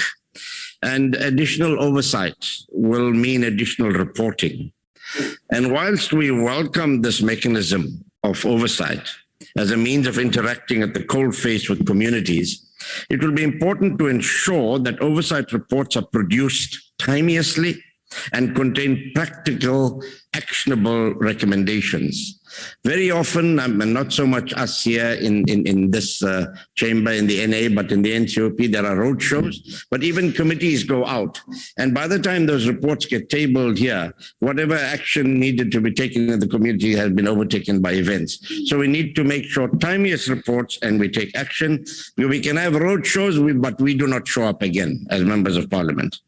As regards the public hearings process, this too will require careful planning and analysis of mechanisms for access to ensure that no one is left behind or excluded due to an over-reliance on technology. And I'll speak about this a little later.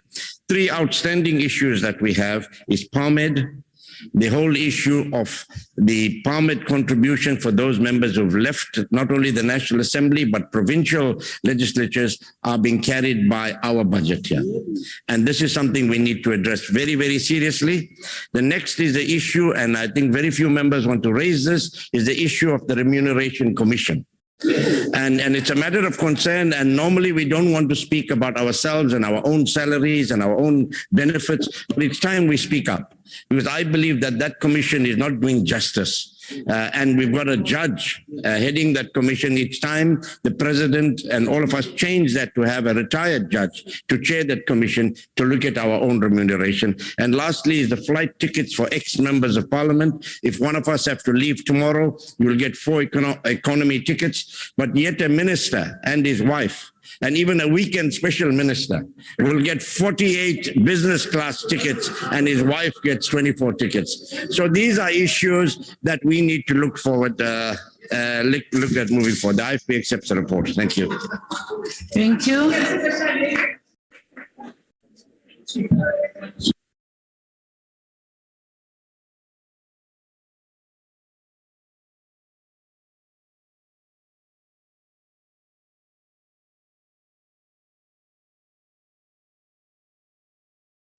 No declaration, House Chair.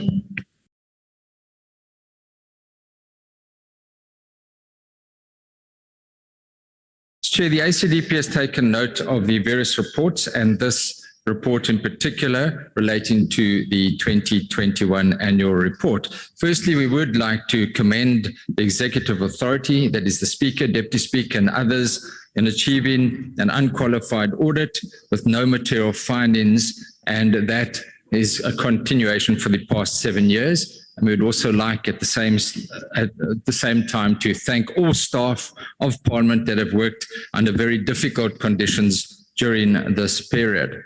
Now, Parliament did, however, report a net liability amount of 1.48 billion that's due to past retirement medical aid provisions, as well as the provision for members' gratuities. And the additional point that was raised by Honourable Singh relates to domestic travel. And it's always beyond me why Parliament has to fund the domestic travel arrangements of ministers and deputy ministers. Surely the departments that appointed them or to which they were deployed or appointed should bear those costs, because they are significant given the constraints that Parliament faces. And then to make matters worse, Parliament must, as the speakers have indicated, apply, like other national departments, to the executive for Parliament's budget.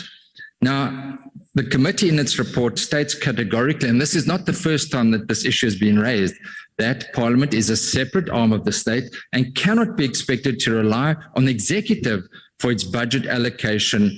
And the ACDP agrees on this, and we are grateful that at last the report indicates that there is discussions now between the Executive Authority of Parliament and the Minister of Finance, which, quote, are in process of discerning how this challenge may be resolved, and we look forward to progress being made in this regard, and I might touch on that in the other reports. But as we consider this report, it is also crucial, and it would be remiss not to mention the, as I hesitate to say limited, the lack of any oversight that this Parliament has over, firstly, the promulgation of the state of disaster, and secondly, the extension of the state of disaster, which was extended today. We have no say over that whatsoever, and it cannot be so. It cannot be after 2 years almost, 2 years. And it was 2 years ago to today that I had COVID-19, 2 years today, that we still sit in with an extension, and that notwithstanding what President Ramaphosa said in the State of the Nation address, that previous one would be the last extension. So we have no say over the promulgation, no say over the regulations at all. And despite private members' bills from both the DIA and the Freedom Front Plus, the one bill was rejected today, which was an attempt to improve Parliament's oversight over those two issues. I thank you. Thank you.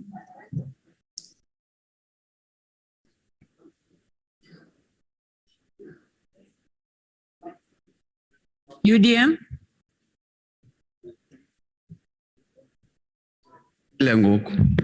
Eli xesha libonakali Honorable Hope Papa uthe masingathi sifuna i-language services zenziwe ziphinde sifike sikhumshe apha ndizothetha. Mamelana apha Maqabane, masinicele inyaniso. Yindebele fele lesiyenzayo apha yomane sixoxa lento le report singazenzi ezi zinto. Ndandiselityенjana lo mfana ngexesha sasithetha kanye ngezi zinto zokuba le anomaly kule situation wefuna sihambe siyokhongozela ku-minister uku-executive that esiye simjonge thina for into ba ibudget yeparlament angeke siyithole ifumaneke ngohlobo esiyifuna ngalo kuba kaloku sithina sihleli sijonge bona. Sasiyithethe ke ndiselityenjana ndiyaxuba ngoku intshebe zigrey neenwele zigrey sisathetha lonto ndizawude ndibe sisinyanya sithetha into enye kuba kaloku into yakwakhongoloseleyo.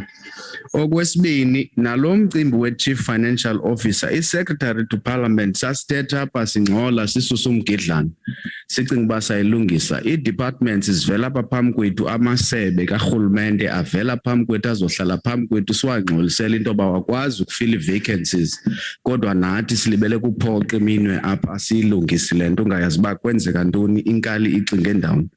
Nanku nalo umzekelo u-SABC ndiyayivaleyo ukuba ibe ku-DSTV. We had a program View from the House which educated the public about the work of Parliament, what we're doing. It even covered questions to the ministers, motions and statements, and a host of other parliamentary-related issues.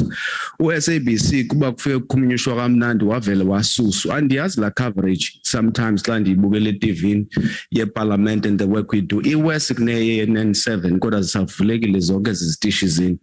Nansi problem into abantu angeke bayazi ungenayo ne-national broadcaster le ingena-program efocus kwiparlamente ukuze bakwazi ukuthi abantu ukuthi ii-issues esizithatha kwi-constituencies kuba these statements nento sizithetha apha zisuke emqaleni zisuke ebantwini and i-national broadcaster xa singekabi nayo i-channel e-right ifanele ikwazi uzikherisha ezo zinto izibonakalise ingakhethi events ingathi ngo-ENC abenza unothanda.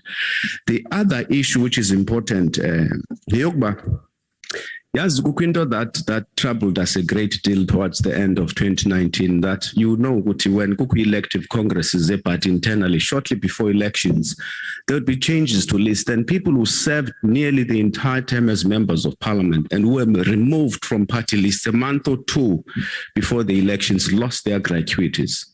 And ithetha ukuthi kufuneka siyitshintshe siyazi ukuthi a full term of office, what does it mean? Because usually, and siyazi loo nto ukuthi a month or 2 or 3 months before elections, parties would actually be busy with their list processes, and usually kwezinye iparty because of infighting abantu baya-remove before, and then uthi ngenxeni ye-2 months ungakwazi ukuthi ufumane i-gratuity yakho.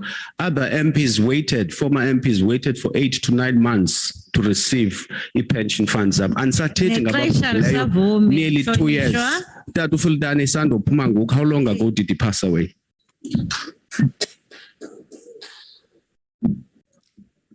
ATM. Good. No declaration. Thank you, Chair. NFP. Thank you, House Chairperson. The National Freedom Party will support the report tabled today. Chairperson, I think we must be realistic. that Parliament itself, like we all did, found ourselves in a very difficult situation in early 2020 as a result of COVID. Under the circumstances, I think Parliament rose to the occasion and did what they could possibly do best. And I think the services that they provided, despite the challenges that they faced, I think were of an extremely high quality. And I think we must commend them, the entire staff at Parliament, for the role that they have played in ensuring that we were still able to continue with our responsibilities as legislators and oversight bodies. Now, one of the concerns that I have, Chairperson, and is the fact that, yes, indeed, and I know a lot of emphasis is being put on oversight. The difficulty we have, and which I think Parliament must address, that when we conduct oversight, what happens after the oversight? Because the reports are brought to this House, they are deliberated on, they are adopted, and then what? Thrown into file 13. Very little or nothing happens as well. Let me welcome and commend Parliament for its intervention, because it's a matter that the National Freedom Party, and particularly myself, have repeatedly brought up, of dealing with the issue of constituency officers. In fact, we went one step further in saying that Parliament needs to have independent audit body to audit the parliamentary funds that is allocated or provided to political parties. Now, some may argue we all have auditors. We all know we all have. But I think to ensure that it is used for the specific purpose that it is intended for, I think maybe some mechanisms need to be put in place there. Now, the impact of Parliament itself with limited funds being able to carry the PARMED contributions, must be dealt with. I mean, you cannot expect Parliament to provide a satisfactory service, but not ensure that they get adequate funding to be able to do that. Now, I cannot understand why Parliament must be responsible for the legislature and also be responsible for those members that have been there before. I think that we need to find a mechanism that those contributions will continue to be paid, but not impact on Parliament itself, because if it does, like I said, it's going to impact on the service that they actually provide to us. So, considering this and the fact that irregular expenditure has been reduced to almost nothing, and the department, which is Parliament, having an unqualified audit report with no findings, the National Freedom Party supports the report table here. Thank you very much. Thank you. AIC?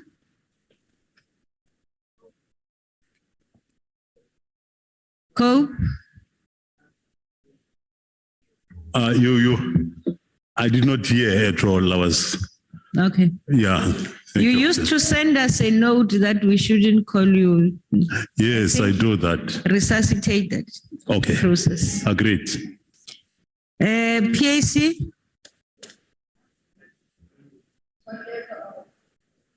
Al-Jama? Congratulations on an unqualified report, which is not easy to get. The Honourable House Chair, the appropriate mechanism for Parliament to conduct oversight of organs of the state would obviously be through parliamentary committees. I would like to congratulate the parliamentary committees for their hard work, which has not gone unnoticed. In 2014, the Honourable Sisulu, who served as chairperson of the Speakers Forum, said, "Capacitated parliaments are stronger parliaments, and this is good for our democracy. When you know more, you do more." The statement alludes to the fact that Parliament must stay in its strategic priorities and not reduce it. The question is, how will the sixth Parliament improve on its strategic priorities, which were identified as to improve committee oversight work regarding to the budget cycle by allowing more parliamentary oversights and to improve the effectiveness of public participation? To do justice on oversight, there are other support mechanisms to improve on as well, such as the required research for oversight activities and to capacitate parliamentarians to efficiently execute their oversight responsibilities. parliamentary funding for oversight activities seems to be poor and need to be looked at. Hardworking oversight in 9 provinces, but members of parliament does poor oversight of parliament itself. Parliament itself, it's like going to university and you ask people, where's the university? It's the buildings. So there's poor oversight of parliament as a building, as an institution. That's why we are members of parliament, but we do not have a National Assembly. So that is possibly an area that needs attention. Lastly, Honourable House Chair, I know that Parliament, like every other department, wants to save money. But if we look at SONA, for example, there's no proper hospitality. People come from all over, guests and VIP veterans, and they don't even get a cup of coffee. I think Parliament has gone too far to show the country that it is strict on spending, but that doesn't mean that it must be so unhospitable. Thank you very much. Thank you. The ANC.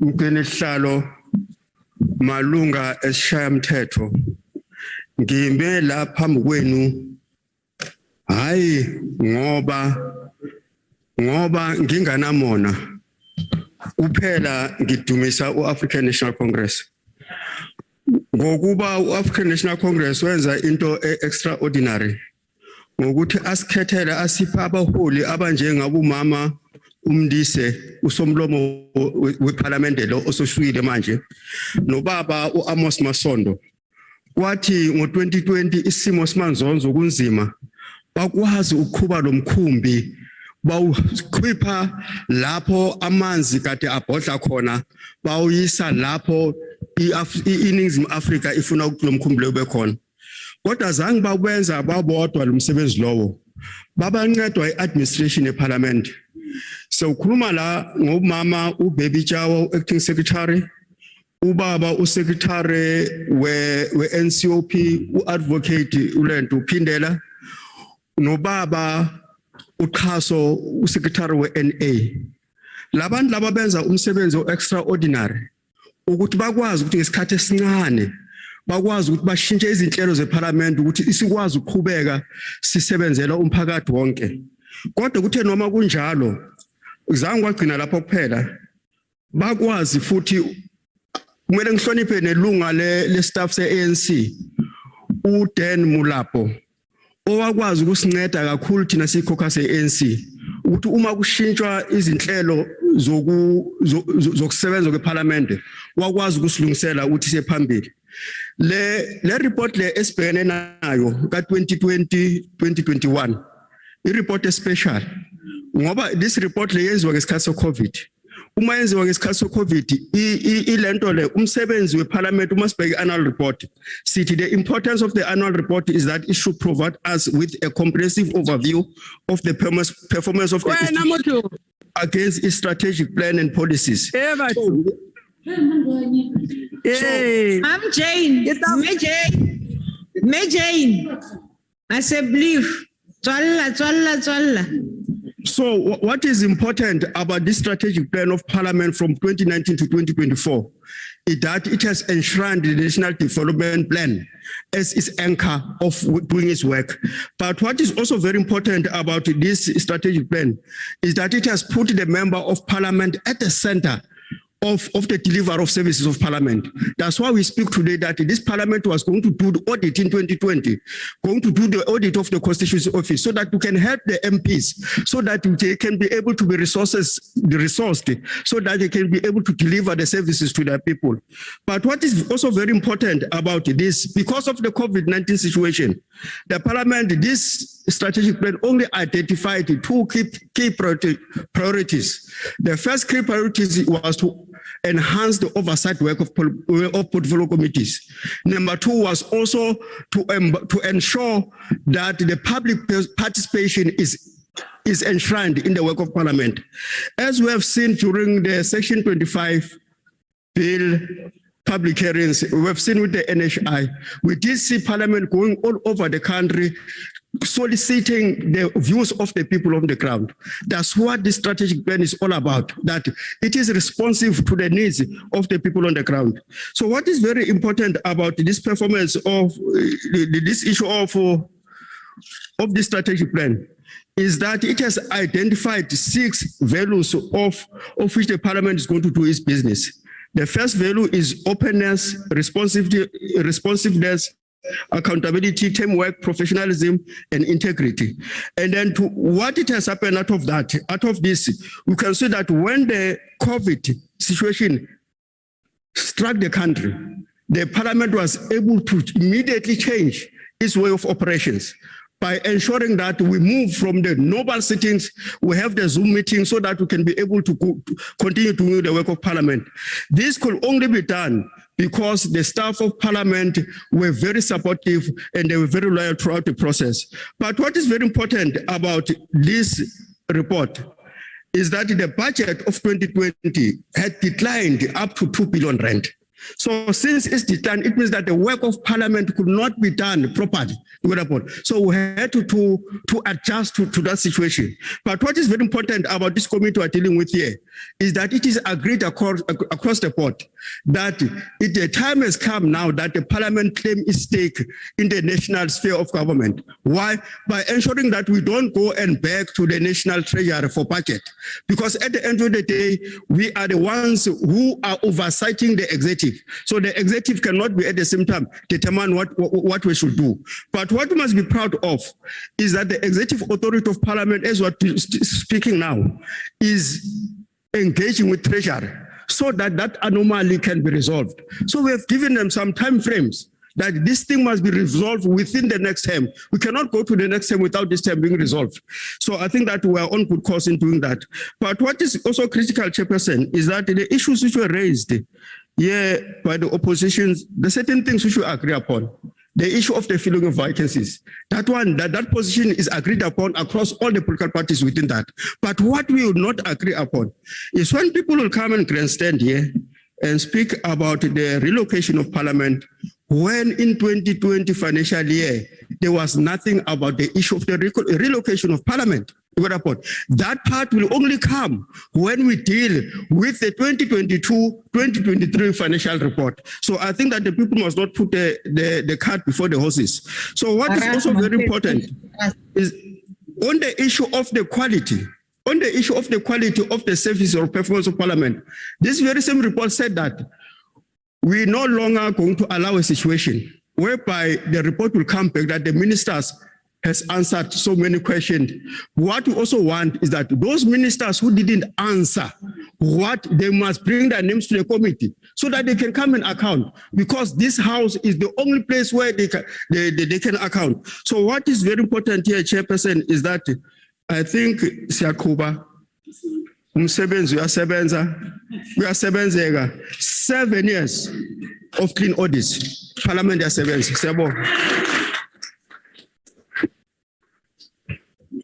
Thank you very much.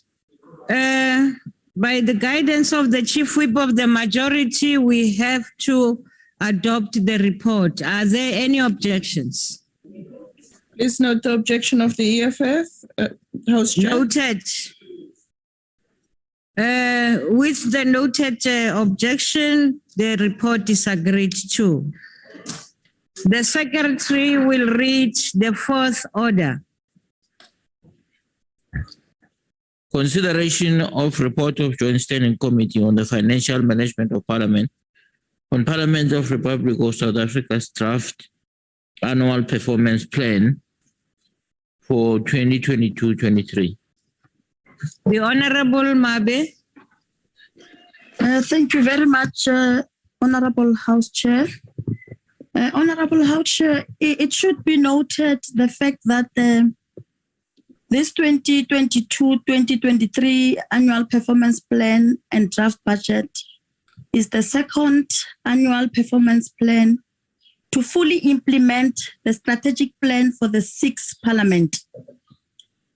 Therefore, it is expected that this 2022-2023 annual performance plan and budget be based on the approved strategic plan of the 6th Parliament, which the committee has considered in the previous year. It then encapsulates a series of changes, which include change in the budget program structure of Parliament and the change on how the performance of Parliament is measured. For instance, Parliament is currently structured into only 3 programs, as opposed to 5 programs the Parliament used to have. Further, its performance is measured using the client satisfaction model rather than the conventional way, which was informed by the framework of strategic plan and annual performance plans published by the Department of Planning, Monitoring and Evaluation. Honorable House Chair, Parliament proposes a budget amount of 2,875,373,000 rand. Honorable Modise, you have your microphone on and you're disrupting the member who is addressing the House. Honorable Mutle. And 3,179,571,000 rand for 2023-2024 and 2024-2025 respectively. The budget proposal of 2,875,373,000 rand for the year 2020-2022-2023 represent an 8% increase on the 2021-2022 approved budget of 2,656,710,000 rand. Further, the proposed budget is set to increase by 5.2% over the 2022 medium-term expenditure framework. Honorable House Chair, for the proposed 2022-2023 draft annual budget of 2,875,373,000 rand, the majority of the proposed funds will be appropriated to Program 3, Associated Services at 32%, followed by Program 2, Legislative and Oversight at 28%, Program 1, Administration, which will receive the smallest share at 24%. Honorable House Chair, in spite of the fact of the above, the committee raised some concerns. Firstly, it raised a concern on non-alignment of spending proposals and performance targets. In this regard, as we stated that Program 3 has allocated a largest amount of proposed budget for the 2022-2023 financial year. However, there is not even a single performance indicator to track the performance of this program.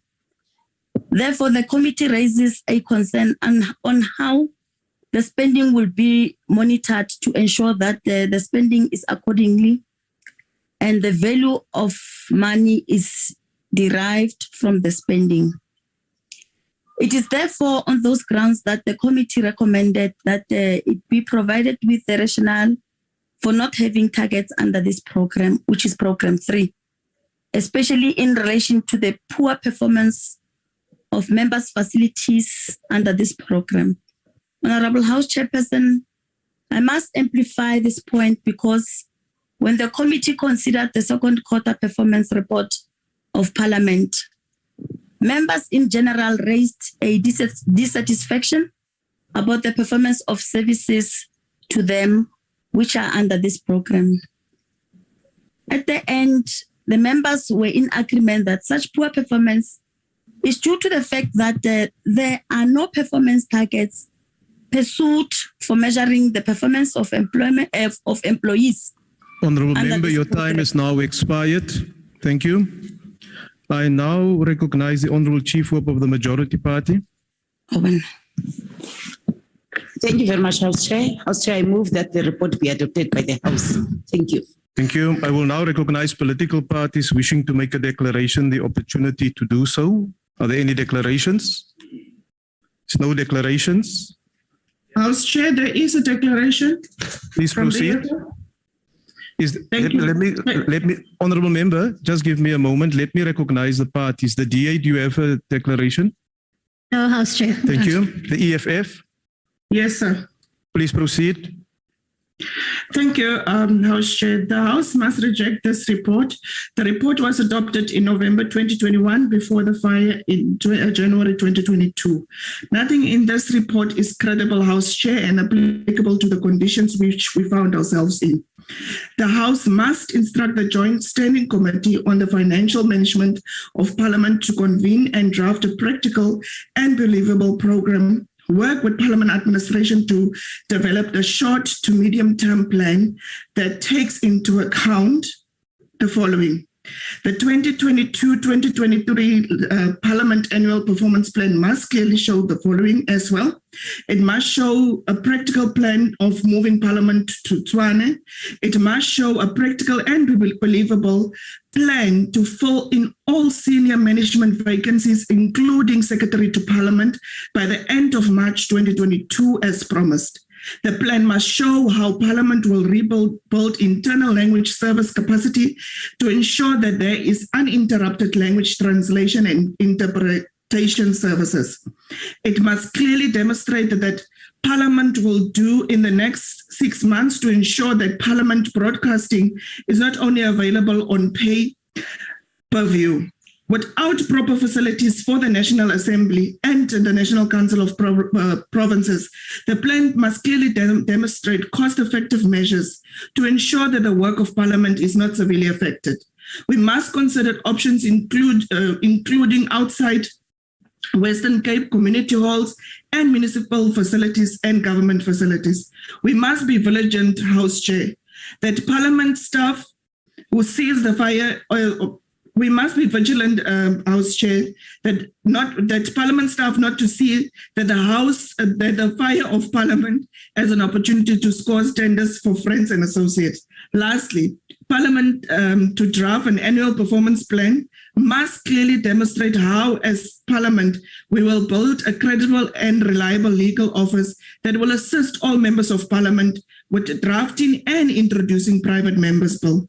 Their job is not only to check if the draft bill is constitutional, but they must have capacity to check concerns and turn them into draft bills within a short space of time. We are not here only to pass bills introduced by Ministers, House Chair, but we want to introduce private members' bill. The EFF rejects. Thank you. Thank you, Honourable Member. The IFP.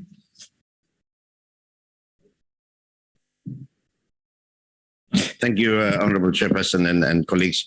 There is no doubt that the annual performance plan that we looked at has to be adapted in line with the current circumstances that we find ourselves. And that's post the devastating fire earlier on this year. So our plan is as good as its implementation, and I think we'll have to relook at some of the performance targets, etc., as we move forward. But one of the challenges I've had with performance targets for a long time now, Honourable Chairperson, since I'm in Parliament, is that, departments set these performance targets, like here Parliament sets the performance targets, and you find that in many instances, all these targets are not met. But all the money that was allocated to that particular department has been spent. And one wonders now, how come you spend the money but you haven't met your targets? And I think this is something that we need to look at moving forward in terms of targets. I think other honourable members have spoken about the budgets. that are allocated to Parliament. And it's a bit of a problem where you find that we are an arm of state as Parliament, like the judiciary and like the executive, but it's the executive that decides our budget. We have to go to the executive to say this is how much we want, and if they're not happy about it, then they give us, what is available. And we are mindful of the constraints that we have in the country, economic constraints, etc.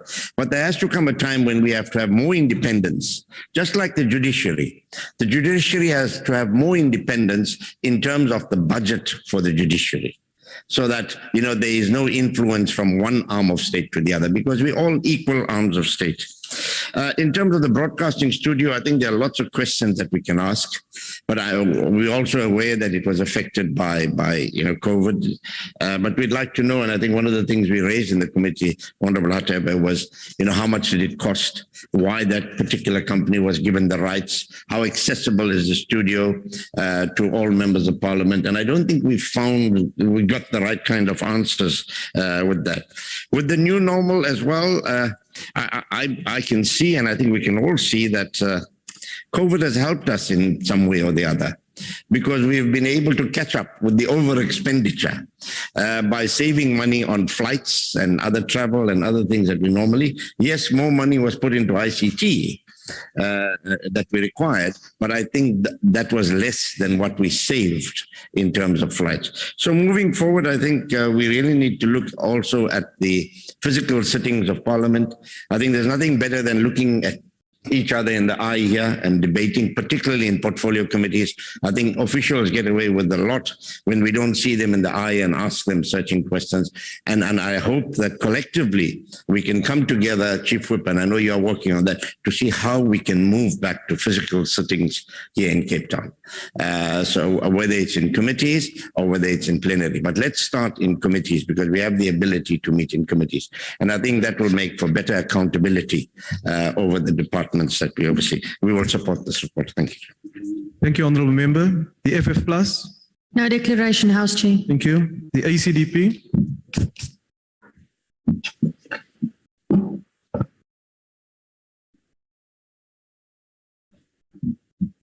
Thank you, House Chair. House Chair, in this report, Parliament proposes a budget of 2.875 billion for 2022-23 financial year, and this is an 8% increase. However, this report was dated 26 November, and the budget was prepared before the devastating fire at Parliament earlier this year. So whilst most of the capital works in rebuilding Parliament will come from the public works budget, discussions around alternative venues that we've had in the Chief Whip's Forum and in the Program Committee, a lot of that funding will have to come from the parliamentary budget.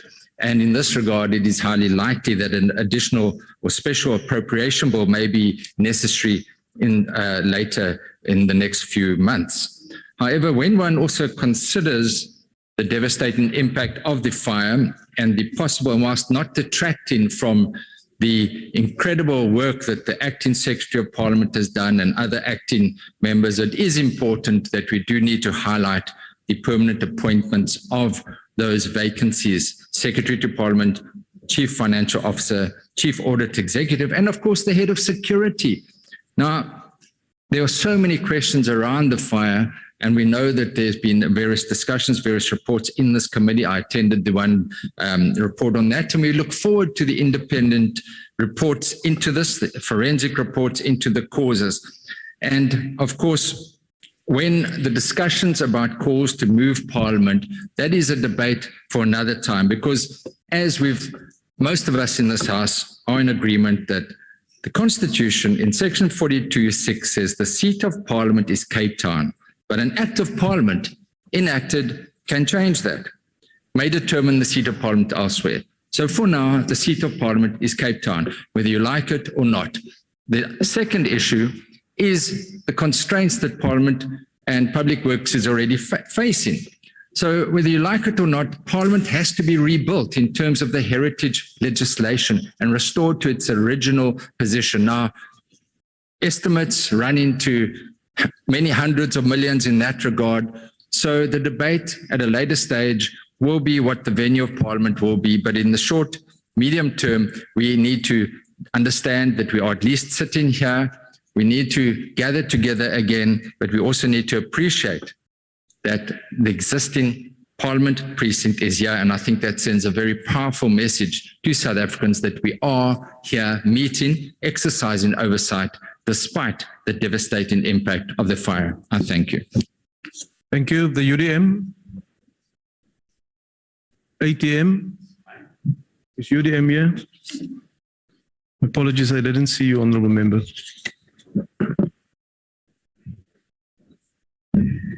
Thank you very much, Chair. Indeed, we also support the report, but we want to flag a few concerns and say that if we don't take steps to ensure that Parliament virtual, not virtual, physical sittings resume in earnest and as soon as possible, we are afraid that the members of the public might view us as people who are neglecting our constitutionally mandated duty of holding the executive to account.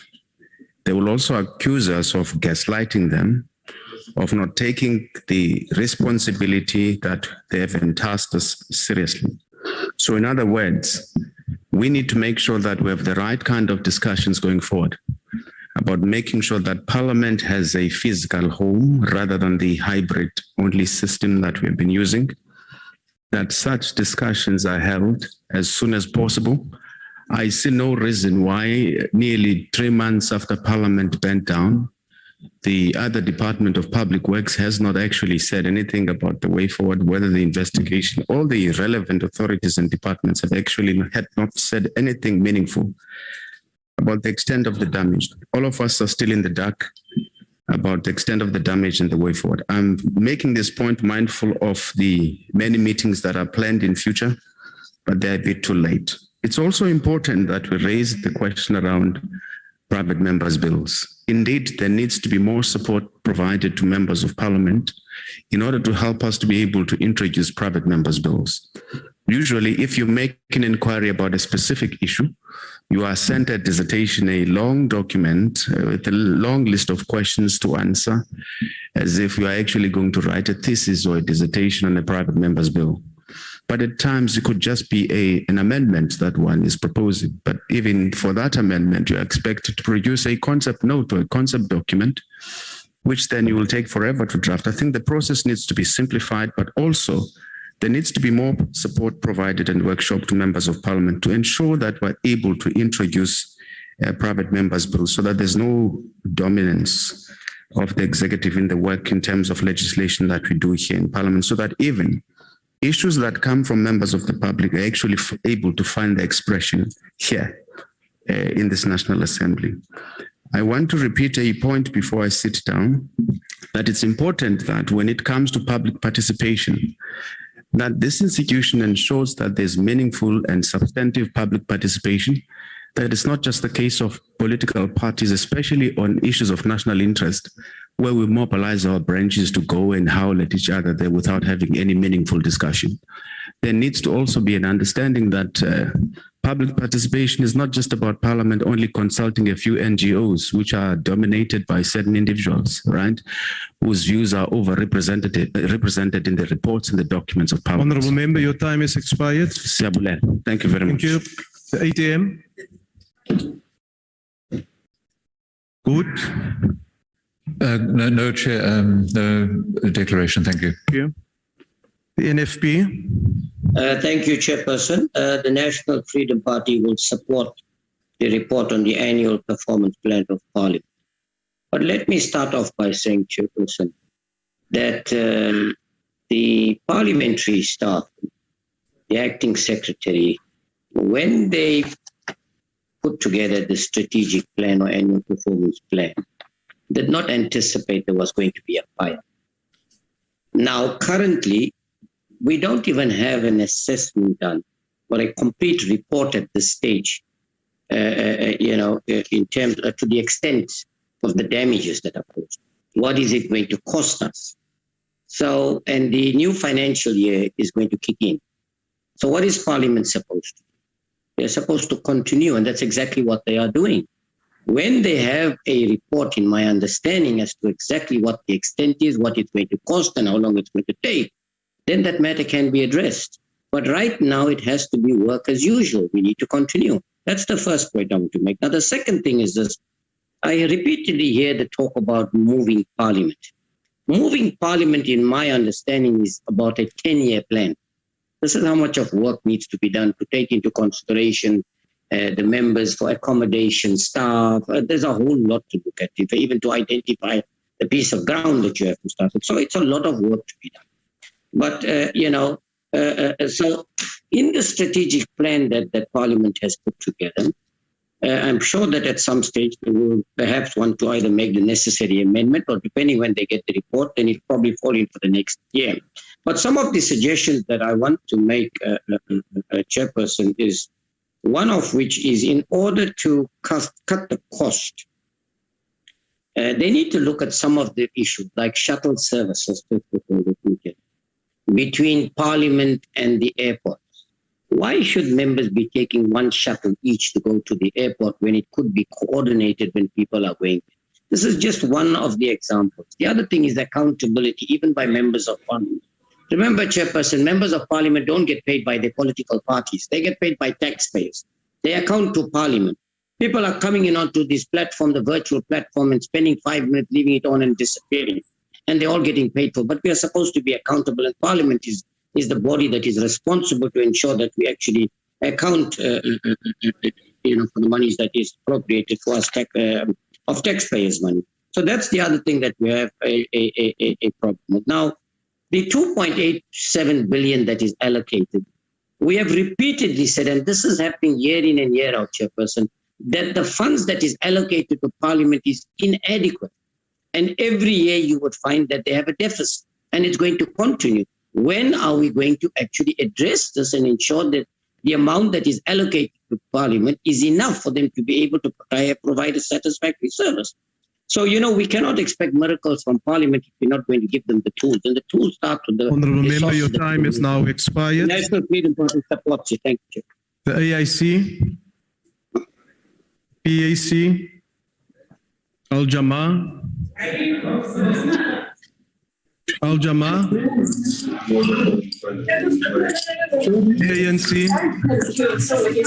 Honourable Mvana, switch off your microphone, please. Honourable Mvana, switch off your microphone.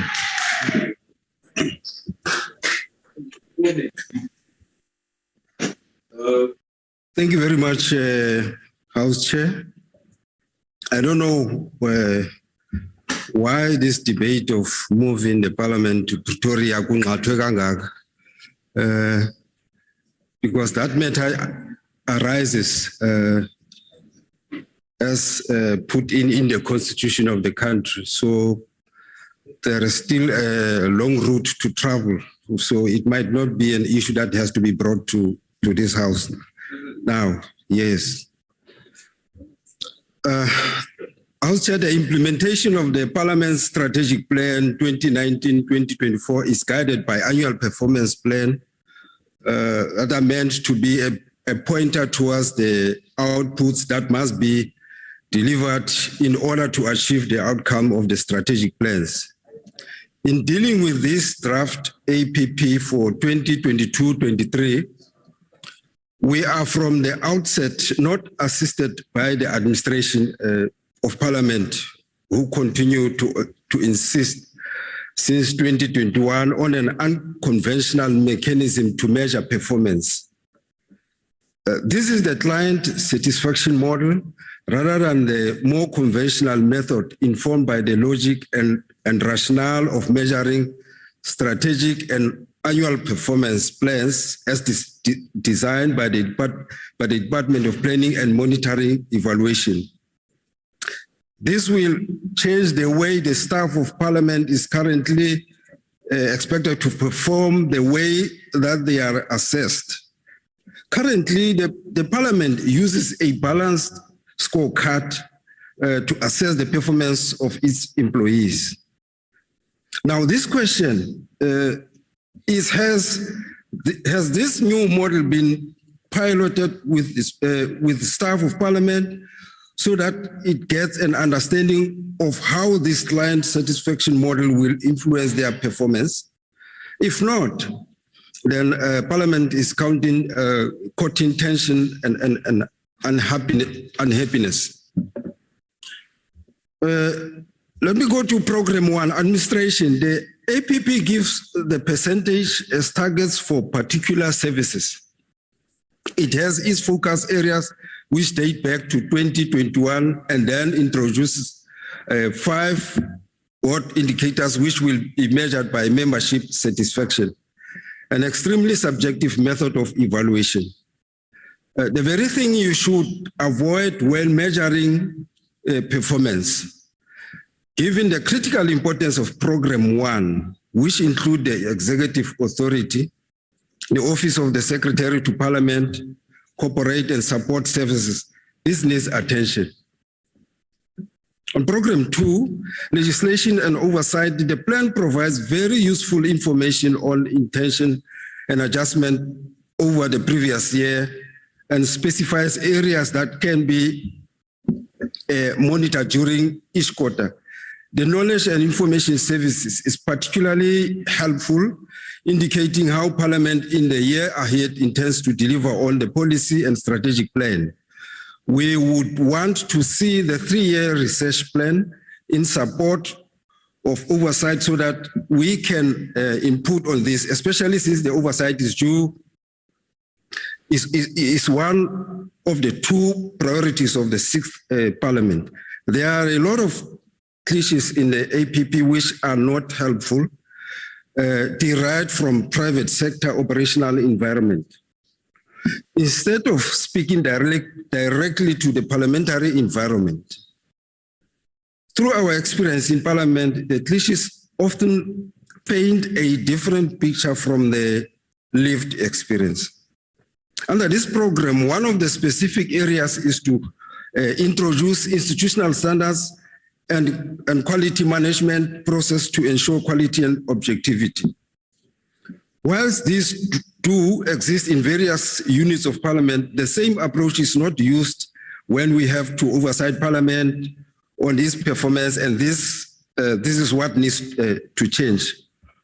So the APP for program 2 gives the usual number of targets by way of measuring performance, and if you meet all, you then get 100%, and that is supposed to be a qualitative performance management. For the MTF, with exception of 1, all estimates for performance are given a round figure of 70%. Now on program 3, associated services and transfers, we find amongst others offers the Parliamentary Budget Office, who is supposed to get a transfer from the baseline of vote 2. Given that the Parliamentary Budget Office now reports to the Executive Authority and no longer the Finance and Appropriations Chairs, which is consistent with the PBOs globally, what rises is how strategic matters of research, performance, budget, allocation, etc. are decided. Should there be a reference group that the Executive Authority will determine so as to assist this process? So then what is the most disturbing, as I conclude, is that the Act clarifies a budget allocation, but this has not happened over a long period of time and needs to be resolved. It impacts on the Parliamentary Budget Office and its functioning. We should never forget this office was not set up by Parliament, but came from an initiative of the people of South Africa who demanded Parliament set up such an office. Independent with capability to advise MPs in the Finance and Appropriations Committees for as long as we continue with the system of paying the PBO, for instance, out of savings instead of from the vote 2 baseline matters will not be resolved. In fact, whilst the Executive Authority oversee the budget, we as the committee have to in turn oversee the Executive Authority. So the business planning budget of the PBO should equally come to the Joint Standing Committee for oversight. As our report states, the committee should be provided with an explanation for the delay in the referral of PBO's business plan and budget estimates.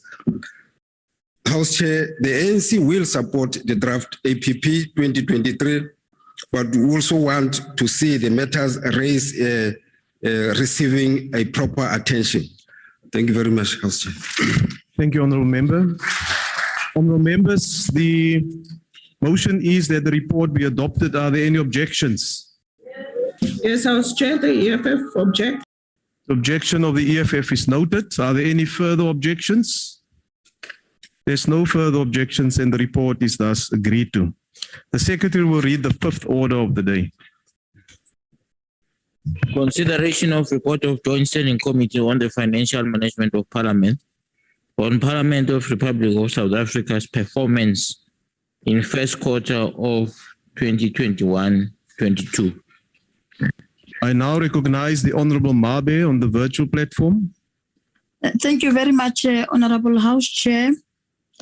House Chair, Parliament performed its activities in the first quarter of 2021-2022 financial year during the lockdown at adjusted level 4. Therefore, the plenaries and committee activities remained virtual.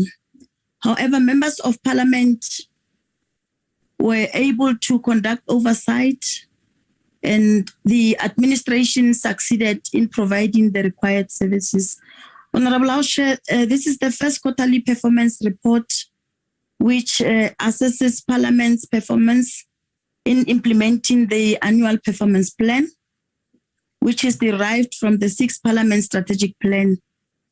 It measures the performance of Parliament using the client satisfaction model rather than the conventional way, which was informed by the framework of the strategic plan and annual performance plan. Honourable House Chair, I must say that for this quarter, there were no serious issues identified from the performance of Parliament.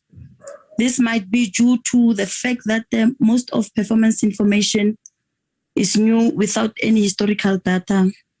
For instance, 2 out of 3 budget programs are new without any historical information. Honourable House Chair, further in terms of financial information, the Parliament performed well during this quarter.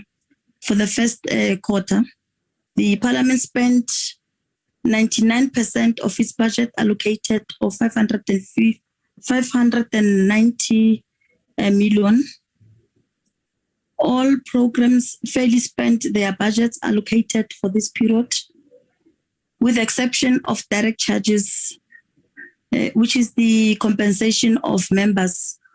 It overspent its budget by 3,875,000 rand, despite the good performance, Honourable House Chair, which we had just alluded to. There were some few concerns raised by the committee.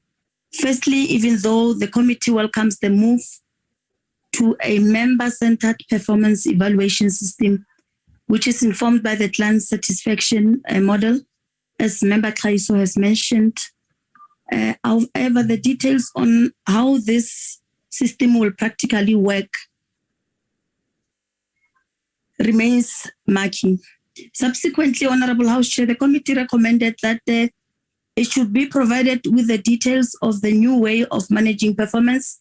For an example, more details around how reliability, usefulness, accessibility, and timelines are measured, and how the new method impact on the existing performance management system. Lastly, Honourable House Chair, the committee welcomes the appointment of the directors of the Parliamentary Budget Office and the Treasury Advice Office. However, the committee remains deeply concerned about the extremely and unacceptable long delay in the filling of the position of the Secretary to Parliament, the Chief Financial Officer, and the Chief Audit Executive. In order to ensure that Parliament achieves its objectives, the administration must have leadership. The leadership that will provide a stability We therefore urge Parliament to expedite the filling of critical vacancies. I thank you, Honorable Chairperson. Thank you, Honourable Member. As there is no list of speakers, I now recognize the Honourable Chief Whip of the Majority Party. Thank you, House Chair. On behalf of the Chief Whip of the Majority Party, I move that the report be adopted. Thank you. I will now recognize political parties wishing to make a declaration the opportunity to do so. The DA. No objection, no declaration from us. Thank you. Thank you. The EFF. Thank you very much, House Chair. House Chair, the EFF rejects this report and call on the House to reject the report and instruct the committee to go back and draft another report that is not misleading. The fact that you are adopting the 2020-2021 first quarter performance in March 2022, almost a year after the quarter, does not help and only exposes the uselessness of Parliament. It has been almost 3 months since we saw the fire that gutted the institutionalization of the racist colonial building. When we saw the fire, Parliament, the incompetent government and the corrupt intelligence were quick to look for a scapegoat. The only reason Parliament burned down is because the administration of Parliament, the non-existent administration of Parliament, failed to take advice from safety, health and occupational specialists. Parliament said in August 2021, before the committee, the Safety, Health and Environment Services Unit monitored and assessed contractors' compliance and adherence to all applicable legislation. They said this in August 2021. The report was approved by Parliament in 2022, and Parliament was destroyed in 2022 by fire. We know this is not true. Parliament was warned that it is ill-prepared to respond to an emergency situation. If those recommendations that were made in 2018 were implemented, there's no doubt that the fire could have been prevented or dealt with in a far more decisive manner. It is not shocking that no one has been held accountable to date. No one has been dismissed and no one has answered. But we are presented here with a report that was drafted before the fire and we are expected to adopt it. No one has the decency to say that the report adopted in November 2021 by the committee on the performance of this first quarter of 2020-2021 is wrong and contains misleading statements. The EFF rejects the report. Thank you, House Chair. Thank you, Honourable Member. The IFP.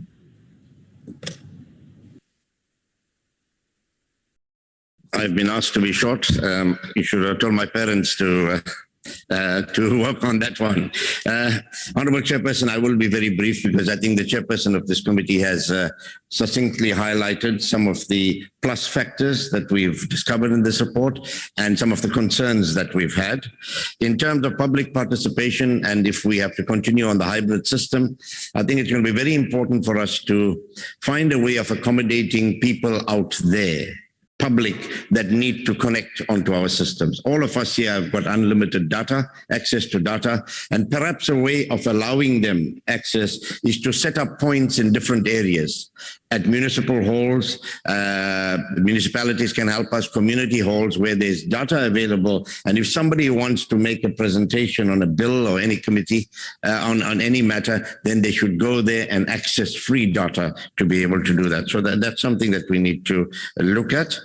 I also echo the concerns about the long delays in appointing Secretary to Parliament. I know I was part of a committee where we did an interview, but it was at the time of the former Speaker. And I hope this Speaker, and she did say, is seized with this matter of trying to finalize, who's going to be appointed, because after the Secretary to Parliament is appointed, I think then other positions will be looked at, like the CFO.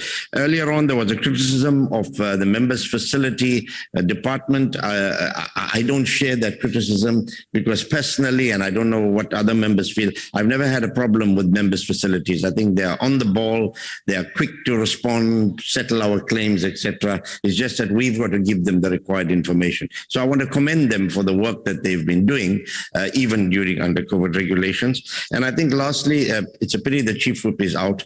I think lastly, Honourable Chairperson, the Chief Whip's forum is seized with looking at alternatives and a more permanent solution to sitting of Parliament, even before we look at relocation and everything else. And perhaps after our physical meeting next week on the 23rd of March, we should come back to this House and report on what the options are, because there are 7 options, but I think we need to take all members into confidence and let them know what the options are and which are the better options for us to consider moving forward from the second term onwards. We will support this report. Thank you, Chair. Thank you, Honourable Member. The FF Plus? No declaration, House Chair. Thank you. The ACDP? No declaration. Thank you. Thank you. The UDM? No declaration, Chair. Thank you. ATM? Good. No declaration, Chair. Thank you. The NFP? Thank you, Chairperson. Yes, the National Freedom Party supports the report tabled here today. Chairperson, let me reiterate the point of what Honourable Singh made, that I find absolutely no problem with the services provided by the table, by members' facilities, whether you're talking about your claims or any matters, even the legal office, office or staff from the Secretariat's office. In fact, I think they provide an excellent service, always available. Even some of them are even available after hours when we need to actually consult with them. But Chairperson, I thought I just wanted to speak on the issue of the appointment of the acting secretary, which is an acting position for a long period of time. It seems to appear as if for some reason that we don't want to appoint a secretary, but we must be mindful of the fact that there's been a disciplinary process that was in place for a long period of time, which hampered any progress in being able to appoint a full-time secretary. So I think now that the matter is resolved, I think we'd be able to accelerate that process. In those short words, the National Freedom Party supports the report. Thank you very much. Thank you. The AIC, PAC, Al-Jama, the ANC.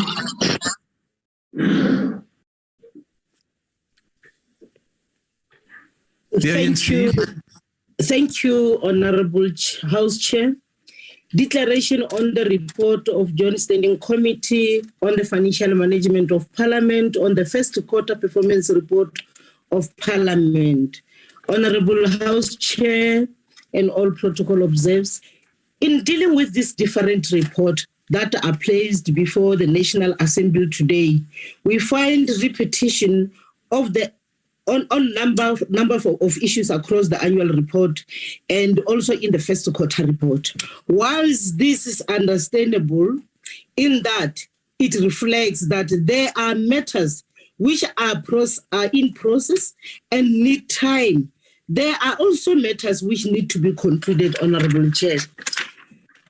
Having said that, I am informed by the observation of the report.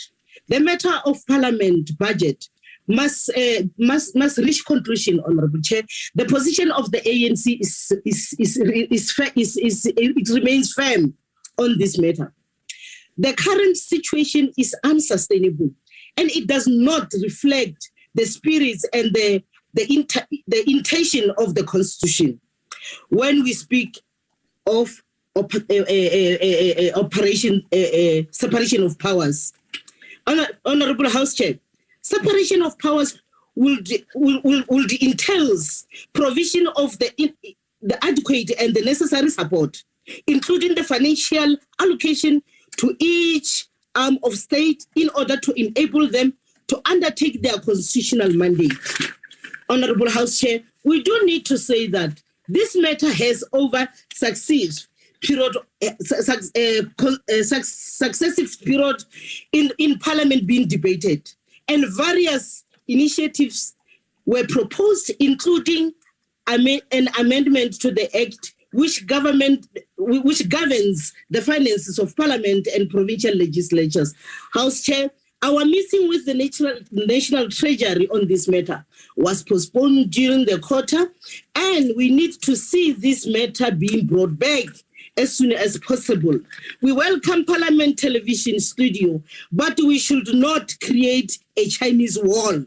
In understanding what Parliament must deal with, Parliament is confronted with manufactured and generated narratives, and Parliament needs friends to communicate with. Honourable Chair, it can't be one or another. It must be both. People need to hear what their public representatives have to say on a wide range of issues. And our second priority as the 60th Parliament is to enhance a meaningful public participation. Our public broadcaster needs to be carrying the parliamentary channels where the majority of our people can be able to watch the business of Parliament and his proceedings. Coming to the matter of measuring performance, which is the essence of the Joint Standing Committee's work, the ANC has over the past 2 years raised a concern on the evaluation of performance. The report contains contradictions in that it welcomes the remove to members' client satisfaction module survey performance evaluation system, but goes into say details on how the system works and in practice remains making. House Chair, we examined what the committee refers as making. It is obvious why is this case in this case flaws of the system that is not a conventional they are not in a conventional manner in evaluating the performance, and we have experienced our disagreement on this matter as members of the committee. Honorable House Chair, while the 5 indicators have a rationale, the system into which they applied lack conventional method of evaluating performance, which we find in our oversight work on the department and the entities. Honorable Chair, using the members' survey response system, which is a very small percentage of the members, which brought indicators result in a very high percentage on the performance. The report also reflects a concern on the program 3 will receive a substantial allocation and include members' facility, yet performance in respect of this program will not be measured. Honorable Chair, furthermore, we have offices like OISD, PBO, TAO, and LSS will report directly to the executive authority, yet the APP contains the information with regard to how the performance of these offices will be measured. Honorable Chair, on the matter of the Parliament Budget Office, PBO, we have constantly raised the concern as over the budget. As members have already mentioned it, that it drives the savings through direct transfer from Parliament. It has a business plan, as Honorable Kaiser has already mentioned, which to this date, since 11 months ago, we still have not seen either both on those matters. We think that this matter need an urgent attention, Honorable Chair. The same principle that we apply to the budget of Parliament must also apply to the OBO, the PBO. It has an independence, and therefore its finances should reflect like others. And in conclusion, Honorable Chair, the ANC supported they adopt this report. Thank you. Thank you, Honourable Member. Honourable Members, the motion is that the report be adopted. Are there any objections? Yes, House Chair, the EFF object. We recognize the objection of the EFF. Are there any further objections? With that objection, the report is thus agreed to. The Secretary will read the 6th order. Consideration of report of Standing Committee on the Auditor General on integrated annual report of Auditor General for financial year 2020-2021. I now recognize the Honourable Somyo.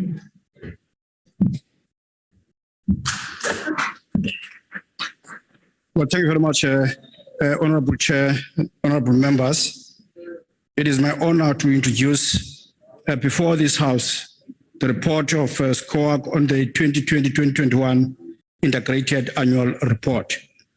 It is worth noting, honorable members, that this is one of the reports coming from the office in the midst of a current pandemic that has ravaged the globe over the past 2 years.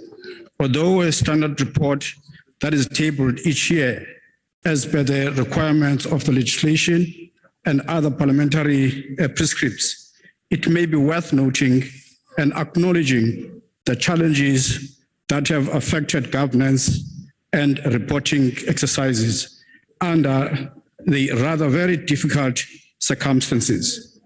That said, I speak on behalf of the committee which commended the actual reliance on the Auditor General on the quality of its own work and the agility it has shown during this period.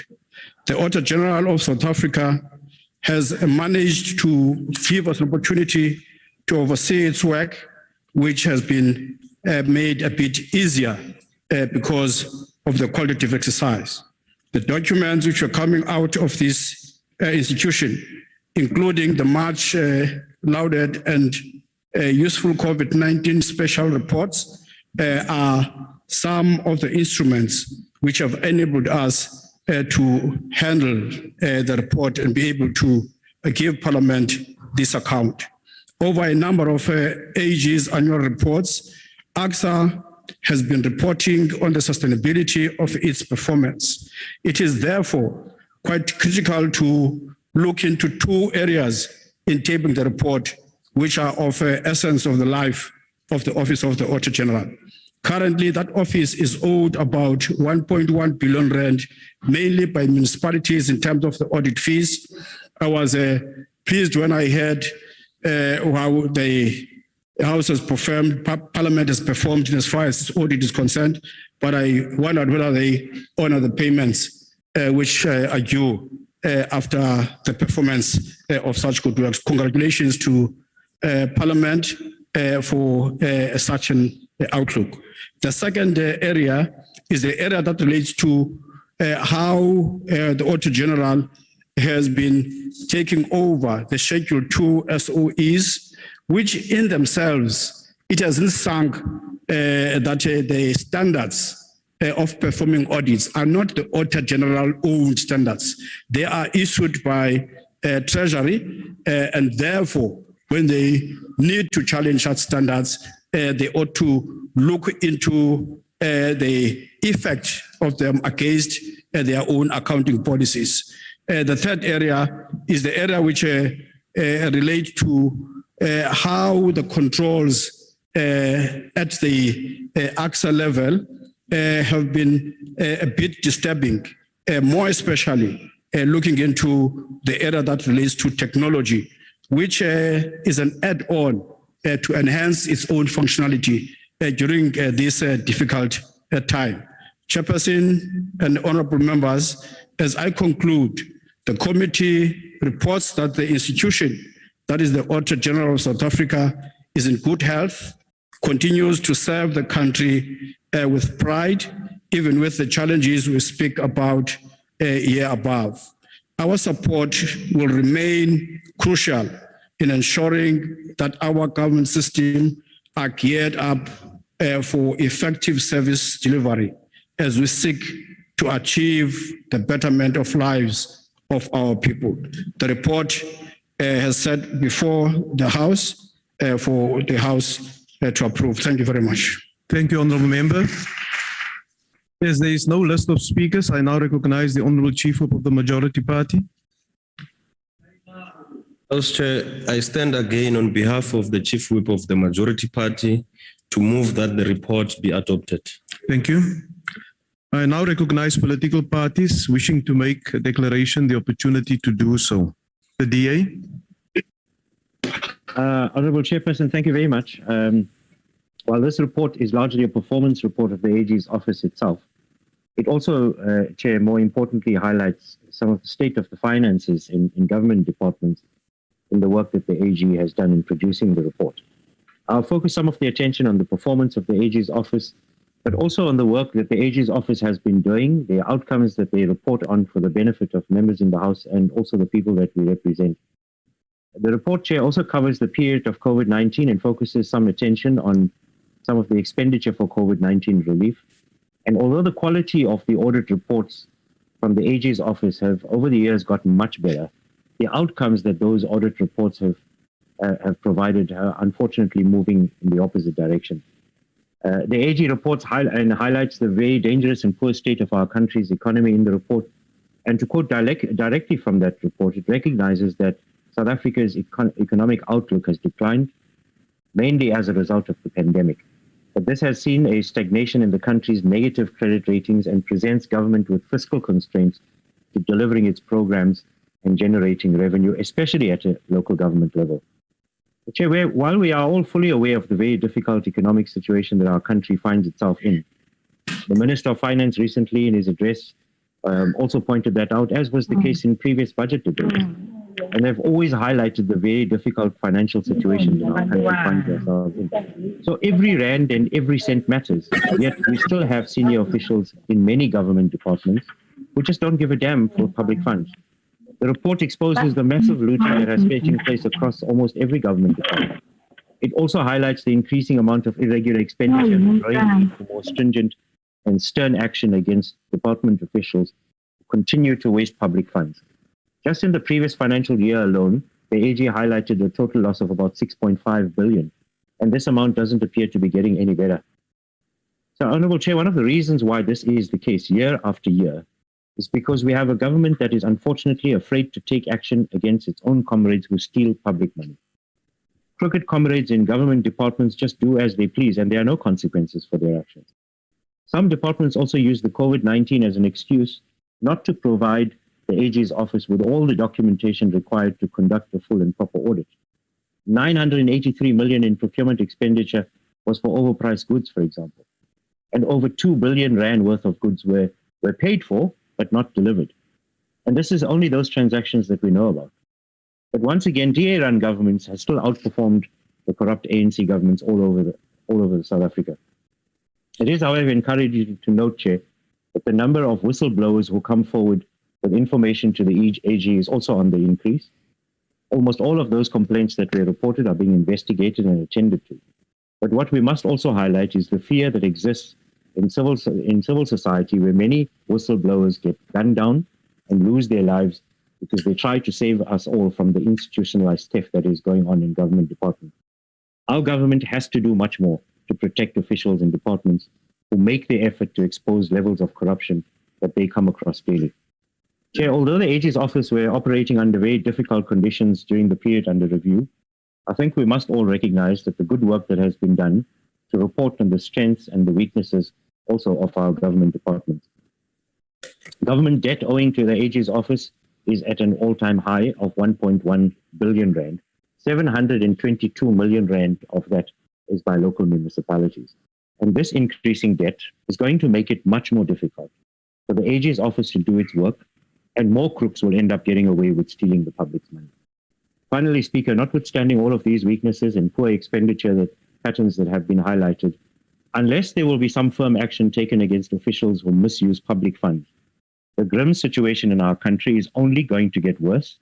It will render the work of the AG's office useless, and this is going to make the lives of the poorest communities even worse. The DA supports this report. Thank you very much, Chair. Thank you, Honourable Member. The EFF. Thank you very much, House Chairperson. House Chairperson, when it comes to the Auditor General of South Africa, things cannot continue as if it is business as usual. The report tabled before the National Assembly is part of the problem. We continue to copy and paste from previous reports, perpetuating a very abnormal situation. The AG is owed 1.1 billion, and this amount increased from 931 million in 2019-2020. This is shocking because the AG does not audit private companies, but organs of the state. These are municipalities, provincial departments, national departments, and public entities. As the EFF, we are convinced that there is a deliberate campaign by the corrupt and incompetent ruling party to defund the Auditor General the same way they have defunded Stats SA. There is a deliberate campaign to defund and render useless institutions that are meant to make the citizens aware of the degeneration within the state. What is the point of allocating the AG 44 million to implement the amended Public Audit Act when the state organs owe them more than $1 billion? This is nothing but mockery of the Constitution. We want to congratulate and encourage the Auditor General and her team and want to encourage them to expose fruitless, wasteful, and irregular expenditure in government. The AG audited more than 600 departments and public entities and prioritized 425 audits. This is commendable. Lastly, we want to warn the AG that she must be very careful about how she treats these auditing companies. She is entrusted with the constitutional responsibilities, and she cannot afford to treat rogue auditing companies with kid gloves. We have not forgotten the likes of Deloitte and KPMG aided the cost of corruption in the state, and they continue to do that even today. We hope this is not the reason why we're insisting on this, why they are insisting on this Cowell company that will transform when there are many Black-owned audit firms. We will continue to engage the AG on building internal capacity instead of outsourcing critical work. I thank you, Chair. Thank you, Honourable Member. The IFP.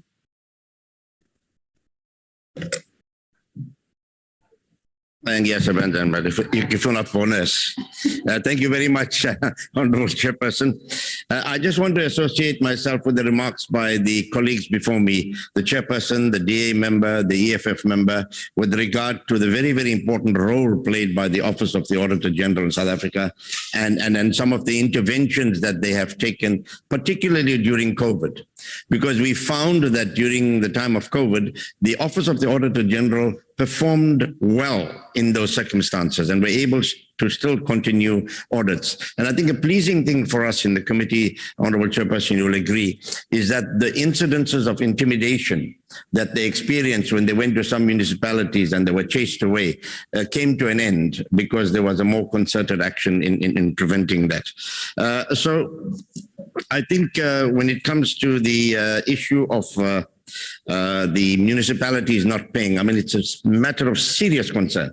And it's big numbers that we're talking about, 1.1 billion and 722 million the year before.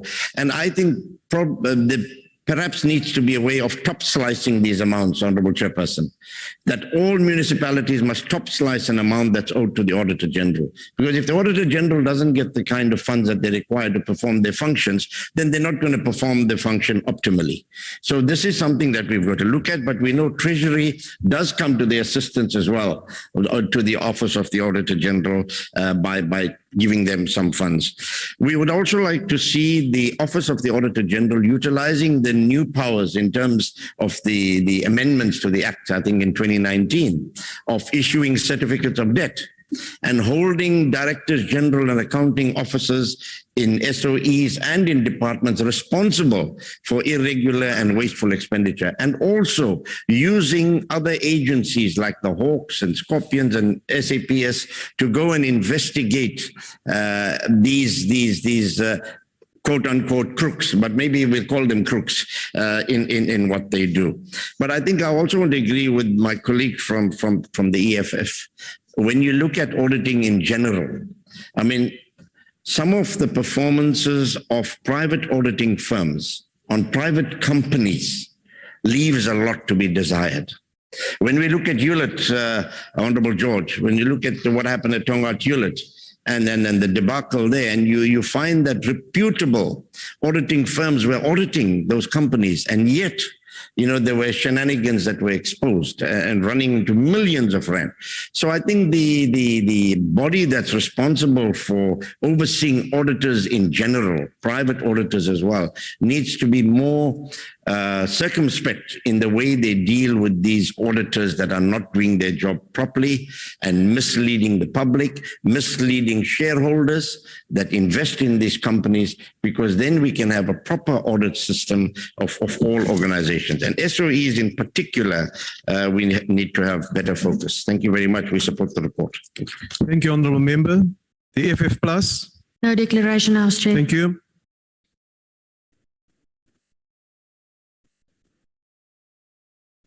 The ACDP. Thank you, House Chair. House Chair, it is significant that the Auditor General has performed extremely well under very difficult circumstances. Now, serving on the Justice Committee, it is very interesting because the Special Investigating Unit also performs very well. Both the SIU and the Auditor General charge client departments for the work that they are doing. Both these institutions are not being paid sufficiently by client departments. That obviously inhibits the work that they are able to do. Here we sit with a situation of the Auditor General being owed 1.1 billion rand, most of which is from dysfunctional local government municipalities. Now, just to contextualize this, at the end of 2021, their financial situation of the Auditor General, they sat with only 576 million rand cash reserves, which is far less than they should normally have in terms of what is required. They would normally have up to 3 months cash reserves that should be recorded as in previously terms. Now their cash reserves are down to what they say in this report, 1 month and 8 days. So this is serious. And we need as Parliament to come alongside the Auditor General, as the Standing Committee does, and as this report indicates, to ensure that they collect outstanding debts owed to them, to ensure that they are able to perform the enhanced functions that they are now required to do in terms of the amendments to the Public Audit Act. And bearing in mind as well that they now have increased responsibilities, having taken over a number of the SOEs, such as Transnet. Imagine taking over the audit of Transnet. And that was done in the 2021 financial year. So they've got increased work capacities, but increased powers, but they are suffering from constrained financial situation due to departments and local government municipalities not paying their debt. A second issue I'd just like to quickly touch on, and I know it is late in the day, is the fact that there's also an increasing tendency to litigate and question the auditing, accounting practices of the Audit General. Now, if you look in this very ATC, you'll see on page 7, there's a report by the Trans-Caledon Tunnel Authority schedule, and there it says there is a difference of opinion with the Auditor General South Africa on the accounting treatment for certain costs. So not only are they struggling with payments, they're now getting litigation or questioning of their own accounting principles, which of course delays these audits. These are issues we need to be mindful of, and we need to exercise oversight to ensure that the work, the incredibly good work of the Auditor General is not impinged or not seriously prejudiced. I thank you. The ACDP will support this report. Thank you, Honourable Member. The UDM? No declaration, Chair. Thank you. ATM? Good. No declaration, Chair. Thank you. The NFP? Yes, thank you very much, Chairperson. Chairperson, this particular department, the Auditor General's Office, must be commended for their performance. Now, not long ago, we amended the powers of the Auditor General. However, there's been limited success in terms of this. And one of the reasons for that is as a result of failure to ensure that there's consequences in terms of the reports that's provided by the Auditor General. Added to that is the threats that have been made to members of the Auditor General's offices. Now, Chairperson, this country, and we've said this time and time again, loses almost 300 billion rand a year as a result, just in the procurement sector or the supply chain processes And here you find that the municipalities have not paid 1.1 billion to the Office of the Auditor General. And surely this is going to impact on the performance of the Office of the Auditor General. Now, where is the system, Chairperson, that we put in where all municipalities were supposed to have paid their debt within 30 days? And clearly it shows that as a result of no consequences, we're getting nowhere with it. I must again highlight the issue of whistleblowers and the failure to protect them. The case of Babita Diokaran is one ideal example, how she was massacred just because she blew the whistle. So, you know, unless we're going to give greater support to the Office of the Auditor General, it's going to be meaningless, these reports, because, you know, the difficult aspect of it is just, you know, the auditing sector has been found on the wrong side of the law in this country. Many of the large companies have been found doing the wrong thing. But when the Office of the Auditor wants to do the right thing, we're not giving them adequate support. So the National Freedom Party is urging us to give more support to the Office of the Auditor General and supports the report table here. Thank you very much, Chairperson. Thank you. The AIC, PAC, Al-Jamaa. Thank you, Honourable House Chair. Al-Jamaa is quite pleased with the position of the Standing Committee on the Auditor General's report. It agrees with the list of recommendations that the Auditor General should operate within a reasonable time frame in achieving its transformation targets. These should, however, not only be for the external auditors, but it has also be undertaken for the nation. In fact, it approves the idea that quarterly progress reports be provided by the Auditor General SA on its transformation goals. It's Al-Jamaa's view that if the Standing Committee continues with its monitoring role regarding the Auditor General's activities, it will assist it in keeping assist it in check and make certain that it by and large complies with its overall transformation objectives. So Parliament must be proud of its Standing Committee. While Al-Jamaa concurs with the general rule that the Auditor General does its work in accordance with the Public Audit Act and that it maintains its independence, it wishes to underline that all officially recognized structures are fully liable and answerable. In this instance, the Auditor General, like our respected President of South Africa, remains accountable to the nation in general and Parliament's appointed Standing Committee in particular. Thank you very much, Honourable House Chair. Thank you, Honourable Member. The ANC.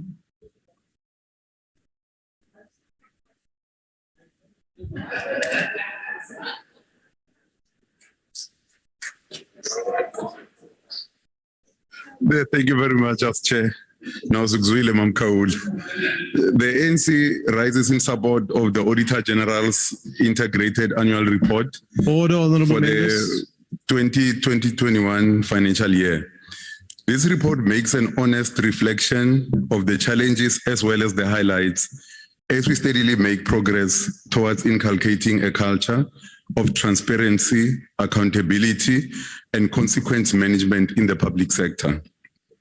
The financial year also marks the full implementation of the amended Public Audit Act of 2019, which provides the Auditor General with valuable instruments for implementing effective consequence management and taking remedial action. The new amendments to the powers of the Auditor General introduce the concept of material irregularities in public audit. This occurs when there has been no compliance with relevant financial statutes and legislation and is aimed at ensuring that state entities are not exposed to fraud or situations where they can suffer substantial harm that can result in financial loss or dampen their ability to perform a certain service. During the 2020-2021 financial year, the definition for material irregularities was expanded to include any non-compliance with legislation, fraud, or breach of fiduciary duty. As a result of this, 75 material irregularities were identified in PFMA governed institutions, with an estimated loss of 6.9 billion, and 96 material irregularities were identified in local government with an estimated loss of 2 billion rands. It is in this context of the expanded scope that we note the 293 million deficit in the 2020-2021 financial year for the Auditor General.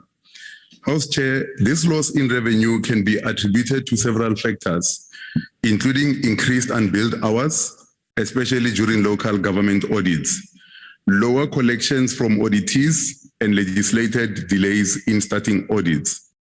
Generally, the COVID-19 pandemic has had a negative impact on the economy, and this has put pressure on the revenue of the AG.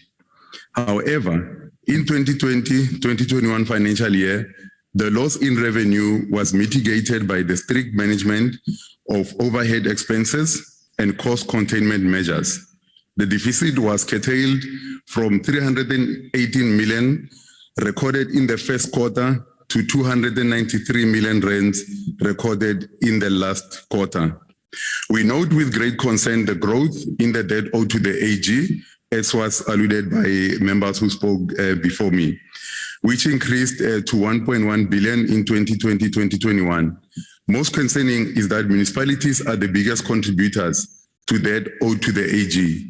They account for 772 million rands of the total debt.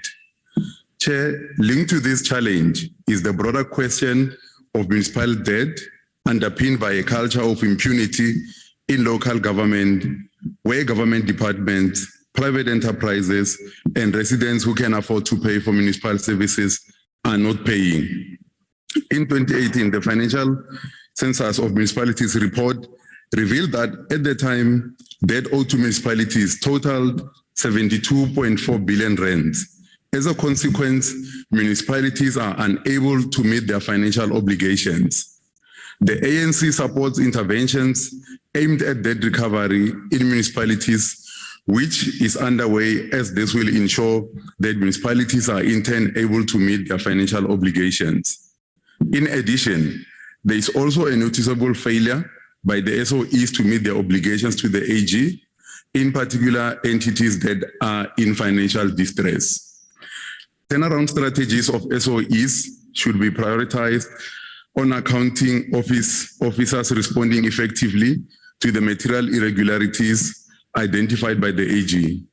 This will assist in recovering financial losses and stabilize the financial position in these SOEs. We support the decision to expand the audit portfolio of the AG to Transnet as well as ESCOM. We note the recommendation by the Audit Committee to reappoint the current external auditor to the AG.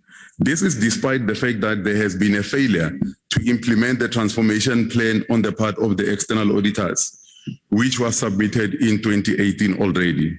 The Audit Committee requested to be furnished with quarterly reports on the implementation of this plan, and we find it unacceptable that over a period of 2 years, this has not happened. Whilst we welcome the improvement of the BBBEE score from level 7 to level 4 since 2019, we are not convinced that transformation should be reduced to keeping the scorecard. The quarterly reports on the implementation of the transformation plan must be submitted to Parliament in order to conduct effective oversight and make a qualitative assessment of the transformation. The ANC will support all efforts to improve gaps, which were identified by the audit, despite the fact that there were no material findings. This also includes inadequate capacity with regards to information technology. Once again, House Chair, the ANC supports the report. I thank you. Thank you, Honourable Member. The motion is that the report be adopted. Are there any objections? Are there any objections? There's no objections. Agreed to. We now come to motions without notice. Does any member of the ANC wish to give a motion without notice? Thanks, Honorable House Chair. Thank you, House. The African National Congress moves that notice that the House notes that the University of South Africa, in partnership with the Miriam Makeba Foundation, celebrated the life of Dr. Miriam Zenzile Makeba on Friday, the 4th of March, 2022, in what would have been Dr. Miriam Makeba's 90th birthday. recalls that the Grammy Award-winning singer dedicated her life to fighting for equality in both South Africa and around the world through her music. Remembers that despite being banned from her home country for her outspokenness and resistance to apartheid, she went on to build an illustrious international career, performing on some of the world's most prestigious musical stages. Further remembers that she released music albums in 1960 and 1963, both times making the Billboard 200 in America. Acknowledges that she also testified at the United Nations Against Apartheid, calling for UN to show compassion for the actions against Black South Africans and also appealed to them to try and stop the tragedy and free South Africa's unjustly jailed leaders, and appreciates University of South Africa and friends of the late Mama Makeba in the music industry on organizing events of this nature to keep her legacy of activism alive. I so move. If there are no objections, I put the motion. No objections agreed to. The DA. Honourable members, that packet of sweets that you're distributing here are making a noise and it's distracting us. Can I? The DA? Thanks, House Chair. I hereby move on behalf of the Democratic Alliance that this House notes that South African athlete Mr. Stephen Mukoka made history when he broke the 50 kilometers world record at the Nedbank Ranified Series in Gqeberha on Sunday, 6 March 2022. Further notes that Mr. Mukoka's record-breaking time of 2 hours, 40 minutes and 13 seconds is nearly 4 minutes faster than the inaugural world record set by Ethiopia's Mr. Ketama Negasa and has been recognized as the new official world record by World Athletics. Acknowledges that Mr. Mukoka has won numerous national titles in his running career and has represented South Africa at 3 Olympic Games. Recognizes that Mr. Mukoka's achievement is spectacular, considering that it was the first time he was competing in the 50 kilometers distance. Congratulates Mr. Mukoka on achieving this world record milestone and wish him well in his future races. I so move. If there are no objections, I put the motion. No objection agreed to. The EFF? Thank you very much, House Chairperson. House Chair, I rise on behalf of the economic freedom fighters to move without motion that the House notes that in February 2022, the African heads of state and the government approved the request by the Deputy President of Tanzania to declare Swahili as an official language of the African Union. Further notes that the recognition of Swahili is a significant step towards the full recognition of African languages in the continent, which have been marginalized by colonialism and by the neo-colonial states that took over power after independence. Acknowledges that Swahili is spoken by over 100 million people in the continent and is one of the most widely used indigenous languages in Africa. Further acknowledges that in the African Union decision must be seen within the context of the ideal of developing an African language for communication by Africans across the continent without having to resort to imposed European languages. Encourages the teaching and development of Swahili in this own country and urges education authorities to have the languages as a taught language in South African schools. We congratulate the African Union for taking such a bold step. I so move, House Chairperson. Thank you. If there are no objections, I put the motion. No objections agreed to. The ANC.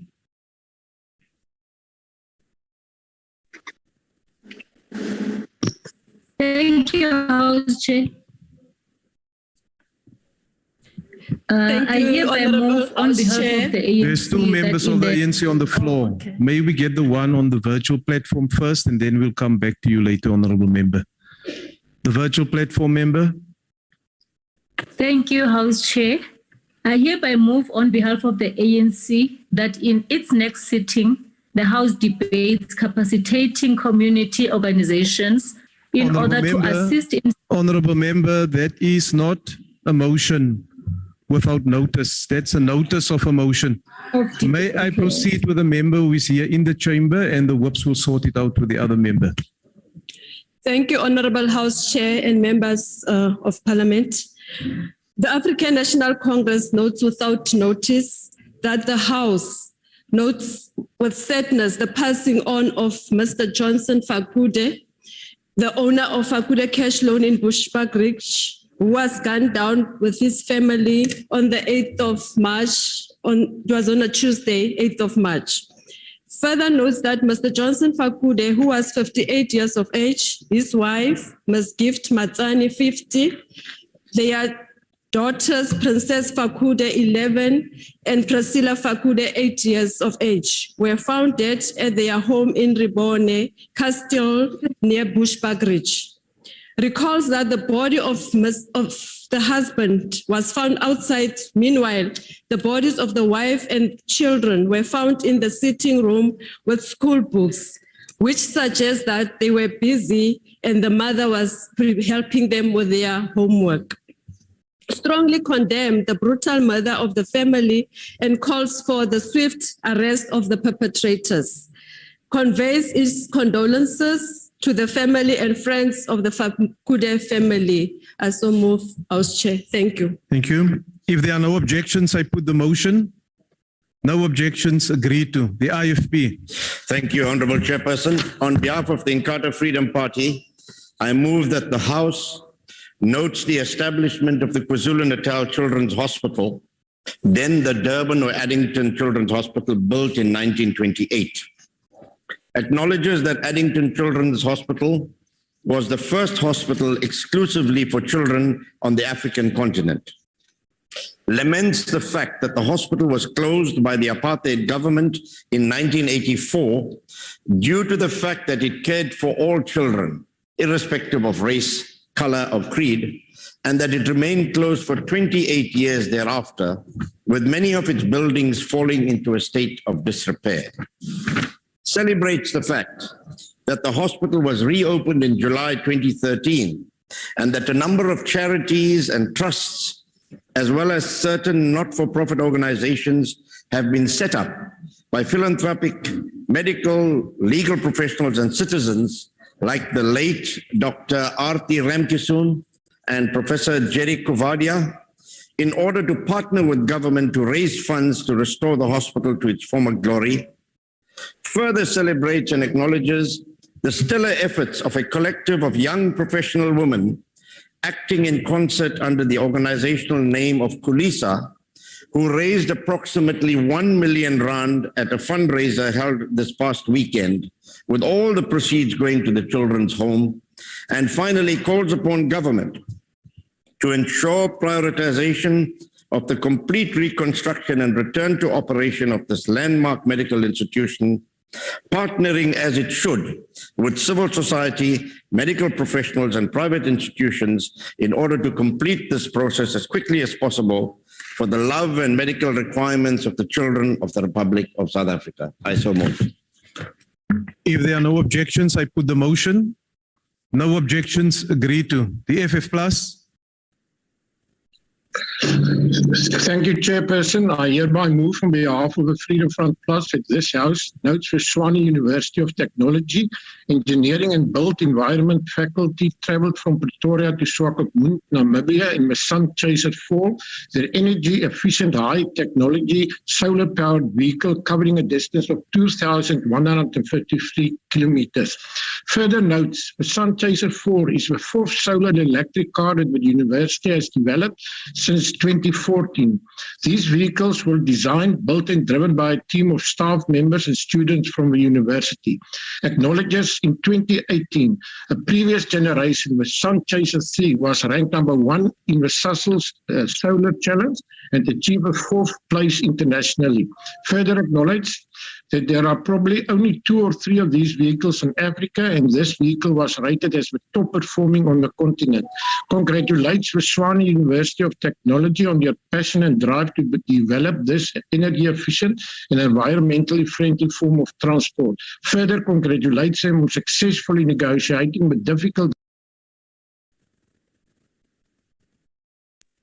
in South Africa,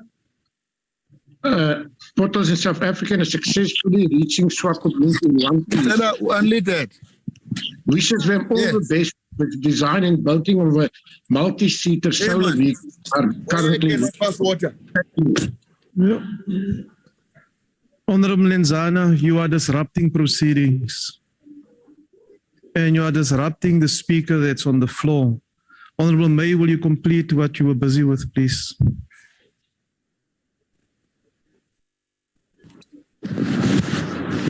Honorable May, are you done? Thank you, Chairperson. Thank you. Thank you. If there are no objections, I put the motion. No objections, agreed to. The ANC. Thank you, House Chair. I move on behalf of the African National Congress that the House expresses deepest condolences at the passing of Mr. Simon Mbata, the National Coordinator of the South African Waste Pickers Association, on the 19th of February 2022. Notes that the South African Waste Pickers Association is one of the organizations formed to promote, protect, and defend rights of waste pickers in the country, with Mr. Simon Mbata as its advocate. Acknowledges that the waste pickers' role has been widely recognized nationally and internationally, including the recently held United Nations Environmental Assembly held in Kenya, Nairobi. Remembers that Mr. Mbata participated in the inaugural 2019 Plastic Colloquium in his capacity as the chairperson of South African Waste Pickers Association. Recalls that on the day before, Mr. Mbata briefed the Portfolio Committee on Forest, Fisheries and Environment on matters affecting the waste pickers, conveys its condolences to the family, friends, and colleagues of the late Mr. Mbata. I so move. If there are no objections, I put the motion. No objections, agreed to. The ACDP.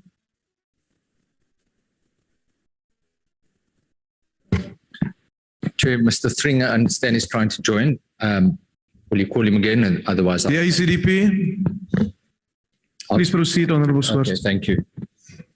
On behalf of the ACDP, I move without notice that this House applauds the achievement of Professor Mashudu Shifu Laro, who became the first otolaryngologist who transplanted a 3D printed bones for reconstructive middle ear implants on 3 March 2019.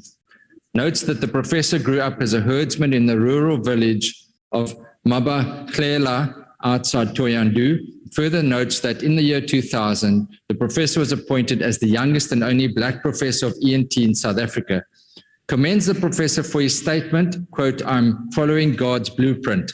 God created the ear and I'm just trying to understand it." I so move. Honourable members, if there are no objections, I put the motion. No objection, agreed to. The UDM. House Chair, I move without notice on behalf of the UDM that the House notes with sadness the matter of Nelly Sam Jamba, a 37-year-old woman who was pushed from the 3rd floor of a flat at a former men's Transnet hostel known as Ikwezi in Langa. Further notes, this heartless matter was allegedly perpetrated by a jealous ex-boyfriend. Remembers that Nelly's death follows just under a month after the body of 26-year-old Asi Pengoloba was discovered in a shallow canal behind Sanitizer, an informal settlement, Kwalang. 2 days later, a body of a 25-year-old Sinawo Nono was found shot dead in the same area. That Langa Township is currently facing a scourge of senseless murders of women. Calls on the South African police to expedite the investigation in order to ensure the arrest of all the perpetrators and prevent more murders of young women around the Langa area. Calls on Parliament to ensure that law enforcement agencies comply with all the relevant pieces of legislation to prevent more gender-based violence. extends its deepest condolences to the families, friends, and all the loved ones of Nelly Samjamba. May her soul rest in peace. I so move. If there are no objections, I put the motion. No objections agreed to. ATM, DA. I hereby move on behalf of the Democratic Alliance that this House notes that the city of Cape Town played host to more than 22,000 cyclists that participated in the 44th edition of the biggest timed cycle race in the world, the 2022 Cape Town Cycle Tour on Sunday, 13th March. Further notes that the cycle tour is a major contributor to the local economy and that it is estimated to have injected an estimated 500 million rand this year, which will go a long way in assisting in the recovery of the tourism and hospitality sectors hard hit by the COVID-19 pandemic lockdowns. Acknowledges that the cycle tour also raises large sums of money for social upliftments and cycling developments, and in excess of 45 million rand has been distributed back to local communities through its two charitable beneficiaries, the Pedal Power Association and the Rotary Club of Claremont. Recognizes that while the number of cyclists that took part in the cycle tour this year increased from 18,000 in 2021, that figure of 22,000 is still far less than the 35,000 cyclists who were taking part before the COVID-19 pandemic. Affirms the calls for governments to end the national state of disaster as a matter of urgency to ensure that post-COVID-19 pandemic recovery efforts of the leisure sector and businesses are increased and intensified, and congratulates the organizers of the 2022 Cape Town Cycle Tour on hosting another successful cycle race. I so move. If there are no objections, I put the motion. No objections agreed to. The EFF. I rise on behalf of the economic freedom fighters to move without notice that the House notes and congratulate Ms. Refilwe Maitisa, the 24-years-old South African actress, singer, and model based in New York for her top awards achieved at New York University.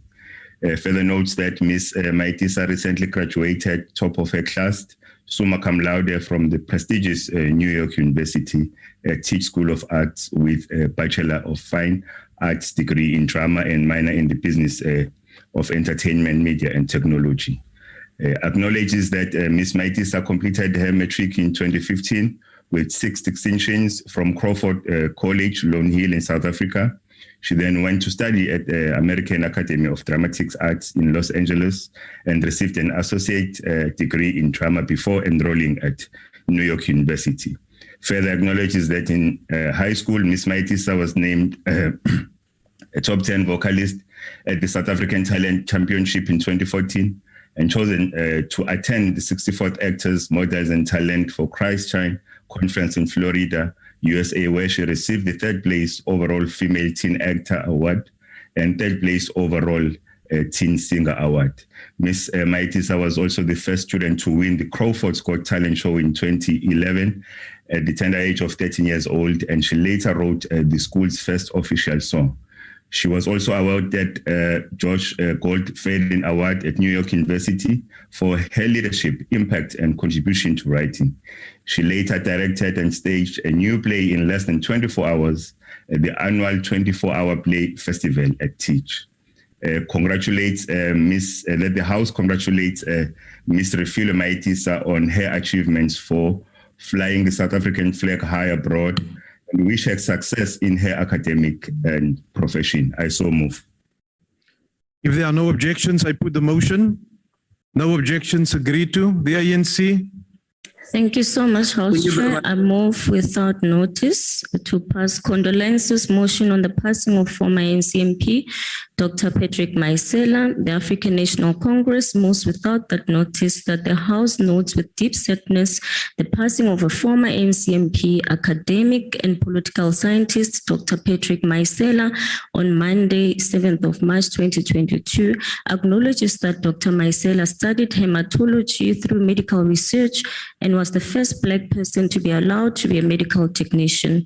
Remembers that he joined the ANC in 1964 and worked underground to mobilize students and youth, leading to the formation of NAYO, a youth movement which later had tremendous influence in student movement nationally.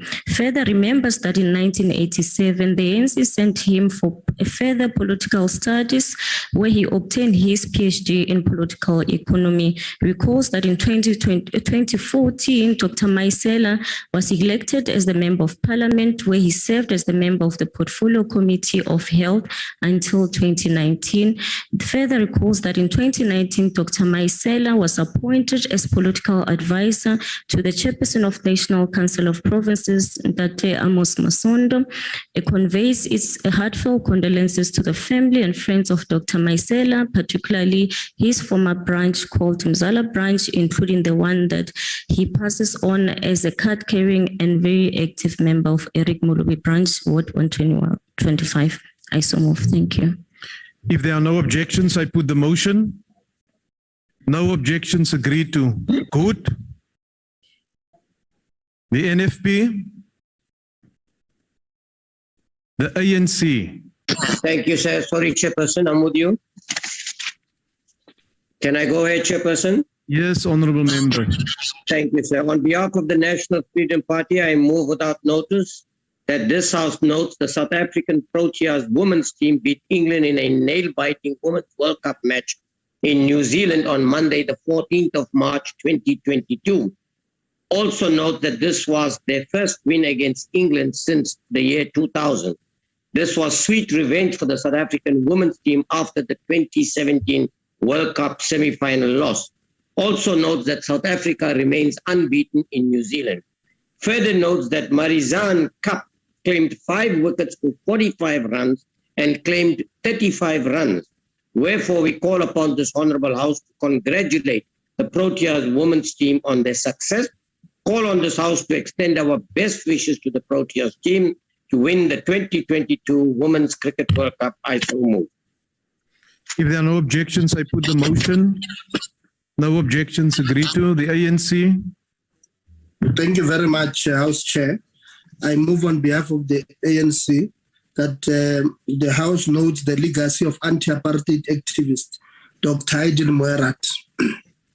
We live all in the hearts and minds of recipients of the Dr. Aidil Moerat Medical Bursary Trust, which was launched over the weekend at the South Peninsula High School.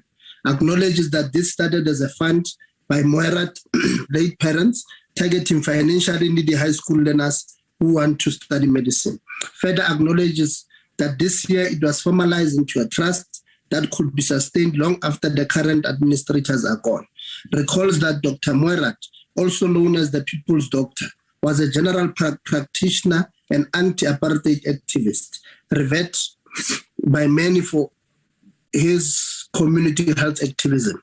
Further recalls that he opened his practice in Gugulethu after graduating from UCT, but was tragically murdered in 1998, and commends the family of Dr. Aidil Moerat for keeping his legacy alive.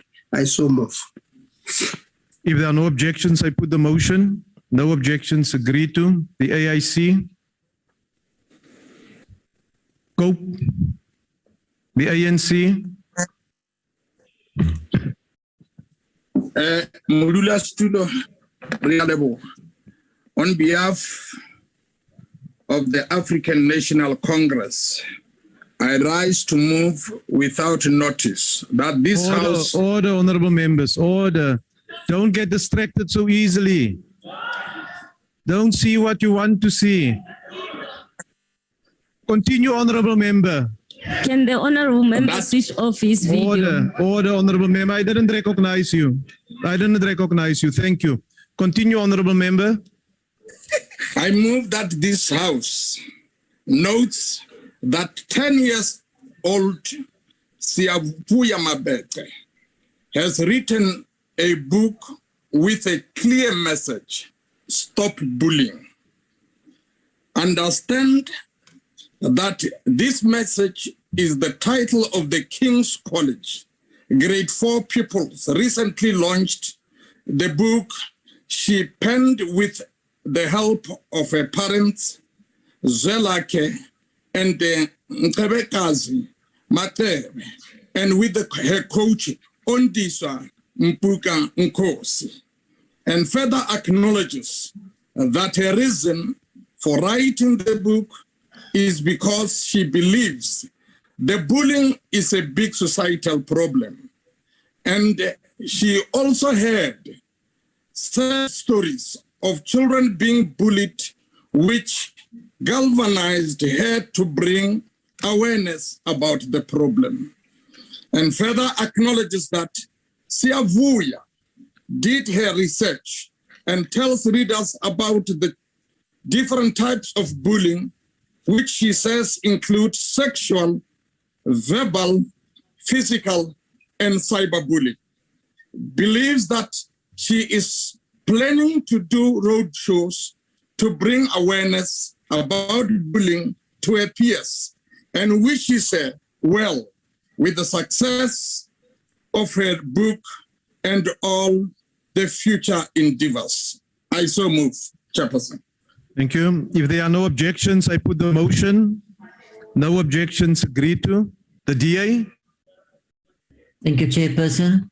I hereby move on behalf of the Democratic Alliance that this House notes that the sports, arts and culture sectors have been hit hard by the limitations and absence of spectators and supporters imposed on the sector through the government's COVID-19 risk-adjusted strategy.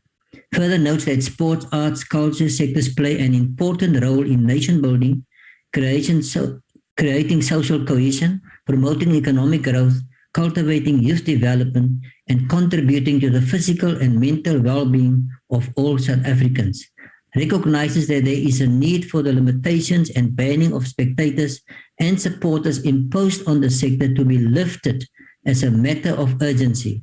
Calls on the Department of Sports, Arts, Culture to work with sports, arts and culture sectors to put mechanisms in place to fast-track the development of COVID-19 containment measures so that the limitations and banning of spectators and supporters can be lifted. Encourages South Africans to support the sports, arts and culture sectors in a responsible manner when the restrictions are lifted. I so move. Thank you, Chairperson. If there are no objections, I put the motion. No objections agreed to. The PAC, Al-Jamaa. Thank you, Honorable House Chair. I rise on behalf of Al-Jamaa that the House notes the following position of the Muslim constituency as one of the many peaceful communities in South Africa. Further notes that the Muslim community will remain undeterred in their calls to continue to condemn any acts of terrorism in South Africa by foreign forces who finger those terrorists masquerading as Muslims. Acknowledge that such acts of terrorism give Islam a bad name. Further acknowledges calls made to religious leaders, organizations, ulama bodies to expel their members associated with terrorism in any way and who are on the payroll of foreign intelligence. Understand calls for Muslims to dissociate from such individuals or organizations. Further understand that news reports labeling terrorists who've got nothing to do with Islam as jihadists cause immense hurt to Muslims. Notes Al-Jamaa comments to our security establishments for not being influenced by false flags to promote Islamophobia in South Africa and elsewhere. I so move. If there are no objections, I put the motion. No objections agreed to. The ANC. Thank you, House Chair. The African National Congress moves without notice that the House welcomes the partnership between the SPAR Group and Mr. Price Foundation, who are commemorating almost a decade of successful partnership assisting to combat youth unemployment. Notes that the partners have been working together to break the cycle of poverty and inequality in South Africa through the Jumpstart program over the past 7 years. Acknowledges that Jumpstart teaches matriculants foundational life skills and provides hands-on work experience in the entry-level retail environment. recalls that through Jumpstart, thousands of youth are upskilled to become ready for work and better equipped to get employment. Further recalls that Jumpstart has trained 22,259 youth for retail frontline jobs since 2007, which 50% of whom have found employment over the past 14 years, and commends the Spark Group and Mr. Price Foundation for their successful partnership in combating youth unemployment. Thank you. Thank you, Honourable Member. If there are no objections, I put the motion. No objections, agreed to. That concludes motions without notice. The last item on the order paper is notices of motion. Does any member of the ANC wish to give a notice of motion? The ANC. Thank you, House Chair. I hereby move on behalf of the ANC that in its next sitting, the House debates capacitating community organizations in order to assist in sustainable rehabilitation and social integration of former prisoners. I thank you. The DA. Thank you, House Chair. I hereby move on behalf of the Democratic Alliance that at its next sitting, this House debates the ongoing failure of the Department of Public Works and Infrastructure to address the issue of month-to-month leases and outstanding rentals owed to private landlords to the detriment of service delivery by state departments. I so move. The EFF. The EFF. The ANC. Thank you, House Chair. Thank you, House Chair. No, let's give the EFF an opportunity. They seem to have missed the sequence. Continue, Honourable Paulson. Thank you, House Chair. I move on behalf of the EFF that in the next sitting the House debates a just transition which will secure the future livelihoods of workers and the communities in a low-carbon economy. I so move. The ANC. Thank you, House Chair. I hereby move on behalf of the ANC that in its next sitting, the House debates building an ethical developmental state with capacity to lead and guide all social partners towards achieving national objectives and goals. Thank you. The IFP. Thank you very much, Chairperson. On behalf of the Inkatha Freedom Party, I hereby give notice that I shall move at the next sitting of this House that this House debates airlines' recent failures to meet the South African Civil Aviation Authority's risk and safety requirements, thus not only placing South African passengers at risk, but also the residual surrounding effects thereof on the economy, like exorbitant prices for flight tickets during this period. I so move. The FF Plus. Thank you, Chairperson. I hereby give notice that on the next sitting day of the House, I shall move on behalf of the Freedom Front Plus that the House debates what mechanisms should be put in place to combat the scourge of diesel theft along the Transnet pipeline from Johannesburg to Durban, considering the latest theft that led to the vandalism of the pipeline and subsequent leakage of thousands of litres of diesel into the Mule River. This leakage is catastrophic to the farmers, community and environment, especially noting that the end water source being contaminated is the Vaal Dam. I thank you. The ANC. Thank you, House Chair.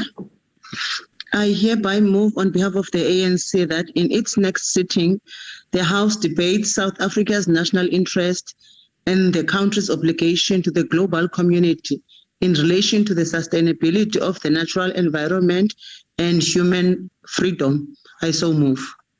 The ACDP. Mr. Thring again is trying to move the motion with notice, but Thank you, Honourable. Honourable Thring.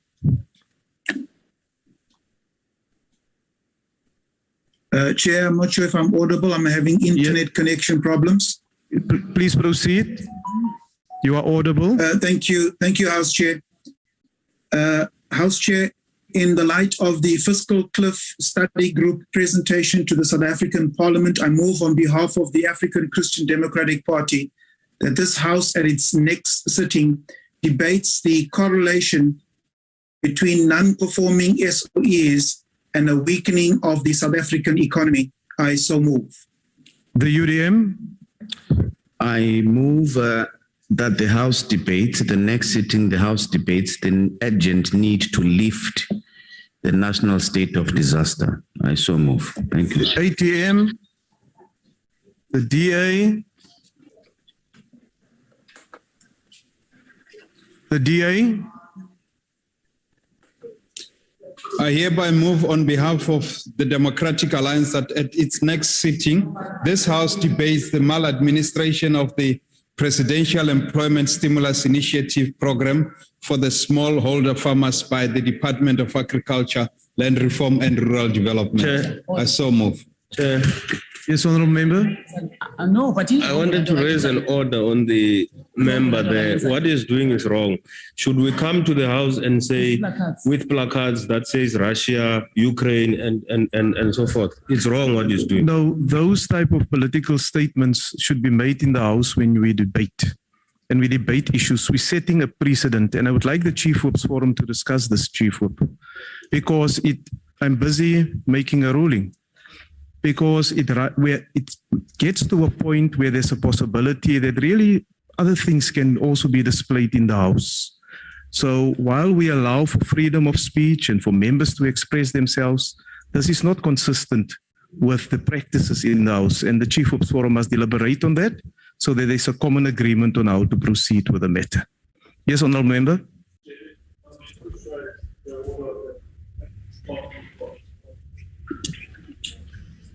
Yes, that's why order, honourable members, order.